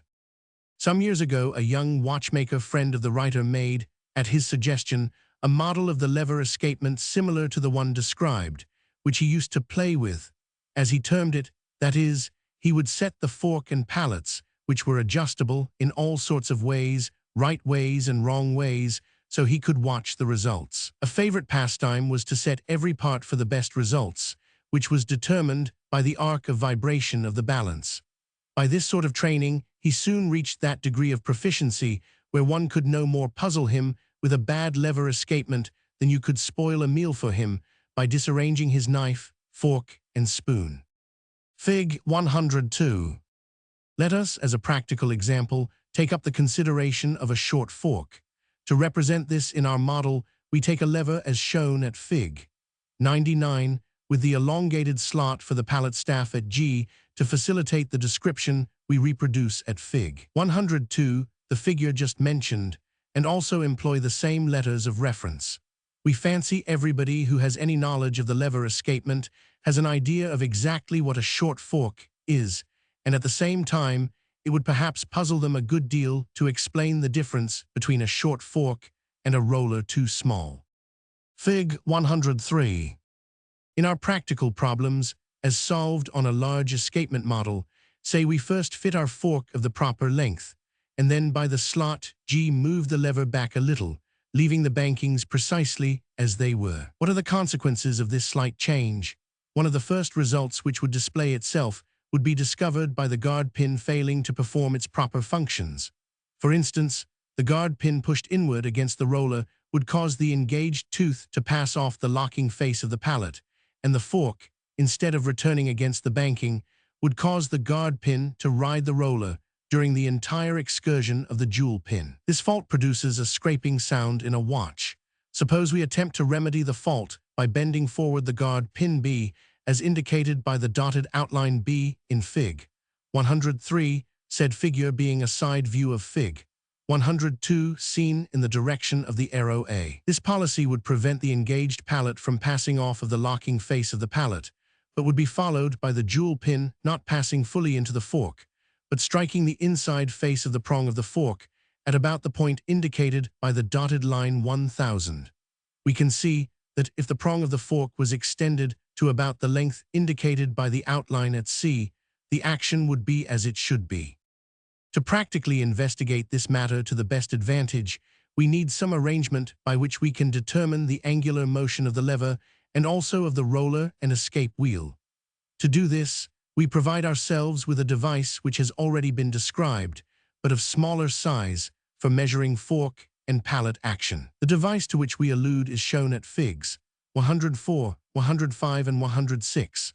Fig 104 shows only the index hand, which is made of steel about 120 thick and shaped as shown. The jaws B are intended to grasp the pallet staff by the notches E and hold by friction. The prongs LL are only to guard the staff, so it will readily enter the notch E. The circle D is only to enable us to better hold the hand B flat. Fig 104. How to measure escapement angles. From the center of the notches E to the tip of the index hand B, the length is 2. This distance is also the radius of the index arc 100. This index arc is divided into 30 degrees, with 3 or 4 supplementary degrees on each side, as shown.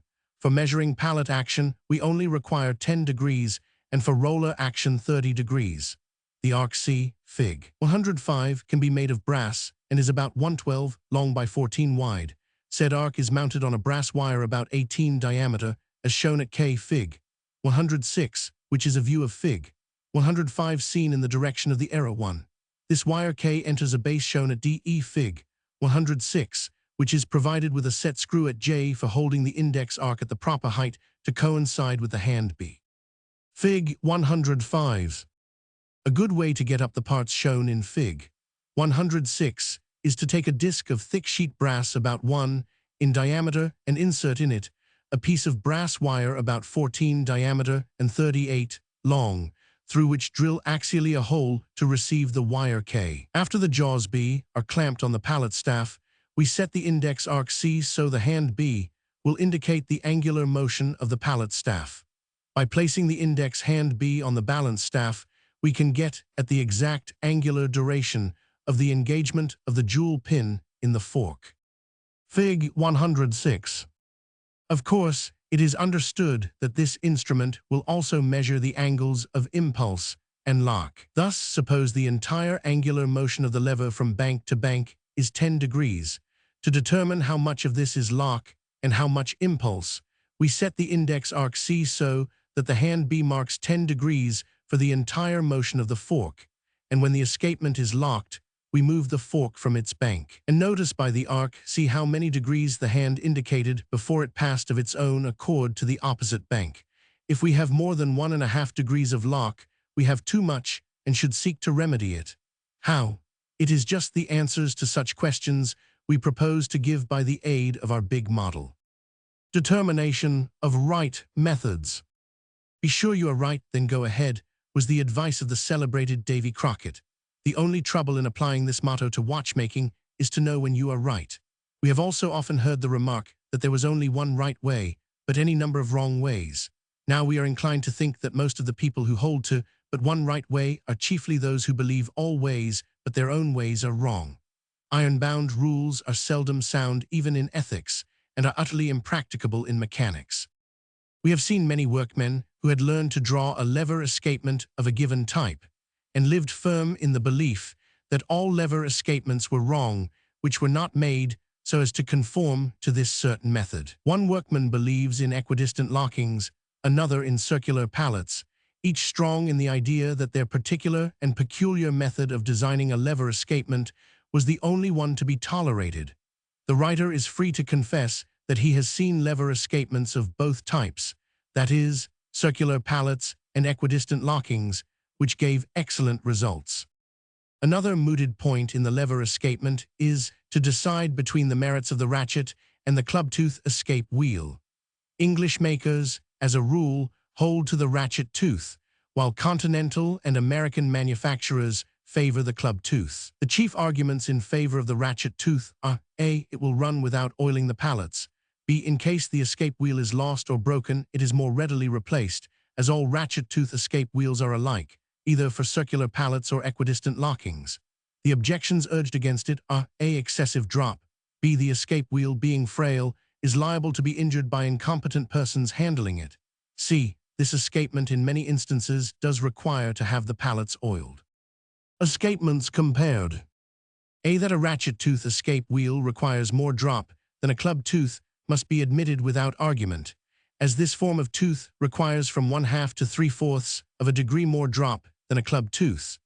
B. As regards the frailty of the teeth, we hold this as of small import, as any workman who is competent to repair watches would never injure the delicate teeth of an escape wheel. C. Ratchet tooth lever escapements will occasionally need to have the pallets oiled.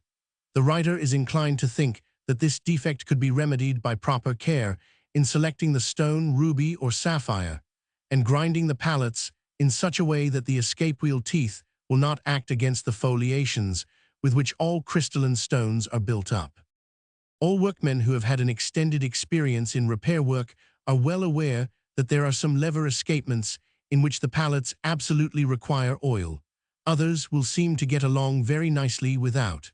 This applies also to American brass clubtooth escapements. Hence, we have so much contention about oiling pallets. The writer does not claim to know positively that the pallet stones are at fault because some escapements need oiling, but the fact must admit of explanation some way, and is this not at least a rational solution? All persons who have paid attention to crystallography are aware that crystals are built up and have lines of cleavage. In the manufacture of whole jewels, care must be taken to work with the axis of crystallization, or a smooth hole cannot be obtained. The advantages claimed for the clubtooth escapement are many. Among them may be cited A. The fact that it utilizes a greater arc of impulse of the escape wheel. B. The impulse being divided between the tooth and the pallet permits greater power to be utilized at the close of the impulse. This feature we have already explained. It is no doubt true that it is more difficult to match a set of pallets with an escape wheel of the clubtooth order than with a ratchet tooth. Still, the writer thinks that this objection is of but little consequence where a workman knows exactly what to do and how to do it. In other words, is sure he is right and can then go ahead intelligently. It is claimed by some that all American escape wheels of a given grade are exact duplicates, but as we have previously stated, this is not exactly the case, as they vary a trifle. So do the pallet jewels vary a little in thickness and in the angles. Suppose we put in a new escape wheel and find we have on the entrance pallet too much drop. That is, the tooth which engaged this pallet made a decided movement forward before the tooth which engaged the exit pallet encountered the locking face of said pallet. If we thoroughly understand the lever escapement, we can see in an instant if putting in a thicker pallet stone for entrance pallet will remedy the defect. Here again, we can study the effects of a change in our large model better than in an escapement no larger than is in an ordinary watch. How to set pallet stones. There have been many devices brought forward to aid the workman in adjusting the pallet stones to lever watches.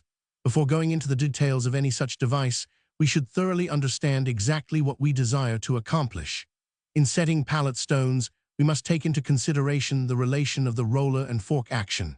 As has already been explained, the first thing to do is to set the roller and fork action as it should be, without regard in a great degree to pallet action. Fig. 107. To explain, suppose we have a pallet stone to set in a full plate movement. The first thing to do is to close the bankings so that the jewel pin will not pass out of the slot in the fork on either side. Then gradually open the bankings until the jewel pin will pass out. This will be understood by inspecting Fig. 107, where A shows a lever fork as if in contact with both banks, and the jewel pin, represented at BB, just passes the angle AC of the fork. The circle described by the jewel pin B is indicated by the arc E. It is well to put a slight friction under the balance rim, in order that we can try the freedom of the guard pin. As a rule, all the guard pin needs is to be free and not touch the roller. The entire point, as far as setting the fork and bankings is concerned, is to have the fork and roller action sound. For all ordinary lever escapements, the angular motion of the lever banked in, as just described, should be about 10 degrees. As explained in former examples, if the fork action is entirely sound and the lever only vibrates through an arc of 9 degrees, It is quite as well to make the pallets conform to this arc as to make the jewel pin carry the fork through full 10 degrees. Again, if the lever vibrates through 11 degrees, it is as well to make the pallets conform to this arc.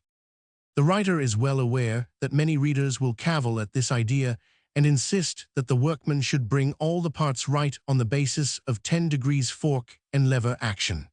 In reply, we would say that no escapement is perfect, and it is the duty of the workman to get the best results he can for the money he gets for the job. In the instance given above, of the escapement with 9 degrees of lever action, when the fork worked all right, if we undertook to give the fork the 10 degrees demanded by the stickler for accuracy, we would have to set out the jewel pin or lengthen the fork.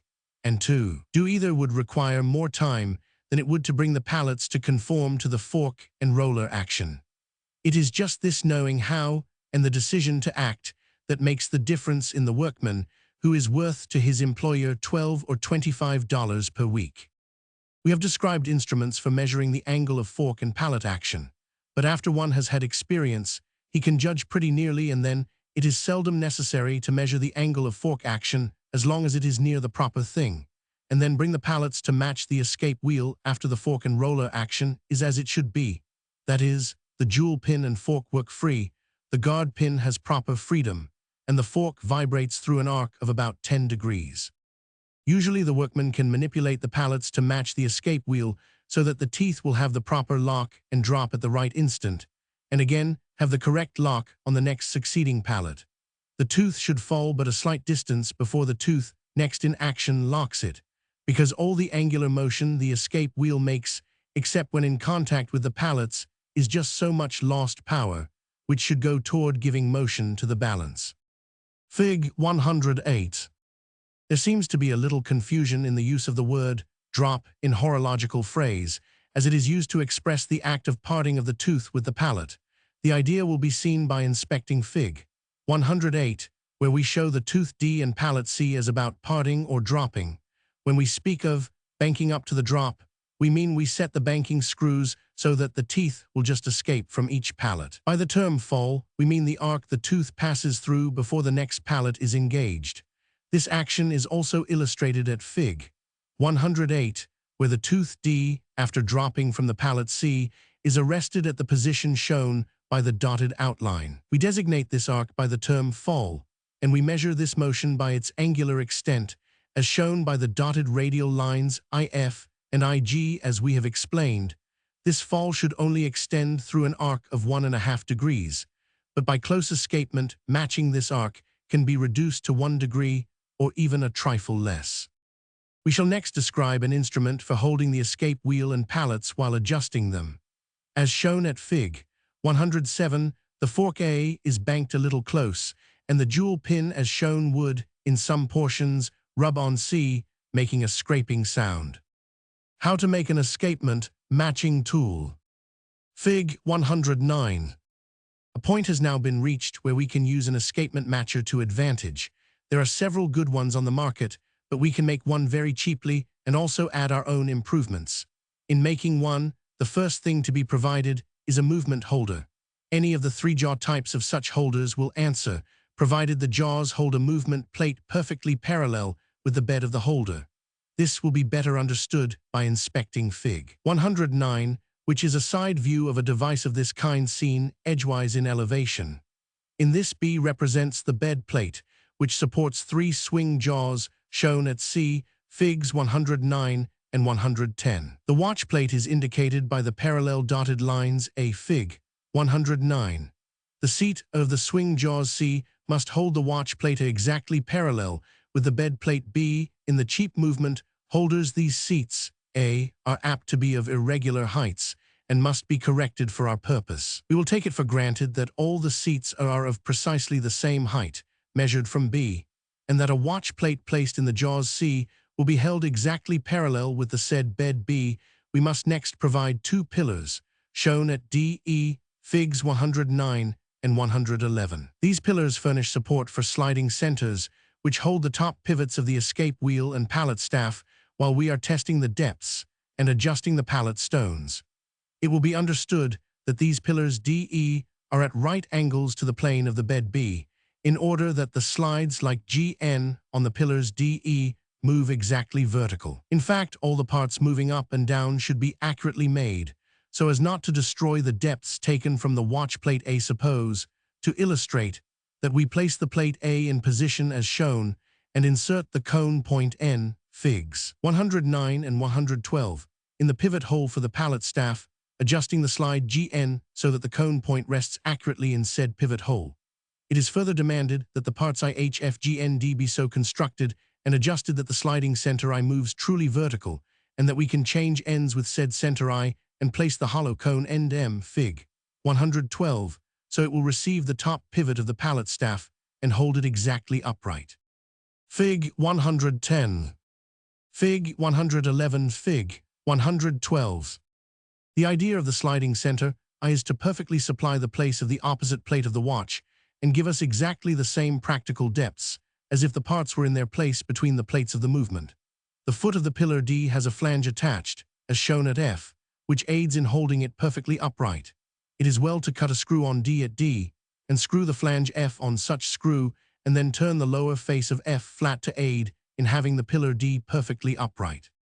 Details of fitting up escapement matcher. Fig. 113. Fig. 114. It is well to fit the screw D loosely, so that the flange F will come perfectly flat with the upper surface of the base plate B. The slide GN on the pillar D can be made of two pieces of small brass tube, one fitting the pillar D and the other the bar F. The slide GN is held in position by the set screw G, and the rod F by the set screw H. The piece H can be permanently attached to the rod F we show separate at Figs. 113 and 114, the slide GN on an enlarged scale from Fig. 109. Fig. 114 is a view of Fig. 113 seen in the direction of the arrow. All joints and movable parts should work free, in order that the center I may be readily and accurately set. The parts HF are shown separate and enlarged at Figs. 115 and 116. The piece H can be made of thick sheet brass securely attached to F in such a way as to bring the V-shaped groove at right angles to the axis of the rod F.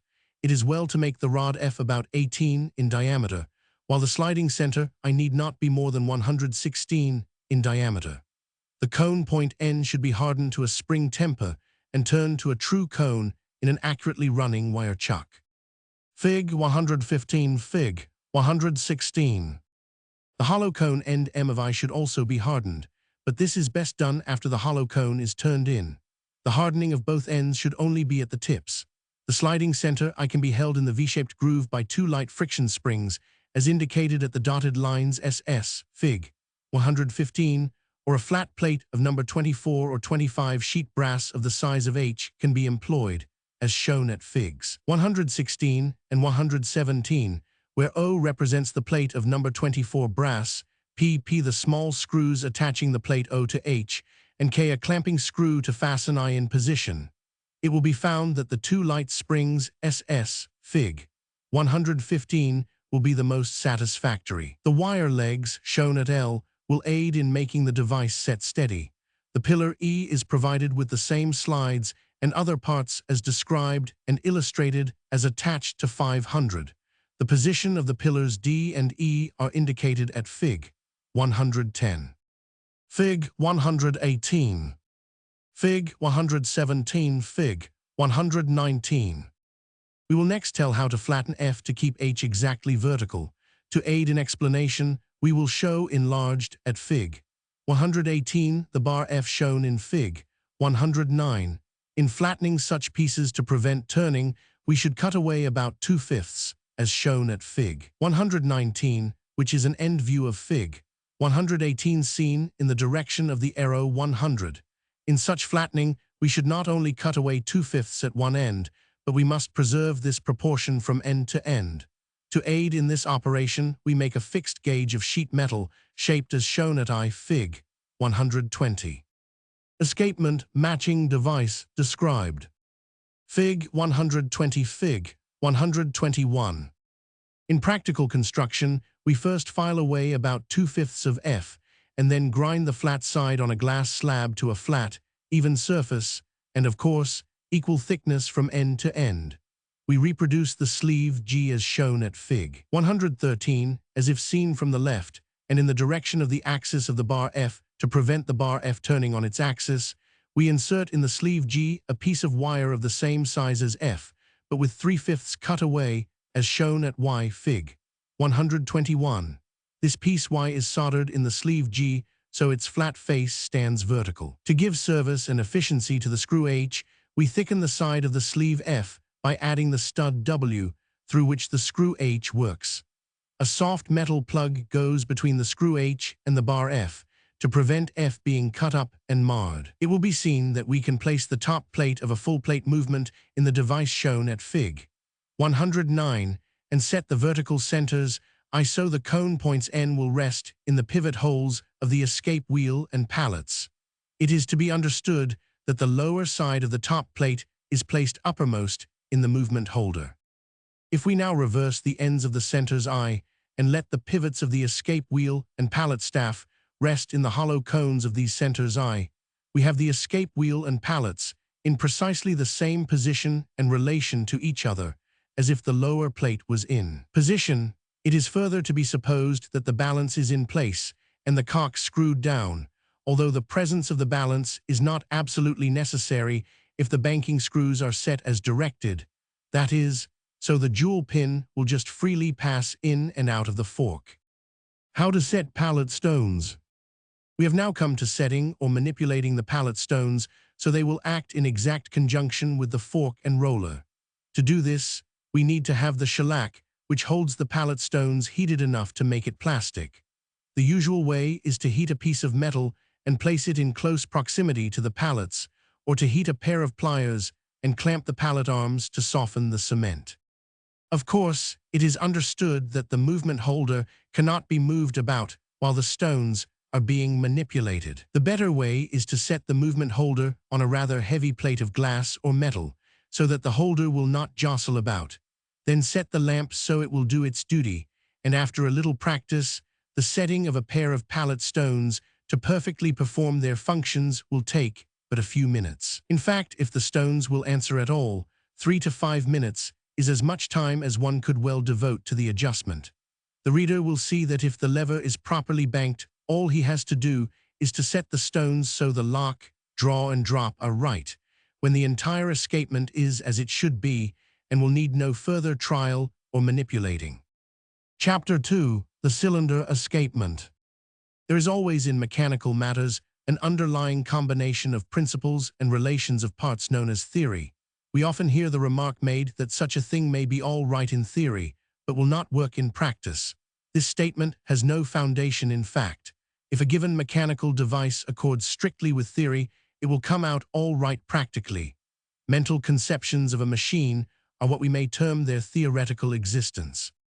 When we make drawings of a machine mentally conceived, we commence its mechanical construction, and if we make such drawings to scale and add a specification stating the materials to be employed, we leave only the merest mechanical details to be carried out. The brain work is done, and only finger work remains to be executed. With these preliminary remarks, we will take up the consideration of the cylinder escapement invented by Robert Graham about the year 1720. It is one of the two so-called frictional rest deadbeat escapements which have come into popular use, the other being the duplex. Usage, or to put it in other words, experience derived from the actual manufacture of the cylinder escapement, settled the best forms and proportions of the several parts years ago. Still, makers vary slightly on certain lines, which are important for a man who repairs such watches to know and be able to carry out, in order to put them in a condition to perform as intended by the manufacturers. It is not knowing these lines which leaves the average watchmaker so much at sea. He cuts and moves and shifts parts about to see if dumb luck will not supply the correction he does not know how to make. This requisite knowledge does not consist so much in knowing how to file or grind as it does in discriminating where such application of manual dexterity is to be applied. And right here, let us make a remark to which we will call attention again later on. The point of this remark lies in the question, how many of the so-called practical watchmakers could tell you what proportion of a cylinder should be cut away from the half shell? How many could explain the difference between the real and apparent lift? Comparatively few, and yet a knowledge of these things is as important for a watchmaker as it is for a surgeon to understand the action of a man's heart or the relations of the muscles to the bones. Essential parts of the cylinder escapement. The cylinder escapement is made up of two essential parts, viz., the escape wheel and the cylinder. The cylinder escape wheel in all modern watches has 15 teeth, although Sonia in his modern horology delineates a 12-tooth wheel for apparently no better reason than because it was more easily drawn. We, in this treatise, will consider both the theoretical action and the practical construction, but more particularly the repair of this escapement in a thorough and complete manner. At starting out, we will first agree on the names of the several parts of this escapement, and to aid us in this, we will refer to the accompanying drawings in which Fig. 122 is a side elevation of a cylinder complete and ready to have a balance staked onto it. Fig. 123 shows the cylinder removed from the balance collet. Figs. 124 and 125 show the upper and lower plugs removed from the cylinder. Fig. 126 is a horizontal section of Fig. 122 on the line 1. Fig. 127 is a side view of one tooth of a cylinder escape wheel as if seen in the direction of the arrow F in Fig. 126. Fig. 128 is a top view of two teeth of a cylinder escape wheel. The names of the several parts usually employed are as follows. A. Upper or main shell. A. Half shell. A. Column. A. Small shell. B. Balance collet. G. Upper plug. H. Lower plug. G. Entrance lip of cylinder. H. Exit lip of cylinder. 100. Banking slot. 100. Tooth. 500. U-arm. E. Stock of pillar. 1. U-space. 50. Point of tooth. K. Heel of tooth. The cylinder escapement has two engagements or actions during the passage of each tooth, that is, one on the outside of the cylinder and one on the inside of the shell. As we shall show later on, the cylinder escapement is the only positively deadbeat escapement in use, all others, even the duplex, having a slight recoil during the process of escaping. When the tooth of a cylinder escape wheel, while performing its functions, strikes the cylinder shell, it rests dead on the outer or inner surface of the half shell until the action of the balance spring has brought the lip of the cylinder, so that the impulse face of the tooth commences to impart motion or power to the balance. Fig. 122 Fig. 123 Fig. 124 Fig. 125 Fig. 126 Fig. 127 Fig. 128. Most writers on horological matters term this act the lift, which name was no doubt acquired when escapements were chiefly confined to pendulum clocks. Very little thought on the matter will show any person who inspects Fig. 126 that if the tooth C is released or escapes from the inside of the half shell of the cylinder A, said cylinder must turn or revolve a little in the direction of the arrow J, and also that the next succeeding tooth of the escape wheel will engage the cylinder on the outside of the half shell, falling on the dead or neutral portion of said cylinder, to rest until the hairspring causes the cylinder to turn in the opposite direction, and permitting the tooth, now resting on the outside of the cylinder, to assume the position shown on the drawing.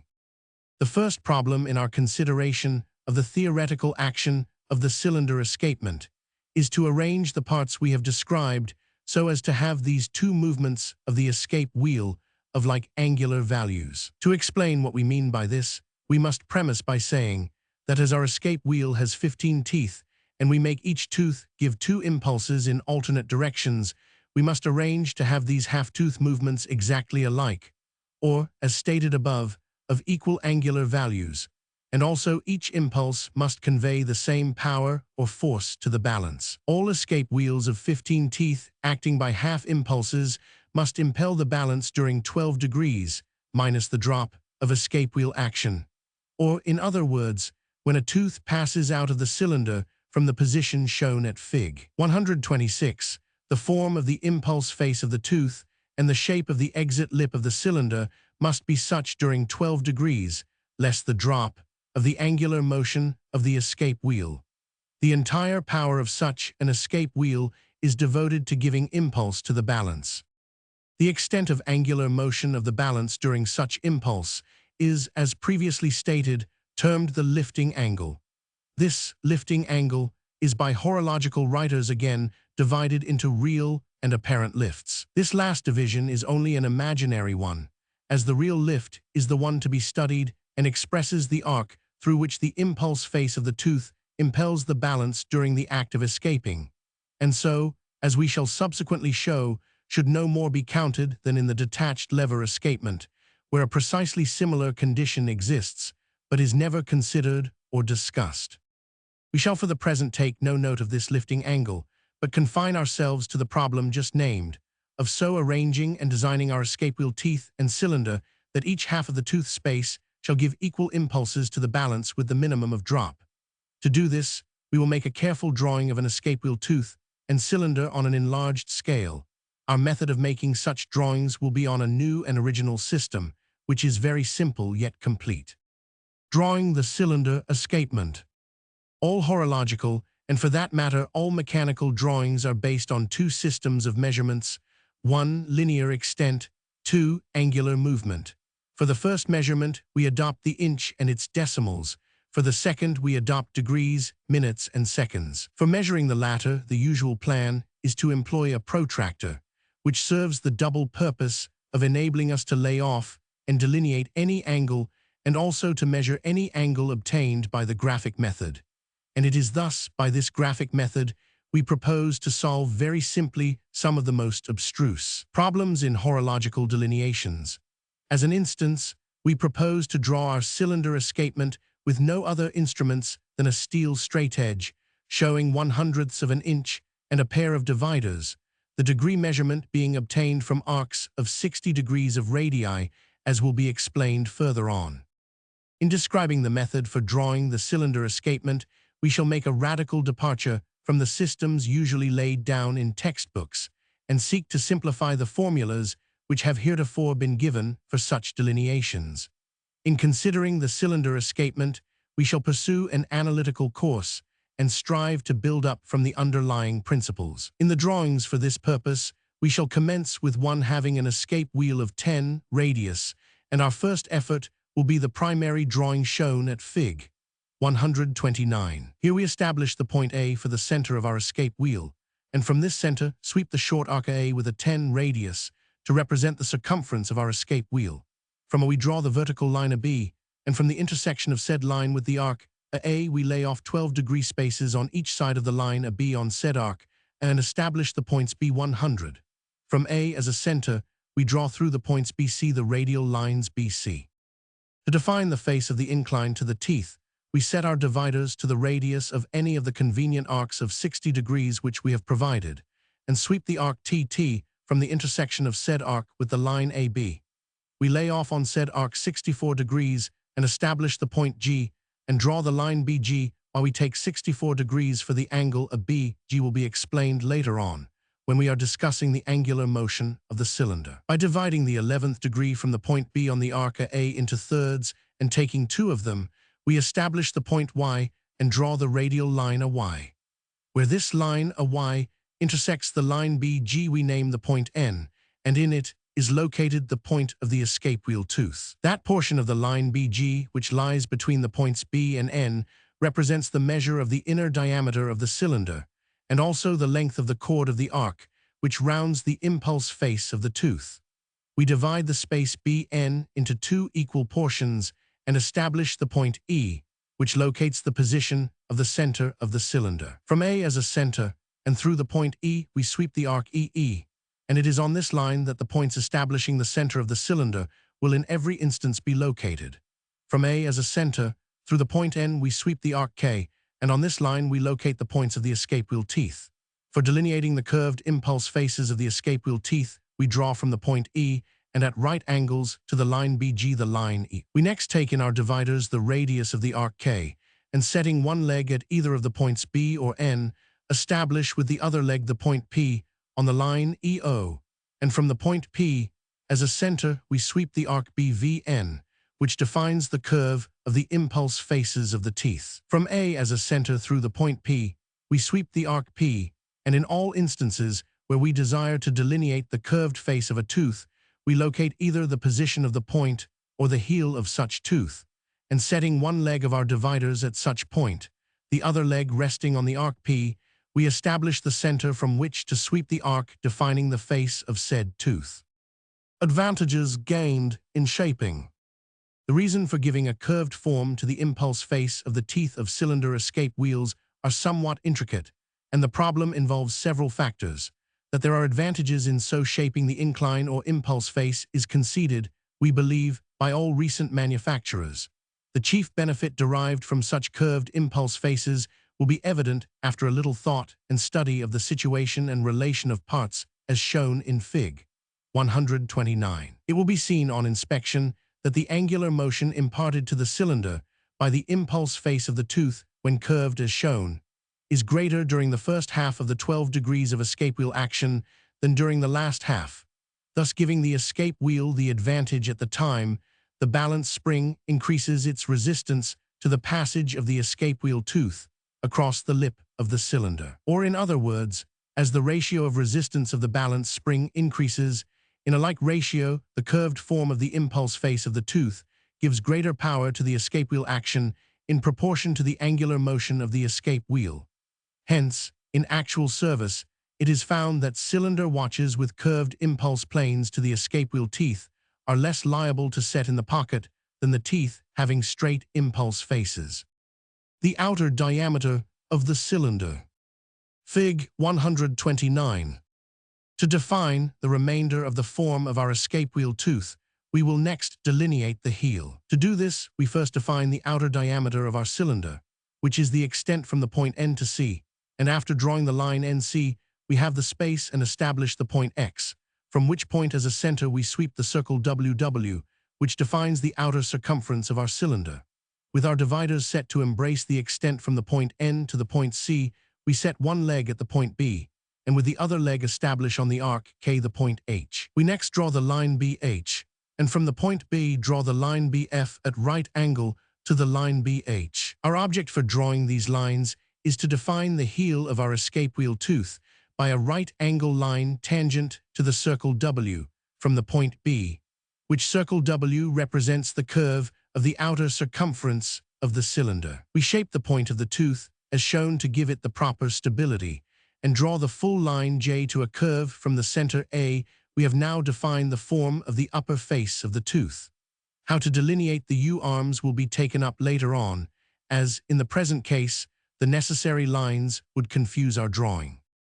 We would here take the opportunity to say that there is a great latitude taken by makers as regards the extent of angular impulse given to the cylinder, or, as it is termed, the actual lift. This latitude governs to a great extent the angle ABG, which we gave as 64 degrees in our drawing. It is well to understand that the use of 64 degrees is based on no hard and fast rules, but varies back and forth, according as a greater or lesser angle of impulse or lift is employed. In practical workshop usage, the impulse angle is probably more easily estimated by the ratio between the diameter of the cylinder and the measured, bilineal measure height of the impulse plane. Or, to be more explicit, we measure the radial extent from the center A between the arcs, a K on the line AB, and use this for comparison with the outer diameter of the cylinder. We can readily see that as we increase the height of the heel of the impulse face of our tooth, we must also increase the angle of impulse imparted to the cylinder. With the advantages of accurate micrometer calipers now possessed by the horological student, it is an easy matter to get at the angular extent of the real lift of any cylinder. The advantage of such measuring instruments is also made manifest in determining when the proper proportion of the cylinder is cut away for the half shell. Fig. 130. In the older methods of watchmaking, it was a very common rule to say, let the height of the incline of the tooth be 1/7 of the outer diameter of the cylinder, and at the same time the trade was furnished with no tools except a clumsy deuxième gauge, but with micrometer calipers which read to 1/1000 of an inch. Such rules can be definitely carried into effect and not left to guesswork. Let us compare the old method with the new. Suppose we have a new cylinder to put in. We have the old escape wheel, but the former cylinder is gone. The old-style workman would take a round broach and calculate the size of the cylinder by finding a place where the broach would just go between the teeth, and the size of the broach at this point was supposed to be the outer diameter of the cylinder. By our method, we measure the diameter of the escape wheel in thousandths of an inch, and from this size, calculate exactly what the diameter of the new cylinder should be in thousandths of an inch. Suppose, to further carry out our comparison, the escape wheel which is in the watch has teeth which have been stoned off to permit the use of a cylinder which was too small inside, or, in fact, of a cylinder too small for the watch. In this case, the broach system would only add to the trouble and give us a cylinder which would permit too much inside drop. Drawing a cylinder. We have already instructed the pupil how to delineate a cylinder escape wheel tooth, and we will next describe how to draw a cylinder. As already stated, the center of the cylinder is placed to coincide with the center of the chord of the arc, which defines the impulse face of the tooth. Consequently, if we design a cylinder escape wheel tooth as previously described, and setting one leg of our compasses at the point E, which is situated at the center of the chord of the arc, which defines the impulse face of the tooth, and through the points D and B we define the inside of our cylinder. We next divide the chord DB into 8 parts and set our dividers to 5 of these parts, and from E as a center sweep the circle H and define the outside of our cylinder. From A as a center, we draw the radial line AE at right angles to the line AE, and through the point E, we draw the line from E as a center, and with our dividers set to the radius of any of the convenient arcs, which we have divided into 60 degrees, we sweep the arc 1. Where this arc intersects the line F, we term the point K, and from this point we lay off on the arc I 220 degrees, and draw the line LEL, which we see coincides with the chord of the impulse face of the tooth. We set our dividers to the same radius by which we sweep the arc I, and set one leg at the point B for a center, and sweep the arc J. If we measure this arc from the point J to intersection of said arc J with the line L, we will find it to be 64 degrees, which accounts for our taking this number of degrees when we define the face of our escape wheel tooth, Fig. 129. There is no reason why we should take 20 degrees for the angle KEL, except that the practical construction of the larger sizes of cylinder watches has established the fact that this is about the right angle to employ, while in smaller watches it frequently runs up as high as 25. Although the cylinder is seemingly a very simple escapement, it is really a very abstruse one to follow out so as to become familiar with all of its actions. The cylinder proper considered. Fig. 131.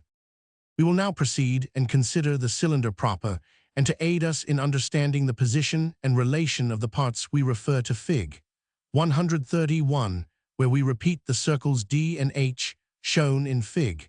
130, which represents the inside and outside of the cylinder. We have here also repeated the line F of Fig. 130 as it cuts the cylinder in half, that is, divides it into 2 segments of 180 degrees each.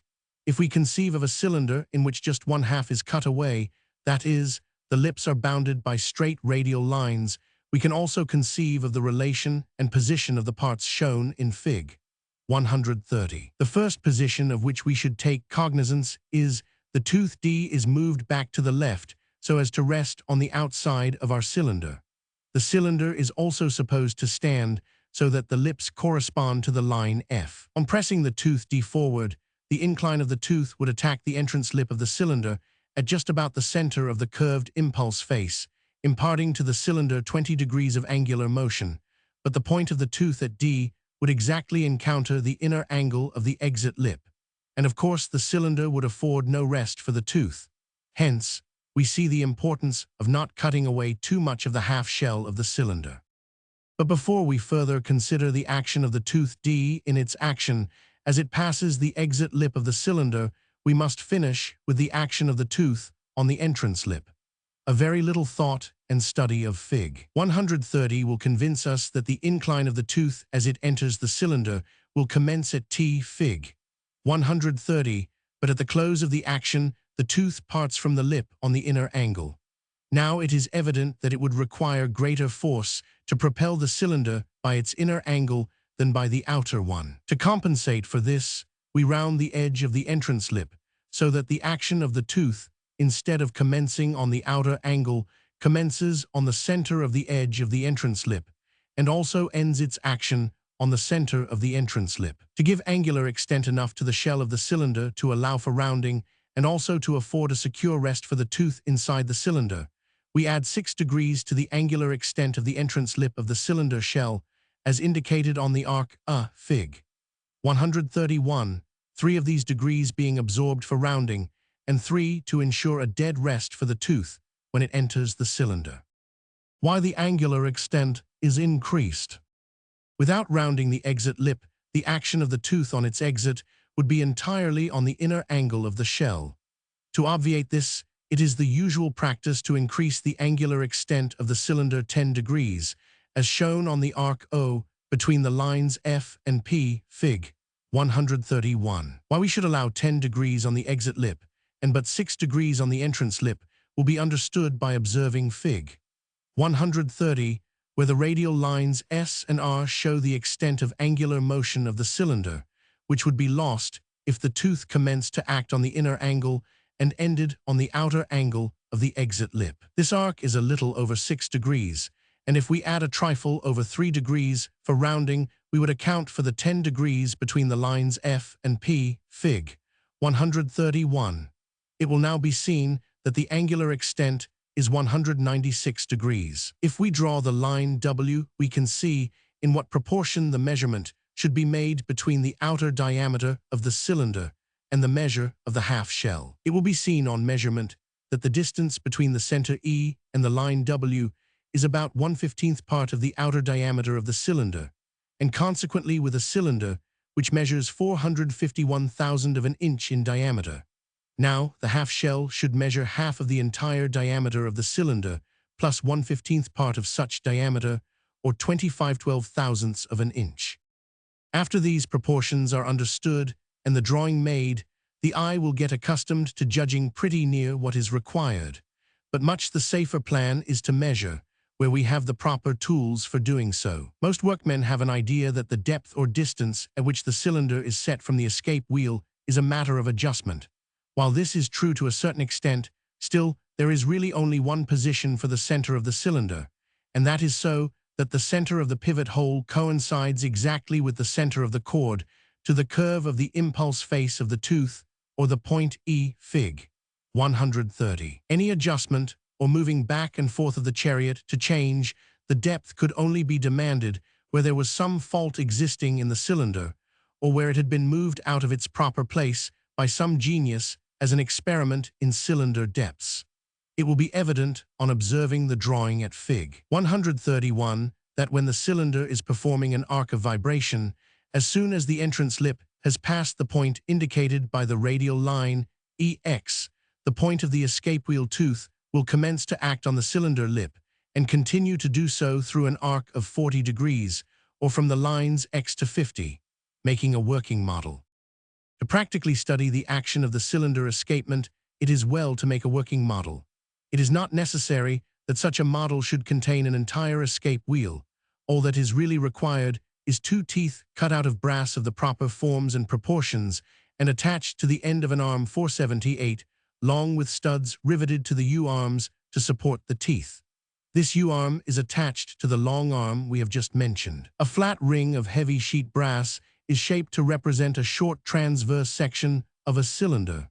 This segment is mounted on a yoke which turns on pivots. In making such a model, we can employ all the proportions and exact forms of the larger drawings made on a 10-inch radius. Such a model becomes of great service in learning the importance of properly shaping the lips of the cylinder. And right here, we beg to call attention to the fact that in the ordinary repair shop, the proper shape of cylinder lips is entirely neglected. Proper shape of cylinder lips.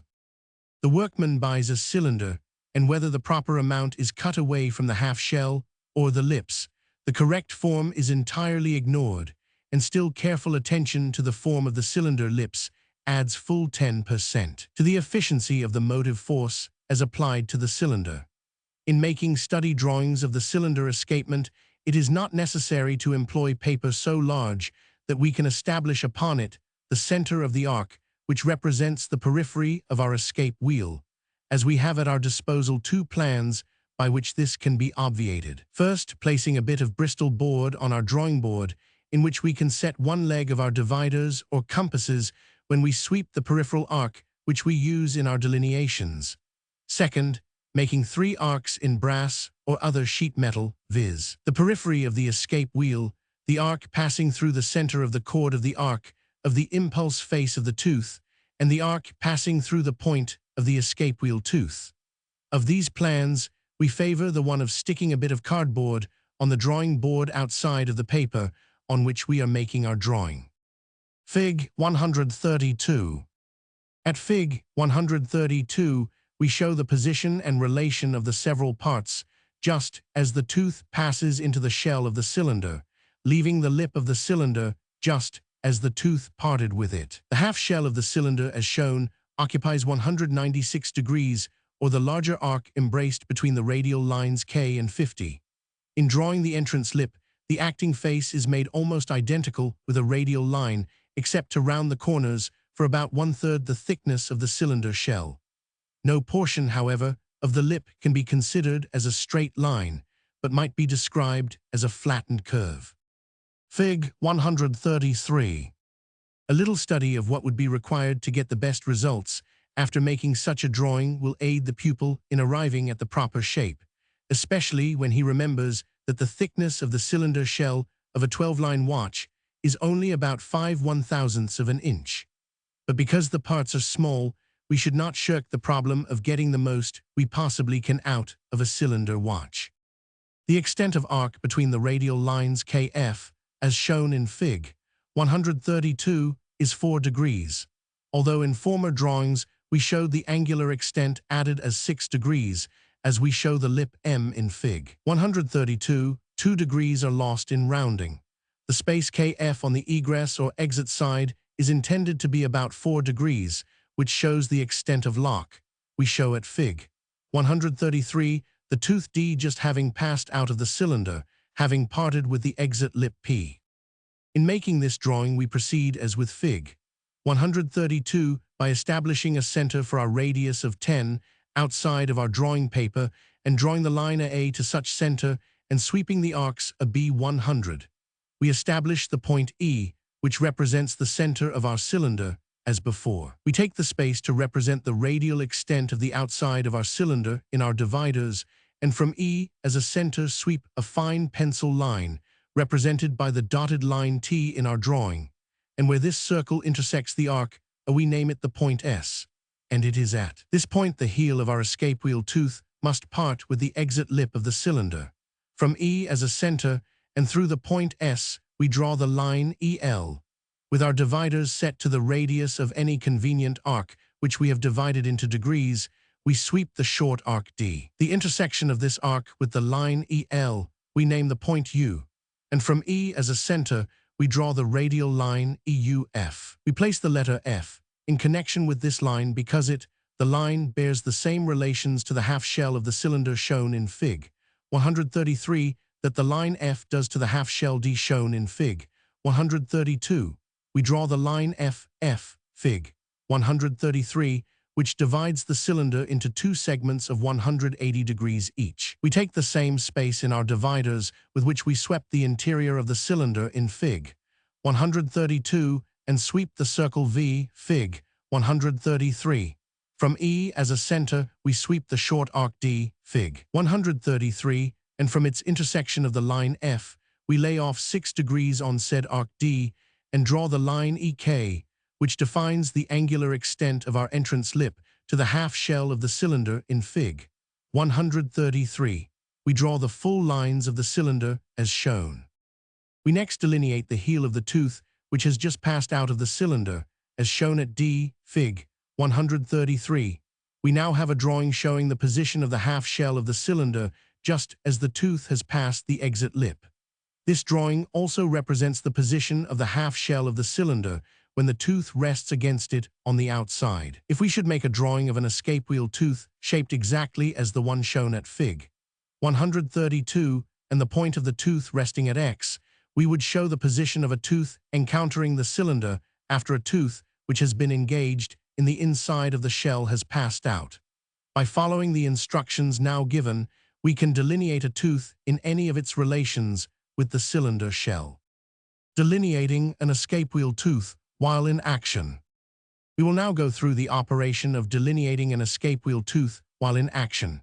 The position we shall assume is the one in which the cylinder and escape wheel tooth are in the relation of the passage of half the impulse face of the tooth into the cylinder. To do this is simple enough. We first produce the arcs of BC, Fig. 133, as directed, and then proceed to delineate a tooth as in previous instances. To delineate our cylinder in the position we have assumed above, we take the space between the points ED in our dividers and setting one leg at D establish the point G to represent the center of our cylinder. If we then sweep the circle H from the center of G, we define the inner surface of the shell of our cylinder. Strictly speaking, we have not assumed the position we stated, that is, the impulse face of the tooth as passing halfway into the cylinder. To comply strictly with our statement, we divide the chord of the impulse face of the tooth, A, into 8 equal spaces, as shown. Now, as each of these spaces represent the thickness of the cylinder, if we take in our dividers 4 of these spaces and half of another, we have the radius of a circle passing the center of the cylinder shell. Consequently, if with this space in our dividers we set the leg at D, we establish on the arc B the point 1. We locate the center of our cylinder when one half of an entering tooth has passed into the cylinder. If now from the new center, with our dividers set at 4 of the spaces into which we have divided the line EF, we can sweep a circle representing the inner surface of the cylinder shell. And by setting our dividers to 5 of these spaces we can, from I as a center, sweep an arc representing the outside of the cylinder shell. For all purposes of practical study, the delineation we show at Fig. 133 is to be preferred, because, if we carry out all the details we have described, the lines would become confused. We set our dividers at 5 of the spaces on the line EF, and from G as a center sweep the circle J, which delineates the outer surface of our cylinder shell. Let us now, as we directed in our former instructions, draw a flattened curve to represent the acting surface of the entrance lip of our cylinder as if it were in direct contact with the impulse face of the tooth. To delineate the exit lip, we draw from the center G, Fig. 134, to the radial line GK, said line passing through the point of contact between the tooth and entrance lip of the cylinder. Let us next continue this line on the opposite side of the point G, as shown at GK, and we thus bisect the cylinder shell into 2 equal parts of 180 degrees each. As we previously explained, the entire extent of the cylinder half shell is 196 degrees. We now set our dividers to the radius of any convenient arc, which we have divided into degrees, and from G as a center sweep the short arc LL, and from the intersection of this arc with the line GK, we lay off 16 degrees on the said arc L and establish the point N. From G as a center, draw the radial line GN. Take 10 degrees from the same parent arc and establish the point M, then draw the line GM. Now the arc on the circles HJ between the lines GN and GM limits the extent of the exit lip of the cylinder, and the arc between the lines GK and GM represents the locking surface of the cylinder shell. Fig. 134. To delineate the U-arms, we refer to Fig. 135. Here, again, we draw the arc of BC and delineate a tooth as before. From the point E located at the heel of the tooth, we draw the radial line EE. From the point E, we lay off on the arc of 5 degrees and establish the point P.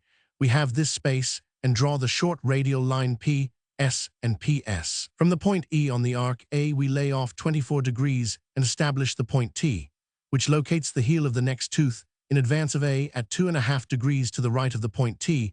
We locate the point R and draw the short radial line RS on the arc B, and halfway between the lines PS and RS, we establish the point U, and from it as a center, we sweep the arc V, defining the curve of the U arms.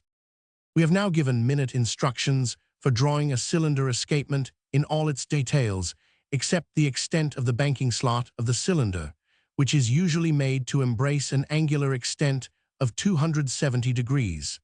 Consequently, the pillar of the cylinder will not measure more than 90 degrees of angular extent. There is no escapement constructed where carefully made drawings tend more to perfect knowledge of the action than the cylinder, but it is necessary with the pupil to institute a careful analysis of the actions involved. In writing on a subject of this kind, it is extremely perplexing to know when to stop. Not that there is so much danger of saying too much as there is not having the words read with attention. As an illustration, let us consider the subject of depth between the cylinder and the escape wheel. As previously stated, 196 degrees of cylinder shell should be employed. But suppose we find a watch in which the half shell has had too much cut away. So the tooth on entering the half shell after parting with the entrance lip does not strike dead on the inside of the shell, but encounters the edge of the exit lip. In this case, the impulse of the balance would cause the tooth to slightly retrograde, and the watch would go but would lack a good motion. In such an instance, a very slight advance of the chariot would remedy the fault, not perfectly remedy it, but patch up, so to speak, and the watch would run. Fig. 135.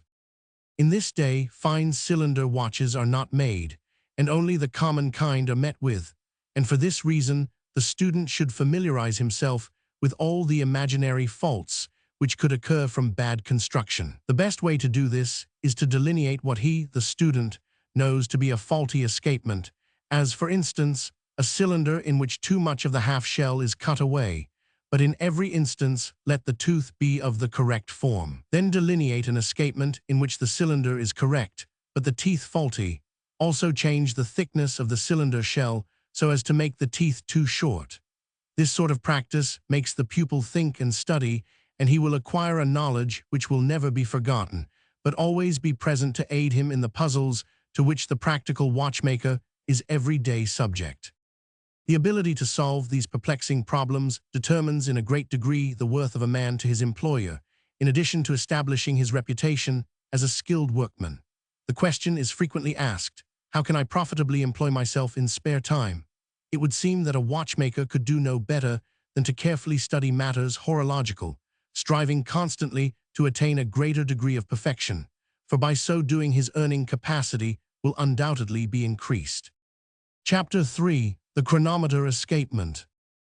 Undoubtedly the detent, or, as it is usually termed, the chronometer escapement, is the most perfect of any of our portable time measurers. Although the marine chronometer is in a sense a portable timepiece, still it is not, like a pocket watch, capable of being adjusted to positions. As we are all aware, the detent escapement is used in fine pocket watches. Still, the general feeling of manufacturers is not favorable to it. Much of this feeling, no doubt, is owing to the mechanical difficulties presented in repairing the chronometer escapements when the detent is broken, and the fact that the spring detent could not be adjusted to position. We shall have occasion to speak of position adjustments as relate to the chronometer escapement later on. Advantages of the chronometer. We will proceed now to consider briefly the advantages the detent escapement has over all others. It was soon discovered in constructing portable timepieces that to obtain the best results, the vibrations of the balance should be as free as possible from any control or influence, except at such times as it received the necessary impulse to maintain the vibrations at a constant arc. This want undoubtedly led to the invention of the detent escapement.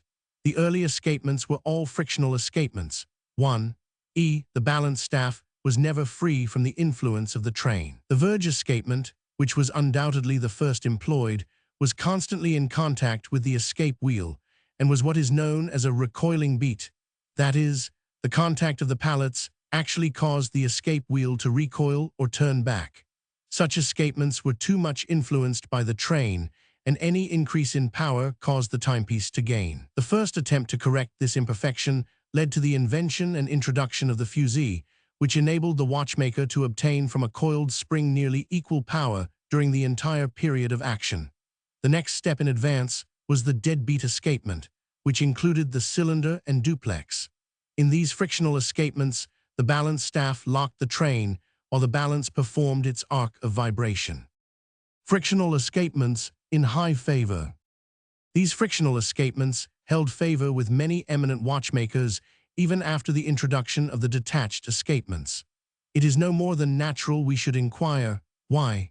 The idea with the advocates of the frictional rest escapements was the friction of the tooth acted as a corrective and led no doubt to the introduction of going barrel watches. To illustrate, suppose in a cylinder watch we increase the motive power, such increase of power would not, as in the verge escapement, increase the rapidity of the vibrations. It might, in fact, cause the timepiece to run slower from the increased friction of the escape wheel tooth on the cylinder. Also, in the duplex escapement, the friction of the locking tooth on the staff retards the vibrations. Dr. Hooke, the inventor of the balance spring, soon discovered it could be manipulated to isochronism, 1. So arcs of different extent would be formed in equal time. Of course, the friction rest escapement, requiring a spring to possess different properties from one which would be isochronal with a perfectly detached escapement.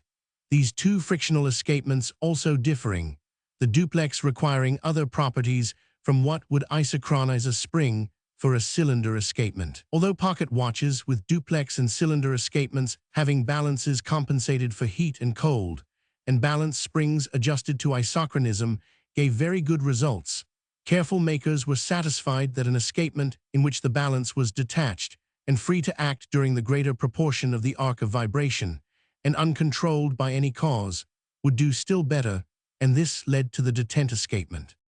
Faults in the detent escapement.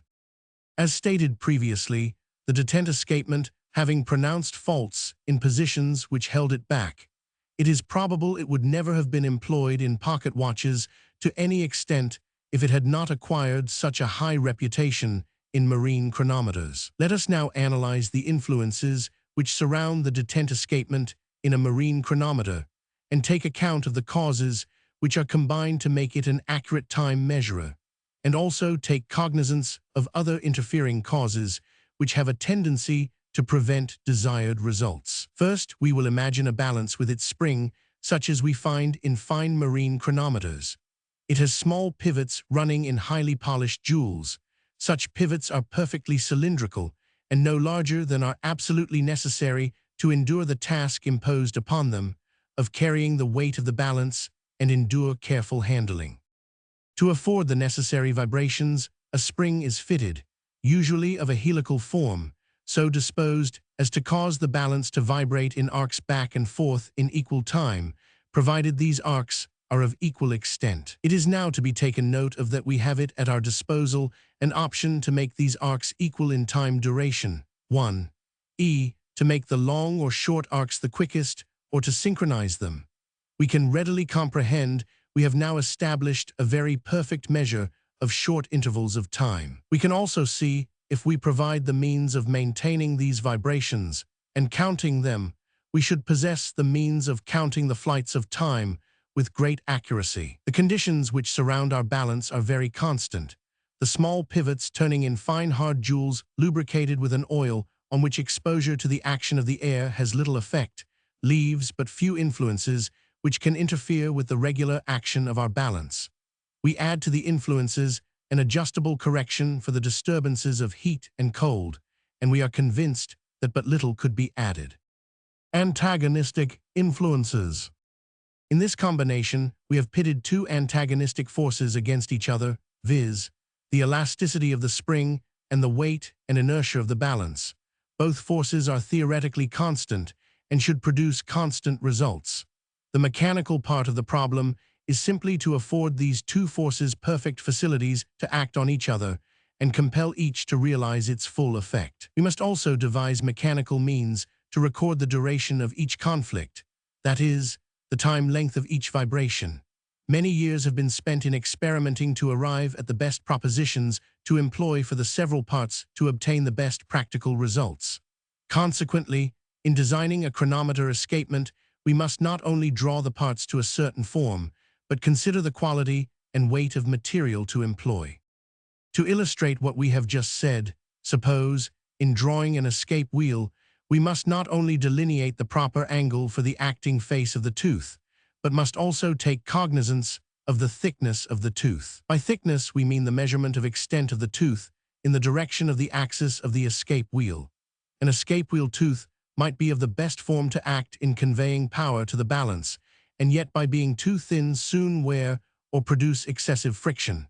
How thick an escape wheel should be to produce best results is one of the many matters settled only by actual workshop experience. Factors that must be considered. Even this experience is in every instance modified by other influences. To illustrate, let us suppose in the ordinary today marine chronometer, the escape wheel teeth exerted a given average force, which we set down as so many grains. Now, if we should employ other material than hammer-hardened brass for an escape wheel, it would modify the thickness. Also, if we should decrease the motive power and increase the arc of impulse, or if we should diminish the extent of the impulse arc and add to the motive force, every change would have a controlling influence. In the designs we shall employ, it is our purpose to follow such proportions as have been adopted by our best makers, in all respects, including form, size, and material. We would say, however, there has been but little deviation with our principal manufacturers of marine chronometers for the last 20 years as regards the general principle on which they were constructed, the chief aim being to excel in the perfection of the several parts and the care taken in the several adjustments.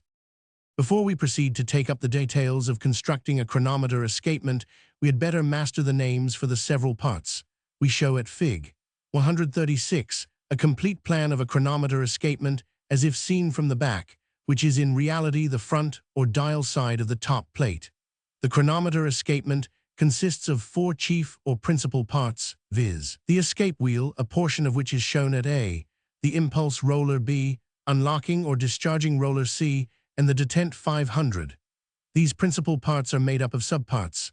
Thus, the escape wheel is composed of arms, teeth, recess, and collet, the recess being the portion of the escape wheel sunk, to enable us to get wide teeth actions on the impulse pallet. The collet is a brass bush, on which the wheel is set to afford better support to the escape wheel than could be obtained by the thinned wheel if driven directly on the pinion arbor. The impulse roller is composed of a cylindrical steel collet B, the impulse pallet D, some call it the impulse stone.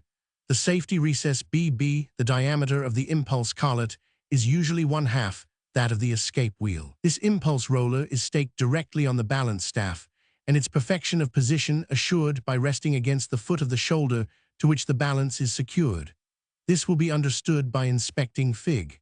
137, which is a vertical longitudinal section of a chronometer balance staff, the lower side of the impulse roller being cupped out at C with a ball grinder and finished a ball polish. Fig. 136. It will be seen the impulse roller is staked flat against the hub E of the balance staff. The unlocking roller, or as it is also called, the discharging roller C, is usually thinner than the impulse roller and has a jewel similar to the impulse jewel as shown at F. This roller is fitted by friction to the lower part of the balance staff, and for additional security has a pipe or short socket E which embraces the balance staff at G. The pipe E is usually flattened on opposite sides to admit of employing a special wrench for turning the discharging roller, in adjusting the jewel for opening the escapement at the proper instant to permit the escape wheel to act on the impulse jewel A. The parts which go to make up the detent D consist of the detent foot F, the detent spring H, the detent blade I, the jewel pipe J, the locking jewel or stone S, the horn of the detent K, the gold spring, also called the auxiliary and lifting spring 1000. This lifting or gold spring M should be made as light and thin as possible and stand careful handling. Fig. 137. We cannot impress on our readers too much the importance of making a chronometer detent light. Very few detents, even from the hands of our best makers, are as light as they might be. We should, in such construction, have very little care for clumsy workmen who may have to repair such mechanism. This feature should not enter into consideration. We should only be influenced by the feeling that we are working for best results, and it is acting under this influence that we devote so much time to establishing a correct idea of the underlying principles involved in a marine chronometer, instead of proceeding directly to the drawing of such an escapement and give empirical rules for the length of this or the diameter of that. As for instance, in finishing the detent spring H, suppose we read in textbooks the spring should be reduced in thickness so that a weight of 1 pennyweight suspended from the pipe J will deflect the detent 14. This is a rule well enough for people employed in a chronometer factory, but for the horological student such fixed rules, even if remembered, would be of small use. What the student requires is sound knowledge of the whys, in order that he may be able to thoroughly master this escapement. Functions of the detent. We can see, after a brief analysis of the principles involved, that the functions required of the detent D are to lock the escape wheel A and hold it while the balance performs its excursion, and that the detent or recovering spring H must have sufficient strength and power to perform two functions. 1. Return the locking stone S back to the proper position to arrest and hold the escape wheel. 2. The spring H must also be able to resist, without buckling or cockling, the thrust of the escape wheel, represented by the arrows P-O. Now, we can readily understand that the lighter we make the parts I-J-K-M, the weaker the spring H can be. You say, perhaps, if we make it too weak, it will be liable to buckle under the pressure of the escape wheel. This, in turn, will depend in a great measure on the condition of the spring H. Suppose we have it straight when we put it in position. It will then have no stress to keep it pressed to the holding, stop, or banking screw, which regulates the lock of the tooth. To obtain this stress, we set the foot F of the detent around to the position indicated by the dotted lines R and N, and we get the proper tension on the detent spring to effect the lock, or rather of the detent, in time to lock the escape wheel. But the spring H, instead of being perfectly straight, is bent and consequently not in a condition to stand the thrust of the escape wheel, indicated by the arrows OP. Obtaining the best conditions. Now the true way to obtain the best conditions is to give the spring H a set curvature before we put it in place. And then, when the detent is in the proper position, the spring H will have tension enough on it to bring the jewel S against the stop screw, which regulates the lock, and still be perfectly straight. This matter is of so much importance that we will give further explanation. Suppose we bend the detent spring H so it is curved to the dotted line T, Fig. 136, and then the foot F would assume the position indicated at the dotted line R. We next imagine the foot F to be put in the position shown by the full lines. The spring H will become straight again and in perfect shape to resist the thrust of the escape wheel. Little ways and methods like the above have long been known to the trade, but for some reason are never mentioned in our textbooks. Detent spring 21,000 thick and 801,000 wide will stand the thrust for any well-constructed marine chronometer in existence, and yet it will not require half a pennyweight to deflect it 1/4 of an inch. It is a good rule to make the length of the detent from the foot F to the center of the locking jewel pipe J equal to the diameter of the escape wheel, and the length of the detent spring H 2/7 of this distance. The length of the horn K is determined by the graphic plan and can be taken from the plotted plan. The end, however, should approach as near to the discharging jewel as possible and not absolutely touch. The discharging gold spring M is attached to the blade I of the detent with a small screw L cut in a number 18 hole of a Swiss plate, while there should be a slight increase in thickness in the detent blade at W, where the gold spring is attached. Still, it should be no more than to separate the gold spring M from the detent blade 1. Important considerations. It is important the spring should be absolutely free and not touch the detent except at its point of attachment at W, and to rest against the end of the horn K, and the extreme end of K, where the gold spring rests, should only be what we may term a dull or thick edge. The end of the horn K, shown at Y, is best made, for convenience of elegant construction, square, that is, the part Y turns at right angles to K and is made thicker than K and at the same time deeper. Or, to make a comparison to a clumsy article, Y is like the head of a nail, which is all on one side. Some makers bend the horn K to a curve and allow the end of the horn to arrest or stop the gold spring. But as it is important the entire detent should be as light as possible, the square end best answers this purpose. The banking placed at J should arrest the detent as thrown back by the spring H at the point of percussion. This point of percussion is a certain point in a moving mass where the greatest effort is produced and would be somewhere near the point X, in a bar G turning on a pivot at Z Fig. 138. It will be evident, on inspection of this figure, if the bar G was turning on the center Z, it would not give the hardest impact at the end V, as parts of its force would be expended at the center Z. Fig. 138. Decisions arrived at by experience. Experience has decided that the impulse roller should be about half the diameter of the escape wheel, and experience has also decided that an escape wheel of 15 teeth has the greatest number of advantages. Also, that the balance should make 14,400 vibrations in 1 hour.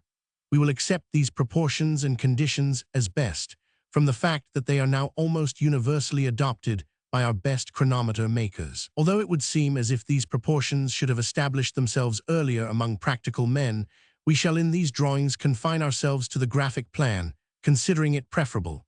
In the practical detailed drawing, we advise the employment of the scale given, 1, E, delineating an escape wheel 10 in diameter. The drawings which accompany the description are 1/4 of this size, for the sake of convenience in copying. With an escape wheel of 15 teeth, the impulse arc is exactly 24 degrees, and of course the periphery of the impulse roller must intersect the periphery of the escape wheel for this arc, 24. The circles of B Fig. 139 represent the peripheries of these two mobiles, and the problem in hand is to locate and define the position of the two centers, a 100. These, of course, are not separated. The sum of the two radii 1, E5 to 12 in the large drawing as these circles intersect, as shown at 500. Arithmetically considered, the problem is quite difficult, but graphically simple enough. After we have swept the circle A with a radius of 5, we draw the radial line a F, said line extending beyond the circle A.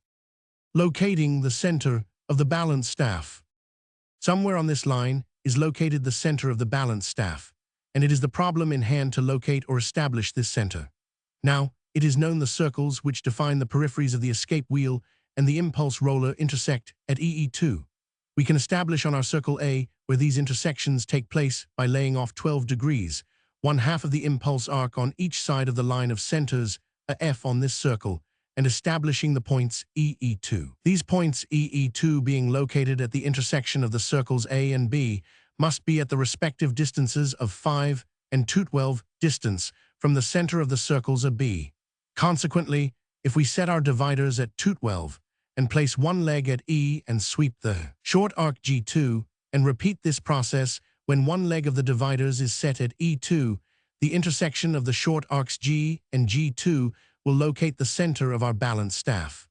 We have now our two centers established, whose peripheries are in the relation of 2 to 1. To know, in the chronometer which we are supposed to be constructing, the exact distance apart at which to plant the whole joules for our two mobiles, 1, E. Escape wheel and balance staff, we measure carefully on our drawing the distance from A to C, the latter we having just established, and make our statement in the rule of 3, as follows. As 10, the diameter of drawn escape wheel is to our real escape wheel, so is the measured distance on our drawing to the real distance in the chronometer we are constructing. It is well to use great care in the large drawing to obtain great accuracy and make said large drawing on a sheet of metal. This course is justified by the degree of perfection to which measuring tools have arrived in this day. It will be found on measurement of the arc of the circle B, embraced between the intersections EE2, that it is about 48 degrees. How much of this we can utilize in our escapement will depend very much on the perfection and accuracy of construction. Fig. 139. We show at Fig. 143 teeth of an escape wheel, together with the locking joule E and impulse joule 500. Now, while theoretically we could commence the impulse as soon as the impulse joule D was inside of the circle representing the periphery of the escape wheel. Still, in practical construction, we must allow for contingencies. Before it is safe for the escape wheel to attack the impulse jewel, said jewel must be safely inside of said escape wheel periphery, in order that the attacking tooth shall act with certainty and its full effect. A good deal of thought and study can be bestowed to great advantage on the action of a chronometer escapement. Let us examine the conditions involved. We show in Fig. 140 the impulse jewel D just passing inside the circle of the periphery of the escape wheel. Now the attendant conditions are these. The escape wheel is locked fast and perfectly dead, and in the effort of unlocking, it has to first turn backward against the effort of the mainspring. The power of force required for this effort is derived from the balance in which is stored up, so to speak, power from impulses imparted to the balance by former efforts of the escape wheel. In actual fact, the balance at the time the unlocking takes place is moving with nearly its greatest peripheral velocity, and as stated above, the escape wheel is at rest. Here comes a very delicate problem as regards setting the unlocking or discharging jewel.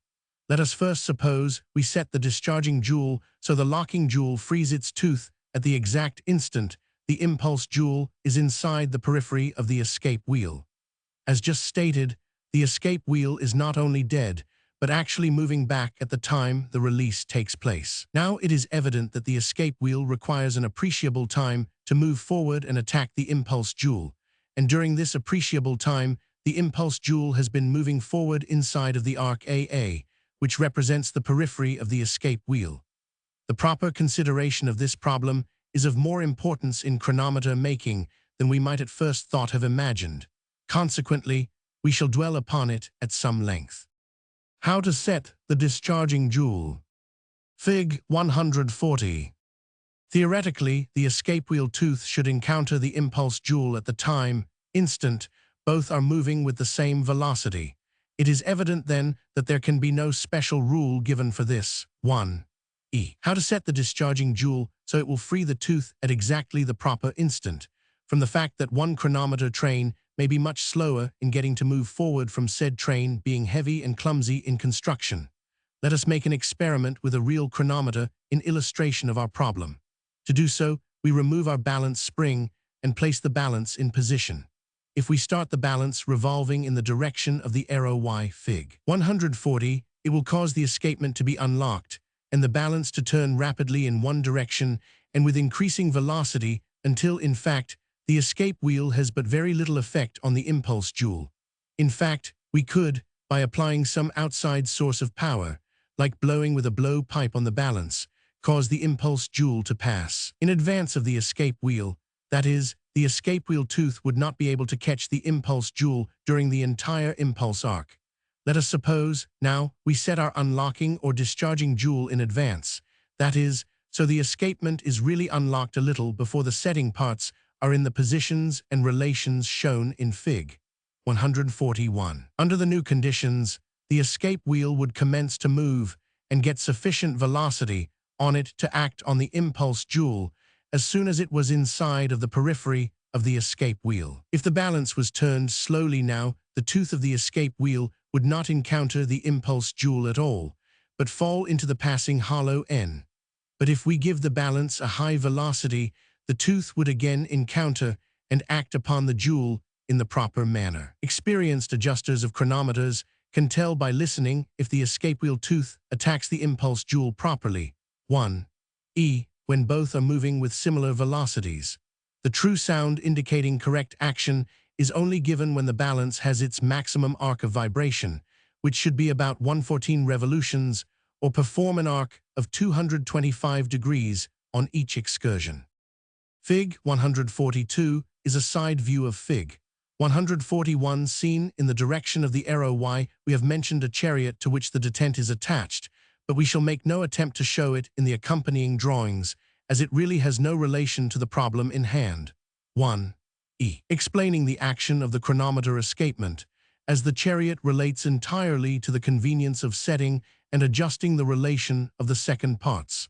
The size, or better, say, the inside diameter of the pipe at C, Fig. 143, which holds the locking jewel, should be about 1/3 of a tooth space, and the jewel made to fit perfectly.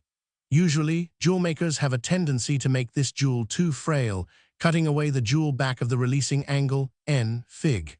143, too much. A good form of locking stone. A very practical form for a locking stone is shown in transverse section at Fig. 143. In construction, it is a piece of ruby or better sapphire cut to coincide to its axis of crystallization into first a solid cylinder nicely fitting the pipe C and finished with an after grinding, cutting away 4/10 of the cylinder, as shown at I. Fig. 143. Here the line M represents the locking face of the jewel, and the line O the clearance to free the escaping tooth, the angle at N being about 54 degrees. This angle N should leave the rounding of the stone intact, that is, the rounding of the angle should be left, and not made after the flat faces MO are ground and polished. The circular space at I is filled with an aluminum pin. The sizes shown are of about the right relative proportions, but we feel it well to repeat the statement made previously, to the effect that the detent to a chronometer cannot well be made too light. Fig. 140, 142. The so-called gold spring shown at H. Figs. 141 and 142 should also be as light as is consistent with due strength, and can be made of the composite metal used for gold-filled goods, as the only real benefit to be derived from employing gold is to avoid the necessity of applying oil to any part of the escapement. If such gold metal is employed, after hammering to obtain the greatest possible elasticity to the spring, the gold is filed away, except where the spring is acted upon by the discharging jewel H. We have previously mentioned the importance of avoiding wide, flat contacts between all acting surfaces, like where the gold spring rests on the horn of the detent at P, also where the detent banks on the banking screw, shown at G. Fig. 142.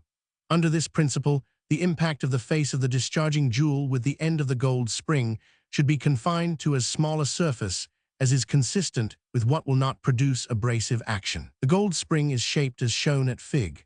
142 and loses, in a measure, under the pipe of the locking jewel, a little more than 1/2 of the pipe below the blade of the detent being cut away, as shown in Fig. 143, where the lines R show the extent of the part of the pipe, which banks against the banking screw G in this place even, only the curved surface of the outside of the pipe touches the screw G, again avoiding contact of broad surfaces. Fig. 143. We show the gold spring separate at Fig. 144. A slight torsion or twist is given to the gold spring to cause it to bend with a true curvature in the act of allowing the discharging pallet to pass back after unlocking. If the gold spring is filed and stoned to the right flexure, that is, the thinnest point properly placed, or say located, the gold spring will not continue in contact with the discharging pallet any longer time or through a greater arc than during the process of unlocking. To make this statement better understood, let us suppose the weakest part of the gold spring H is opposite the arrow Y. Fig. 141, it will readily be understood the contact of the discharging stone H would continue longer than if the point of greatest or easiest flexure was nearer to the pipe 100. If the end D2 of the horn of the detent is as near as it should be to the discharging stone, there need be no fear, but the escapement will be unlocked. The horn D2 of the detent should be bent until 5 degrees of angular motion of the balance will unlock the escape, and the contact of discharging jewel H should be made without engaging friction. This condition can be determined by observing if the jewel seems to slide up toward the pipe C on the gold spring after contact. Some adjusters set the jewel J. Figs. 143 and 141 in such a way that the tooth rests close to the base. Such adjusters claiming this course has a tendency to avoid cockling or buckling of the detent spring. Such adjusters also set the impulse jewel slightly oblique, so as to lean on the opposite angle of the tooth. Our advice is to set both stones in places corresponding to the axis of the balance staff and the escape wheel mobiles. The detent spring. Fig. 144. It will be noticed we have made the detent spring pretty wide, and extended it well above the blade of the detent. By shaping the detent in this way, nearly all the tendency of the spring E to cockle is annulled. We would beg to add to what we said in regard to setting jewels obliquely. We are unable to understand the advantage of wide-faced stones and deep teeth when we do not take advantage of the wide surfaces which we assert are important. We guarantee that, with a detent and spring made as we show, there will be no tendency to cockle, or if there is, it will be too feeble to even display itself. Those who have had extended experience with chronometers cannot fail to have noticed a gummy secretion which accumulates on the impulse and discharging stones of a chronometer, although no oil is ever applied to them. We imagine this coating is derived from the oil applied to the pivots, which certainly evaporates, passes into vapor, or the remaining oil could not become gummy. We would advise, when setting jewels, we mean the locking, impulse, and discharging jewels, to employ no more shellac than is absolutely necessary, depending chiefly on metallic contact for security. Details of construction. We will now say a few words about the number of beats to the hour for a box or marine chronometer to give the best results. Experience shows that slow but most perfect construction has settled that 14,400 or 4 vibrations of the balance to a second as the proper number, the weight of balance, including balance proper and movable weights, to be about 512 pennyweights, and the compensating curb about 1210 in diameter. The escape wheel, 55,100 in diameter and recessed so as to be as light as possible, should have sufficient strength to perform its functions properly. The thickness, or more properly, the face extent of the tooth, measured in the direction of the axis of the escape wheel, should be about 120. The recessing should extend halfway up the radial back of the tooth at T. The curvature of the back of the teeth is produced with the same radii as the impulse roller. To locate the center from which the arc which defines the back of the teeth is swept, we have the space between the teeth A2 and A4 and establish the point N, Fig. 141, and with our dividers set to sweep the circle representing the impulse roller, we sweep an arc passing the point of the tooth A3 and U. Thus locating the center W from the center K of the escape wheel, we sweep a complete circle, a portion of which is represented by the arc W5. For delineating other teeth, we set one leg of our dividers to agree with the point of the tooth and the other leg on the circle WV and produce an arc like ZU. Original designing of the escapement. On delineating our chronometer escapement shown at Fig. 141, we have followed no textbook authority, but have drawn it according to such requirements as are essential to obtain the best results. An escapement of any kind is only a machine and merely requires in its construction a combination of sound mechanical principles. Neither Saunier nor Britton, in their works, give instructions for drawing this escapement which will bear close analysis. It is not our intention, however, to criticize these authors, except we can present better methods and give correct systems. Tangential lockings. It has been a matter of great contention with makers of chronometer and also lever escapements as to the advantages of tangential lockings. By this term is meant a locking the same as is shown at C, Fig. 141, and means a detent planted at right angles to a line radial to the escape wheel axis, said radial line passing through the point of the escape wheel tooth resting on the locking jewel. In escapements not set tangential, the detent is pushed forward in the direction of the arrow X about half a tooth space. Britton, in his handbook, gives a drawing of such an escapement. We claim the chief advantage of tangential locking to lie in the action of the escape wheel teeth, both on the impulse stone and also on the locking stone of the detent. Saunier, in his modern horology, gives the inclination of the front fan of the escape wheel teeth as being at an angle of 27 degrees to a radial line. Britton says 20 degrees and also employs a non-tangential locking. Our drawing is on an angle of 28 degrees, which is as low as is safe, as we shall proceed to demonstrate. For establishing the angle of an escape wheel tooth, we draw the line CD from the point of the escape wheel tooth resting on the locking stone shown at C at an angle of 28 degrees to radial line CK. We have already discussed how to locate and plant the center of the balance staff.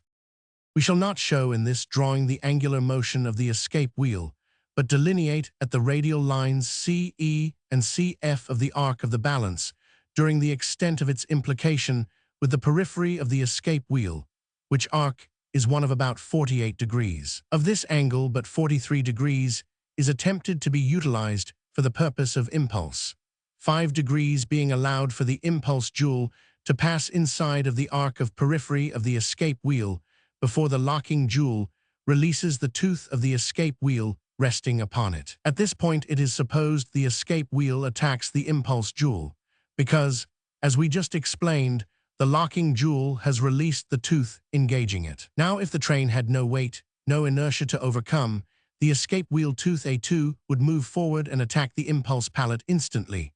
But in fact, as we have already explained, there will be an appreciable time elapse before the tooth overtakes the rapidly moving impulse jewel.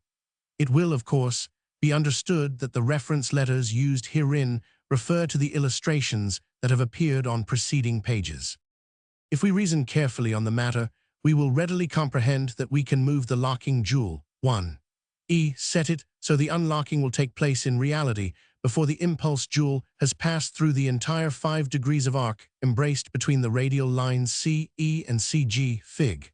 141, and yet have the tooth attack the jewel after the 5 degrees of arc. In practice, it is safe to set the discharging jewel H, so the release of the held tooth A1 will take place as soon as the tooth A2 is inside the principal line of the escape wheel. As we previously explained, the contact between A2 and the impulse jewel I would not in reality occur until the said jewel I had fully passed through the arc, 5 degrees, embraced between the radial lines CE and CG. At this point, we will explain why we drew the front fan of the escape wheel teeth at the angle of 28 degrees.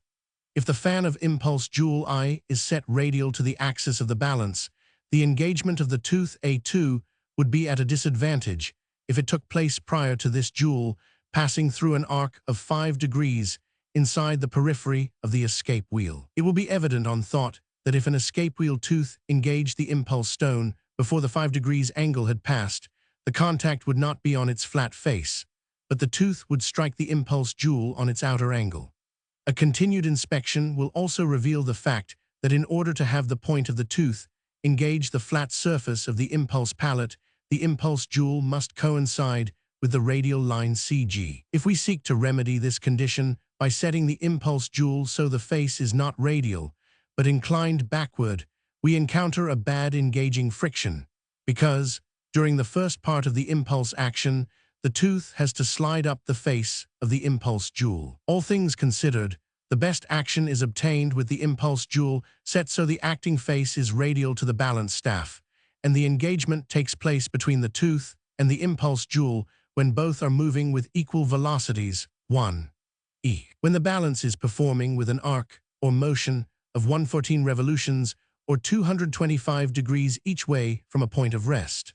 Under such conditions, the actual contact will not take place before some little time after the impulse jewel has passed the 5-degree arc between the lines CE and CG. The drop and draw considered. Exactly how much drop must be allowed from the time the tooth leaves the impulse jewel before the locking tooth engages the locking jewel will depend in a great measure on the perfection of workmanship, but should in no instance be more than what is absolutely required to make the escapement safe. The amount of draw given to the locking stone C is usually about 12 degrees to the radial line, Ka. Much of the perfection of the chronometer escapement will always depend on the skill of the escapement adjuster, and not on the mechanical perfection of the parts.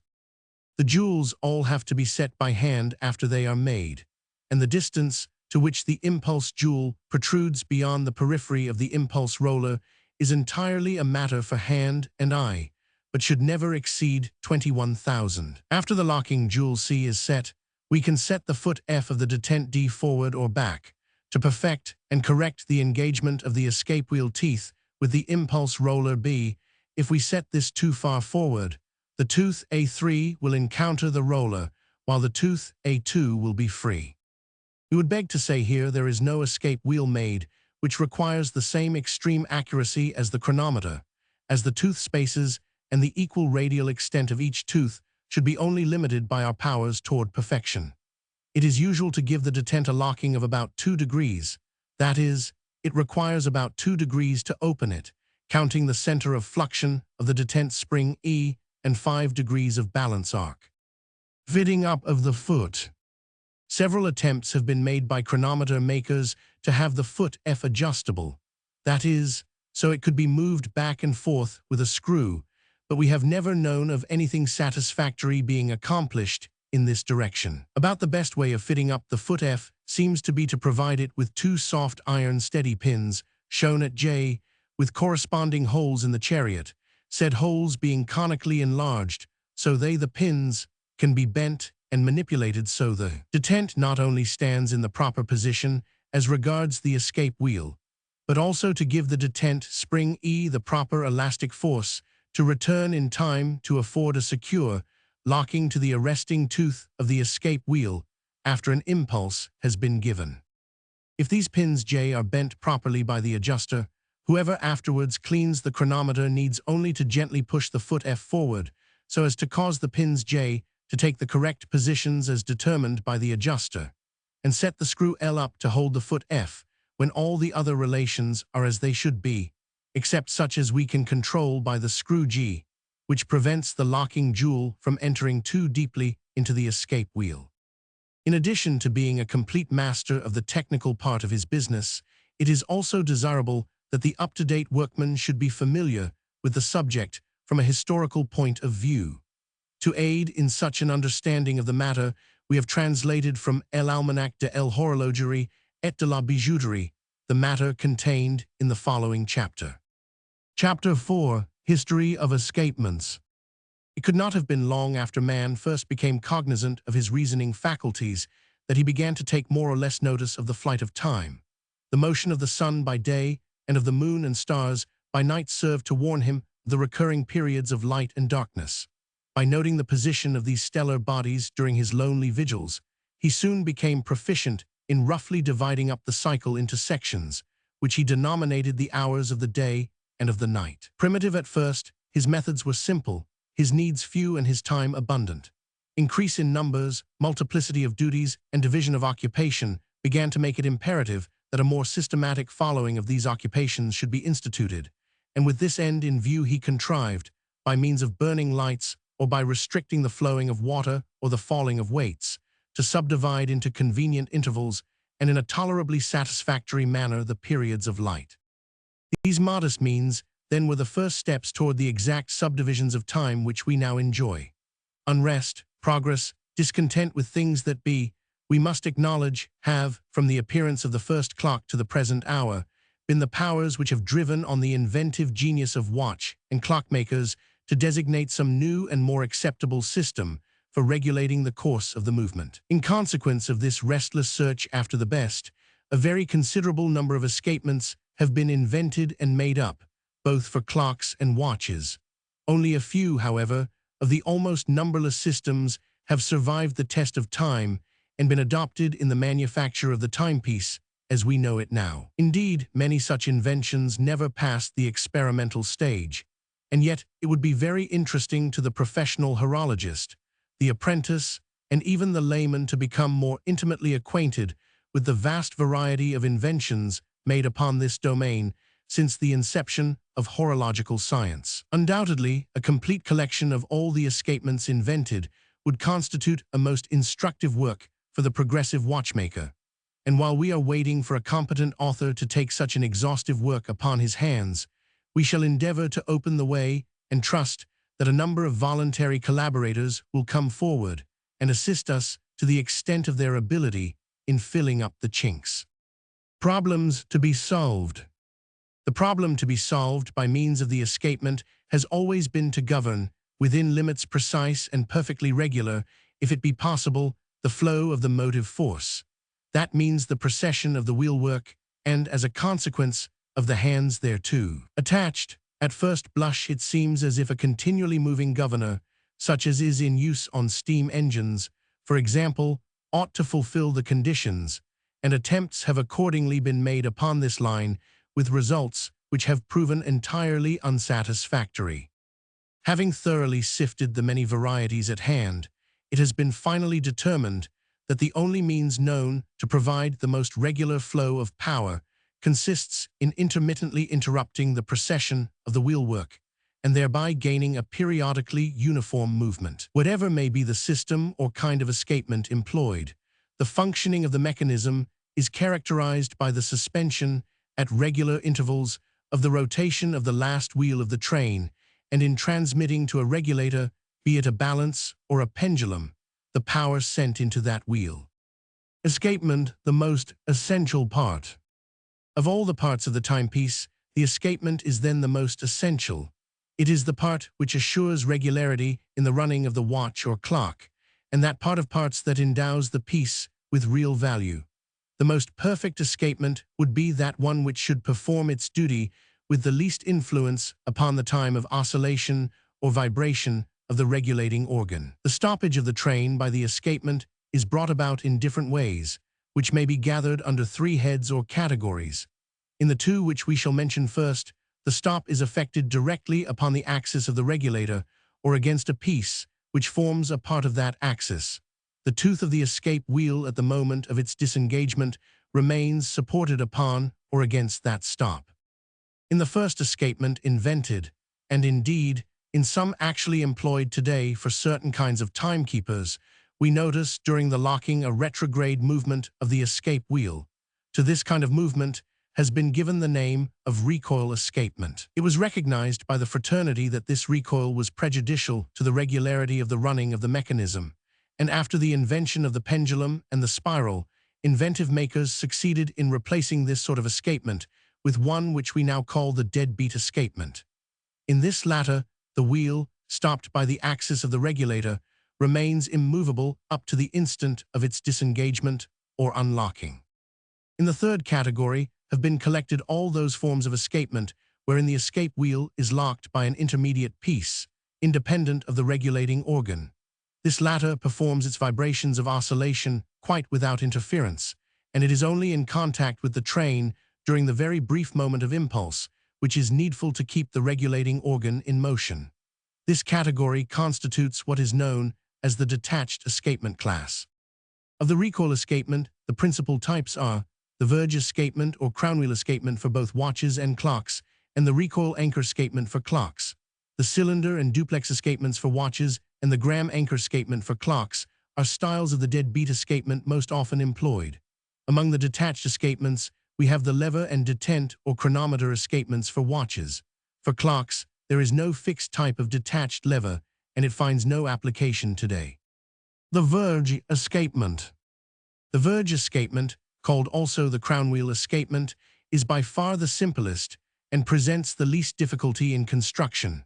We regret that the world does not know either the name of its originator nor the date at which the invention made its first appearance, but it seems to have followed very closely upon the birth of mechanical horology. Up to 1750, it was employed to the exclusion of almost all the others.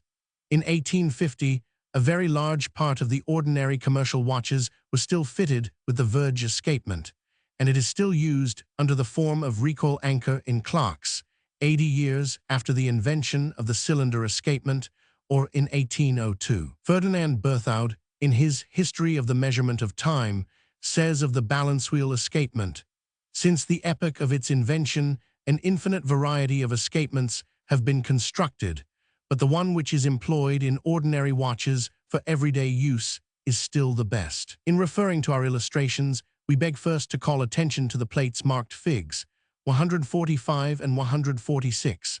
This plate gives us two views of a verge escapement, that is, a balance wheel and a verge formed by its two opposite pallets. The views are intentionally presented in this manner to show that the verge V may be disposed either horizontally, as in Fig 146, or vertically, as in Fig 145. Fig 145, 146, Fig 147. Let us imagine that our drawing is in motion. Then will the tooth D of the crown wheel R be pushing against the pallet P, and just upon the point of slipping by or escaping, while the opposite tooth E is just about to impinge upon the advancing pallet P. This it does and will at first through the impulse received from the tooth D be forced back by the momentum of the pallet, that is, suffer a recoil. But on the return journey of the pallet P, the tooth E will then add its impulse to the receding pallet. The tooth E, having thus accomplished its mission, will now slip by and the tooth C will come in lock with the pallet P, and after the manner just described for E, continue the escapement. Usually these escape wheels are provided with teeth to the number of 11, 13, or 15, and always uneven. A great advantage possessed by this form of escapement is that it does not require any oil, and it may be made to work even under very inferior construction. Oldest arrangement of a crown wheel escapement. Fig. 148. Plate 147 shows us the oldest known arrangement of a crown wheel escapement in a clock. R is the crown wheel or balance wheel acting upon the pallets P and P, which form part of the verge 5. This verge is suspended as lightly as possible upon a pliable cord C and carries at its upper end two arms, B and B, called adjusters, forming the balance. Two small weights DD, adapted to movement along the rules or adjusters, serve to regulate the duration of a vibration. In Fig. 148, we have the arrangement adopted in small timepieces and watches. B represents the regulator in the form of a circular balance, but not yet furnished with a spiral regulating spring. C is the last wheel of the train and called the fourth wheel, it being that number distant from the great wheel. As will be seen, the verge provided with its pallets is vertically placed, as in the preceding plate. Fig. 149. Here it will quickly be seen that regarded from the standpoint of regularity of motion, this arrangement can be productive of but meager results. Subjected as it is to the influence of the slightest variation in the motive power and of the least jar or shaking, a balance wheel escapement, provided with a regulator containing within itself a regulating force, could not possibly give forth anything else than an unsteady movement. However, mechanical clocks fitted with this escapement offer indisputable advantages over the ancient clepsydra. In spite of their imperfections, they rendered important services, especially after the striking movement had been added. For more than 3 centuries, both this crude escapement and the cruder regulator were suffered to continue in this state without a thought of improvement. Even in 1600, when Galileo discovered the law governing the oscillation of the pendulum, they did not suspect how important this discovery was for the science of time measurement. Galileo's experiments. Fig. 150. Galileo himself, in spite of his genius for investigation, was so engrossed in his researches that he could not seem to disengage the simple pendulum from the compound pendulums to which he devoted his attention. Besides, he attributed to the oscillation an absolute generality of isochronism, which they did not possess, nor did he know how to apply his famous discovery to the measurement of time. In fact, it was not till after more than half a century had elapsed, in 1657 to be exact, that the celebrated Dutch mathematician and astronomer Huygens published his memoirs in which he made known to the world the degree of perfection which would accrue to clocks if the pendulum were adopted to regulate their movement. Fig. 151. An attempt was indeed made to snatch from Huygens and confer upon Galileo the glory of having first applied the pendulum to a clock, but this attempt not having been made until some time after the publication of Huygens' memoirs, it was impossible to place any faith in the contention.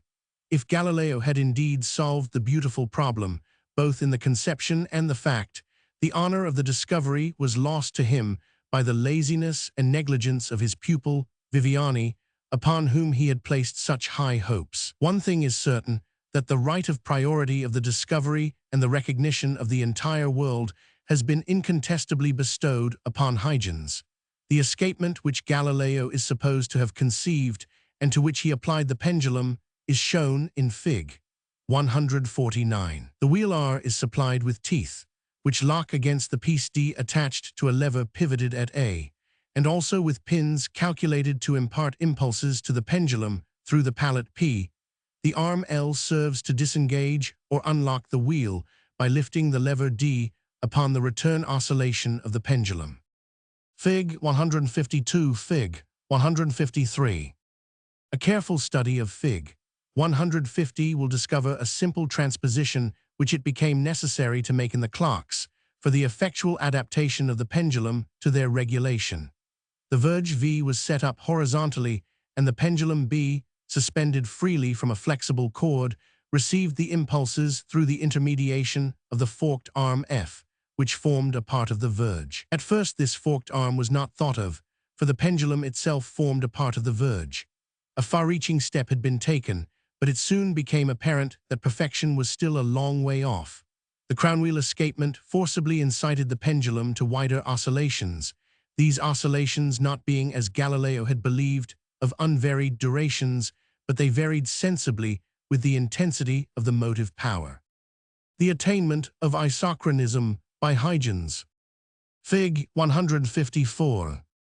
Huygens rendered his pendulum isochronous, that is, compelled it to make its oscillations of equal duration, whatever might be the arc described, by suspending the pendulum between two metallic curves CC, each one formed by an arc of a cycloid, and against which the suspending cord must lie upon each forward or backward oscillation. We show this device in Fig. 151. In great oscillations, and by that we mean oscillations under a greater impulse, the pendulum would thus be shortened, and the shortening would correct the time of the oscillation. However, the application of an exact cycloidal arc was a matter of no little difficulty, if not an impossibility in practice, and practical men began to grope about in search of an escapement which would permit the use of shorter arcs of oscillation. At London, the horologist G. Clement solved the problem in 1675 with his rack escapement and recoil anchor. In the interval, other means were invented, especially the addition of a second pendulum to correct the irregularities of the first. Such an escapement is pictured in Fig. 152. The verge is again vertical and carries near its upper end two arms DD, which are each connected by a cord with a pendulum. The two pendulums oscillate constantly in the inverse sense, the one to the other. Another two-pendulum escapement. Fig. 155. We show another escapement with two pendulums in Fig. 153. These are fixed directly upon two axes, each one carrying a pallet PP and a segment of a toothed wheel DD, which produces the effect of solidarity between them. The two pendulums oscillate inversely one to the other, and one after the other receives an impulse. This escapement was constructed by Jean-Baptiste Dutertre of Paris. Fig. 154 shows another disposition of a double pendulum. While the pendulum here is double, it has but one bob. It receives the impulse by means of a double fork F. CC represents the cycloidal curves and are placed with a view of correcting the inequality in the duration of the oscillations. In watches, the circular balances did not afford any better results than the regulating rods or rules of the clocks, and the pendulum, of course, was out of the question altogether. It therefore became imperative to invent some other regulating system. Fig. 156. Fig. 157. It occurred to the Abbé de Hautefeuille to form a sort of resilient mechanism by attaching one end of a hog's bristle to the plate and the other to the balance near the axis. Though imperfect in results, this was nevertheless a brilliant idea, and it was but a short step to replace the bristle with a straight and very flexible spring, which later was supplanted by one coiled up like a serpent. But in spite of this advancement, the watches did not keep much better time. Harrison, the celebrated English horologist, had recourse to two artifices, of which the one consisted in giving to the pallets of the escapement such a curvature that the balance could be led back with a velocity corresponding to the extension of the oscillation. The second consisted of an accessory piece, the resultant action of which was analogous to that of the cycloidal curves in connection with the pendulum. Correcting irregularities in the verge escapement. Fig. 158. Huygens attempted to correct these irregularities in the verge escapement in watches by amplifying the arc of oscillation of the balance itself. He constructed for that purpose a pirouette escapement shown in Fig. 155, in which a toothed wheel adjusted upon the verge V serves as an intermediary between that and the balance B, upon the axis of which was fixed a pinion 500. By this method he obtained extended arcs of vibration, but the vibrations were, as a consequence, very slow, and they still remained subject to all the irregularities arising from the variation in the motive power as well as from shocks. A little later, but about the same epoch, a certain Dr. Hooke of the Royal Society of London contrived another arrangement by means of which he succeeded, so it appeared to him at least, in greatly diminishing the influence of shock upon the escapement. But many other, perhaps greater, inconveniences caused his invention to be speedily rejected. We shall give our readers an idea of what Dr. Hooke's escapement was like. Fig. 159. On looking at Fig. 156, we see the escape wheel R, which was flat, and in the form of a ratchet. It was provided with two balances, BB engaging each other in teeth, each one carrying a pallet PP upon its axis, the axes of the three wheels being parallel. Now in our drawing, the tooth of the escape wheel exerts its lift upon the pallet P. When this tooth escapes, the tooth B will fall upon the pallet P. On the opposite side, a recoil will be produced upon the action of the two united balances. Then the tooth B will give its impulse in the contrary direction. Considerable analogy exists between this form of escapement and that shown in Fig. 153 and intended for clocks. This was the busy era in the watchmaker's line. All the great heads were pondering upon the subject, and everyone was on the qui-vive for the newest thing in the art. In 1674, Huygens brought out the first watch having a regulating spring in the form of a spiral. The merit of this invention was disputed by the English savant, Dr. Hooke, who pretended, as did Galileo, in the application of the pendulum, to have priority in the idea. Huygens, who had discovered and corrected the irregularities in the oscillations of the pendulum, did not think of those of the balance with the spiral spring. And it was not until the close of the year 1750 that Pierre Leroy and Ferdinand Berthoud studied the conditions of isochronism pertaining to the spiral, an invention that created much enthusiasm. However that may be, this magnificent invention, like the adaptation of the pendulum, was welcomed with general enthusiasm throughout the scientific world. Without spiral and without pendulum, no other escapement but the recoil escapement was possible. A new highway was thus opened to the searchers. The water clocks, clepsydra, and the hour glasses disappeared completely, and the timepieces which had till then only marked the hours, having been perfected up to the point of keeping more exact time, were graced with the addition of another hand to tell off the minutes. Fig. 160. Fig. 161. It was not until 1695 that the first dead-beat escapement appeared upon the scene. During the interval of over 20 years, all thought had been directed toward the one goal, viz., the perfecting of the verge escapement, but practice demonstrated that no other arrangement of the parts was superior to the original idea. For the benefit of our readers, we shall give a few of these attempts at betterment, and you may see for yourselves wherein the trials failed. Fig. 157 represents a verge escapement with a ratchet wheel, the pallets PP being carried upon separate axes. The two axes are rigidly connected, the one to the other, by means of the arms OO. One of the axes carries besides the fork F, which transmits the impulse to the pendulum B in the front view, at the right of the plate. For the sake of clearness, the fork and the pendulum are not shown, but one may easily see the jointure of the arms OO and their mode of operation. Another very peculiar arrangement of the verge escapement we show at Fig. 158. In this there are two wheels, one, R, a small one in the form of a ratchet, the other, R, somewhat larger, called the balance wheel, but being supplied with straight and slender teeth. The verge V carrying the two pallets is pivoted in the vertical diameter of the larger wheel. The front view shows the modus operandi of this combination, which is practically the same as the others. The tooth of the large wheel exerts its force upon the pallet P, and the tooth B of the ratchet will encounter the pallet P.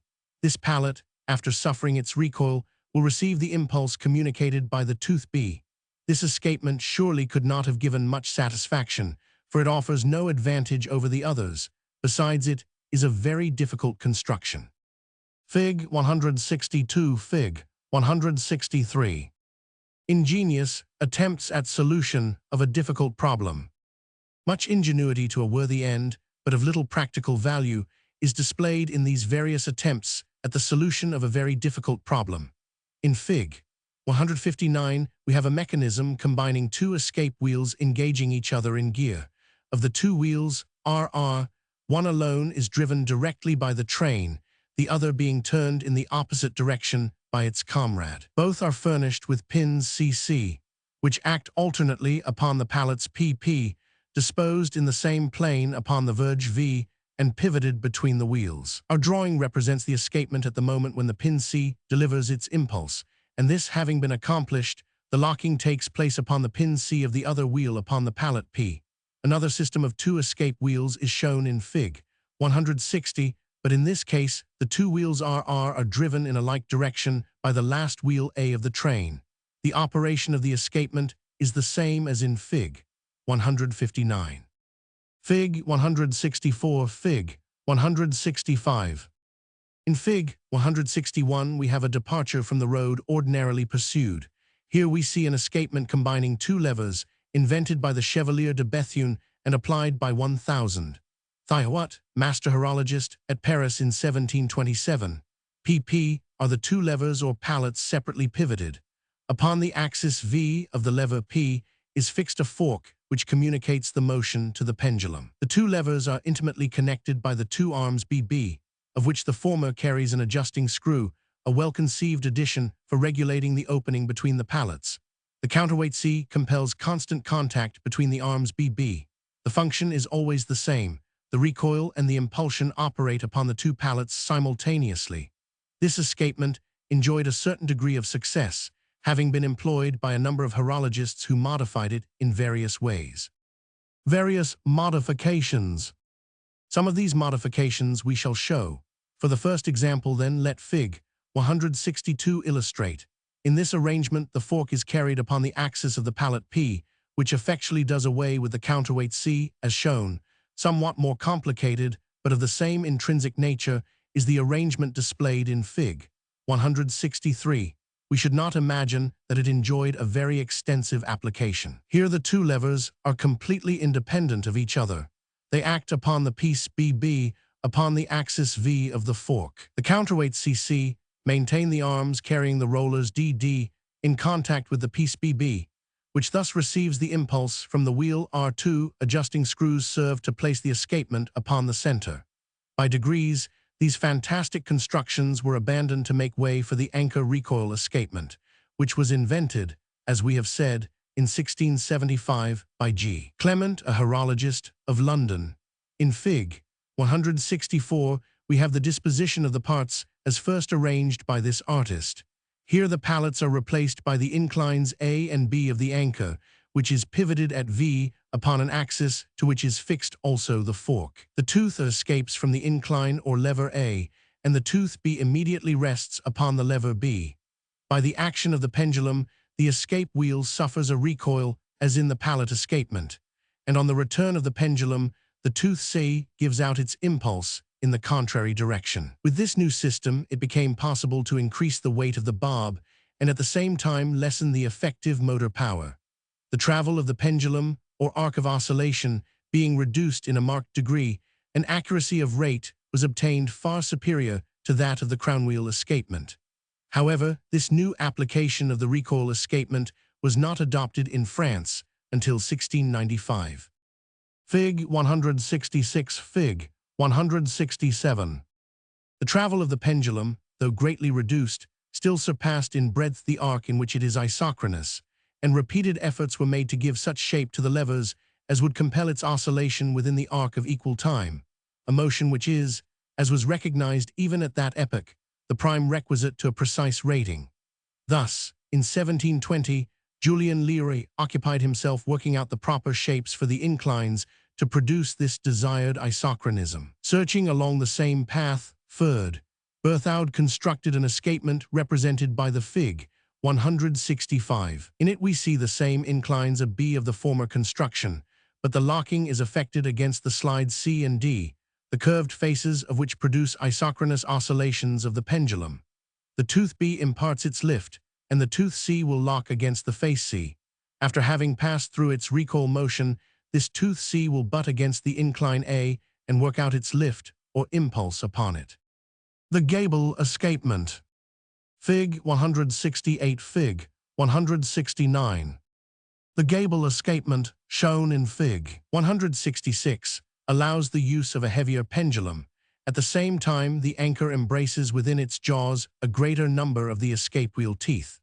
An arrangement after this manner leads to the conclusion that with these long levers of the anchor, the friction will be considerably increased, and the recoil faces will, as a consequence, be quickly worn away. Without doubt, this was invented to permit of opening and closing the contact points of the anchor more easily. Under the name of the English recoil anchor, there came into use an escapement with a reduced gable, which embraced fewer teeth between the pallets or inclines. We give a representation of this in Fig. 167. This system seems to have been moderately successful. The anchor recoil escapement in use in Germany today is demonstrated in Fig. 168. This arrangement is also found in the American clocks. As we see, the anchor is composed of a single piece of curved steel bent to the desired curves. Clocks provided with this escapement keep reasonably good time. The resistance of the recoils compensate in a measure for the want of isochronism in the oscillations of the pendulum. Ordinary clocks require considerably more power to drive them than finer clocks, and as a consequence, their ticking is very noisy. Several means have been employed to dampen this noise, one of which we show in Fig. 169. Fig. 170. Here the anchor is composed of two pieces, a B screwed upon a plate H pivoting at 5. In their arrangement, the two pieces represent, as to distance and curvature, the counterpart of Fig. 168. At the moment of impact, their extreme ends recoil or spring back from the shock of the escape teeth, but the resiliency of the metal is calculated to be strong enough to return them immediately to the contact studs e.e. As a termination to this chapter, we shall mention the use made at the present day of the recoil lever escapement in repeating watches. We give a diagram of this construction in Fig. 170. The lever here is intended to restrain and regulate the motion of the small striking work. It is pivoted at V and is capable of a very rapid oscillatory motion, the arc of which may, however, be fixed by the stud or stop D, which limits the swing of the fly 100. This fly is of one piece with the lever, and together with the stud D, determines the angular motion of the lever. If the angle be large, that means the path of the fly be long, then the striking train will move slowly. But if the teeth of the escape wheel can just pass by without causing the lever to describe a supplementary or extended arc, the striking work will run off rapidly. Chapter 5. Putting in a new cylinder. Putting in a new cylinder is something most watchmakers fancy they can do, and do well, but still, it is a job very few workmen can do and fulfill all the requirements a job of this kind demands under the ever-varying conditions and circumstances presented in repairs of this kind. It is well to explain somewhat at this point. Suppose we have 5 watches taken in with broken cylinders. Out of this number, probably 2 could be pivoted to advantage and make the watches as good as ever. As to the pivoting of a cylinder, we will deal with this later on. The first thing to do is to make an examination of the cylinder, not only to see if it is broken, but also to determine if pivoting is going to bring it out all right. Let us imagine that some workman has, at some previous time, put in a new cylinder, and instead of putting in one of the proper size, he has put one in too large or too small. Now in either case he would have to remove a portion of the escape wheel tooth, that is, shorten the tooth, because if the cylinder was too large it would not go in between the teeth, and consequently the teeth would have to be cut or stoned away. If the cylinder was too small, again, the teeth would have to be cut away to allow them to enter the cylinder. All workmen have traditions, rules some call them, that they go by in relation to the right way to dress a cylinder tooth, some insisting that the toe or point of the tooth is the only place which should be tampered with. Other workmen insist that the heel of the tooth is the proper place. Now, with all due consideration, we would say that in 99 cases out of 100, the proper thing to do is to let the escape wheel teeth entirely alone. as we can understand, after a moment's thought, that it is impossible to have the teeth of the escape wheel too long and have the watch run at all. Hence, the idea of stoning a cylinder escape wheel tooth should not be tolerated. Escape wheel teeth versus cylinder. It will not do, however, to accept and take it for granted that the escape wheel teeth are all right, because in many instances they have been stoned away and made too short. But if we accept this condition as being the case, that is, that the escape wheel teeth are too short, what is the workman going to do about it? The owner of the watch will not pay for a new escape wheel as well as a new cylinder. The situation can be summed up about in this way, that we will have to make the best we can out of a bad job and pick out and fit a cylinder on a compromise idea. In regard to picking out a new cylinder, it may not do to select one of the same size as the old one, from the fact that the old one may not have been of the proper size for the escape wheel, because, even in new, cheap watches, the workmen who run in the escapement knew very well. The cylinder and escape wheel were not adapted for each other, but they were the best he had. Chapter 2, on the cylinder escapement, will enable our readers to master the subject, and hence be better able to judge of allowances to be made in order to permit imperfect material to be used. In illustration, let us imagine that we have to put in a new cylinder, and we have none of precisely the proper size, but we have them both a mere trifle too large and too small, and the question is which to use. Our advice is to use the smaller one if it does not require the escape wheel teeth to be dressed, that is, made smaller. Why we make this choice is based on the fact that the smaller cylinder shell gives less friction and the loss from drop, that is, side play between the escape wheel teeth and the cylinder, will be the same in both instances except to change the lost motion from inside to outside drop. In devising a system to be applied to selecting a new cylinder, we meet the same troubles encountered throughout all watchmakers' repair work, and chief among these are good and convenient measuring tools. But even with perfect measuring tools, we would have to exercise good judgment, as just explained. In Chapter 2, we gave a rule for determining the outside diameter of a cylinder from the diameter of the escape wheel.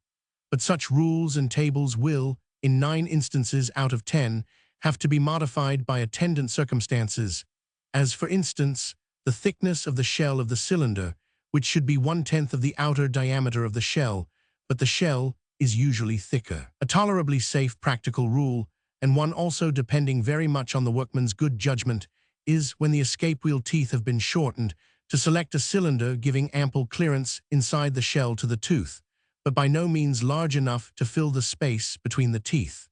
After studying carefully the instructions just given, we think the workman will have no difficulty in selecting a cylinder of the right diameter. Measuring the heights. Fig. 171. The next thing is to get the proper heights. This is much more easily arrived at, the main measurement being to have the teeth of the escape wheel clear the upper face of the lower plug. In order to talk intelligently, we will make a drawing of a cylinder and agree on the proper names for the several parts to be used in this chapter. Such drawing is shown at Fig. 171. The names are the hollow cylinder made up of the parts A, called the shell, A is the great shell, A the half shell, A the banking slot, and the small shell. The brass part 500 is called the collet and consists of 3 parts, the hairspring seat D, the balance seat D, and the shoulder D, against which the balance is riveted. The first measurement for fitting a new cylinder is to determine the height of the lower plug face, which corresponds to the line XX, Fig. 171. The height of this face is such as to permit the escape wheel to pass freely over it. In selecting a new cylinder, it is well to choose one which is as wide at the banking slot A as is consistent with safety. The width of the banking slot is represented by the dotted lines X, U. The dotted line V represents the length to which the lower pivot Y is to be cut. Fig. 172. Fig. 173. There are several little tools on the market used for making the necessary measurements, but we will describe a very simple one which can readily be made. To do so, take about a number 5 sewing needle, and after annealing, cut a screw thread on it, as shown at Fig. 172, where E represents the needle and TT, the screw cut upon it. After the screw is cut, the needle is again hardened and tempered to spring temper, and a long, thin pivot turned upon it. The needle is now shaped as shown at Fig. 173. The pivot at S should be small enough to go easily through the smallest hole jewel to be found in cylinder watches, and should be about 116 long. The part at R should be about 316 long and only reduced in size enough to fully remove the screw threads shown at T. Fig. 174 Fig. 175 Fig. 176 Fig. 177. We next provide a sleeve or guard for our gauge. To do this, we take a piece of hard brass bushing wire about 12 long and placing it in a wire chuck, center and drill it nearly the entire length, leaving, say, 110 at one end to be carried through with a small drill. We show at F Fig. 174 a magnified longitudinal section of such a sleeve. The piece F is drilled from the end L up to the line Q with a drill of such a size that a female screw can be cut in it to fit the screw on the needle. And F is tapped out to fit such a screw from L up to the dotted line P. The sleeve F is run on the screw T and now appears as shown at Fig. 175 with the addition of a handle shown at GG. It is evident that we can allow the pivot S to protrude from the sleeve F any portion of its length and regulate such protrusion by the screw T. To employ this tool for getting the proper length to which to cut the pivot Y Fig. 171, we remove the lower cap jewel to the cylinder pivot and holding the movement in the left hand, pass the pivot S Fig. 175, up through the whole jewel, regulate the lengths by turning the sleeve F until the arm of the escape wheel I Fig. 176 will just turn free over it. Now the length of the pivot S, which protrudes beyond the sleeve F, coincides with the length to which we must cut the pivot Y Fig. 171. To hold a cylinder for reducing the length of the pivot Y, we hold said pivot in a pair of thin-edged cutting pliers, as shown at Fig. 177, where NN represent the jaws of a pair of cutting pliers and Y the pivot to be cut. The measurement is made by putting the pivot S between the jaws NN as they hold the pivot. The cutting is done by simply filing back the pivot until of the right length. Turning the pivots. We have now the pivot Y of the proper length, and what remains to be done is to turn it to the right size. We do not think it advisable to try to use a split chuck, although we have seen workmen drive the shell AA out of the collet D and then turn up the pivots YZ in said wire chuck. To our judgment, there is but one chuck for turning pivots, and this is the cement chuck provided with all American lathes.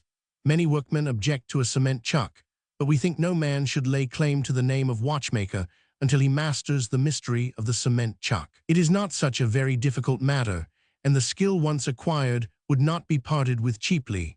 One thing has served to put the wax or cement chuck into disfavor, and that is the abominable stuff sold by some material houses for lathe cement. The original cement, made and patented by James Bottom for his cement chuck, was made up of a rather complicated mixture, but all the substances really demanded in such cement are ultramarine blue and a good quality of shellac. These ingredients are compounded in the proportion of 8 parts of shellac and 1 part of ultramarine, all by weight. How to use a cement chuck. The shellac is melted in an iron vessel and the ultramarine added and stirred to incorporate the parts. Care should be observed not to burn the shellac. While warm, the melted mass is poured onto a cold slab of iron or stone, and while plastic made into sticks about 12 in diameter. Fig. 178 Fig. 179. We show at Fig. 178 a side view of the outer end of a cement chuck with a cylinder in position.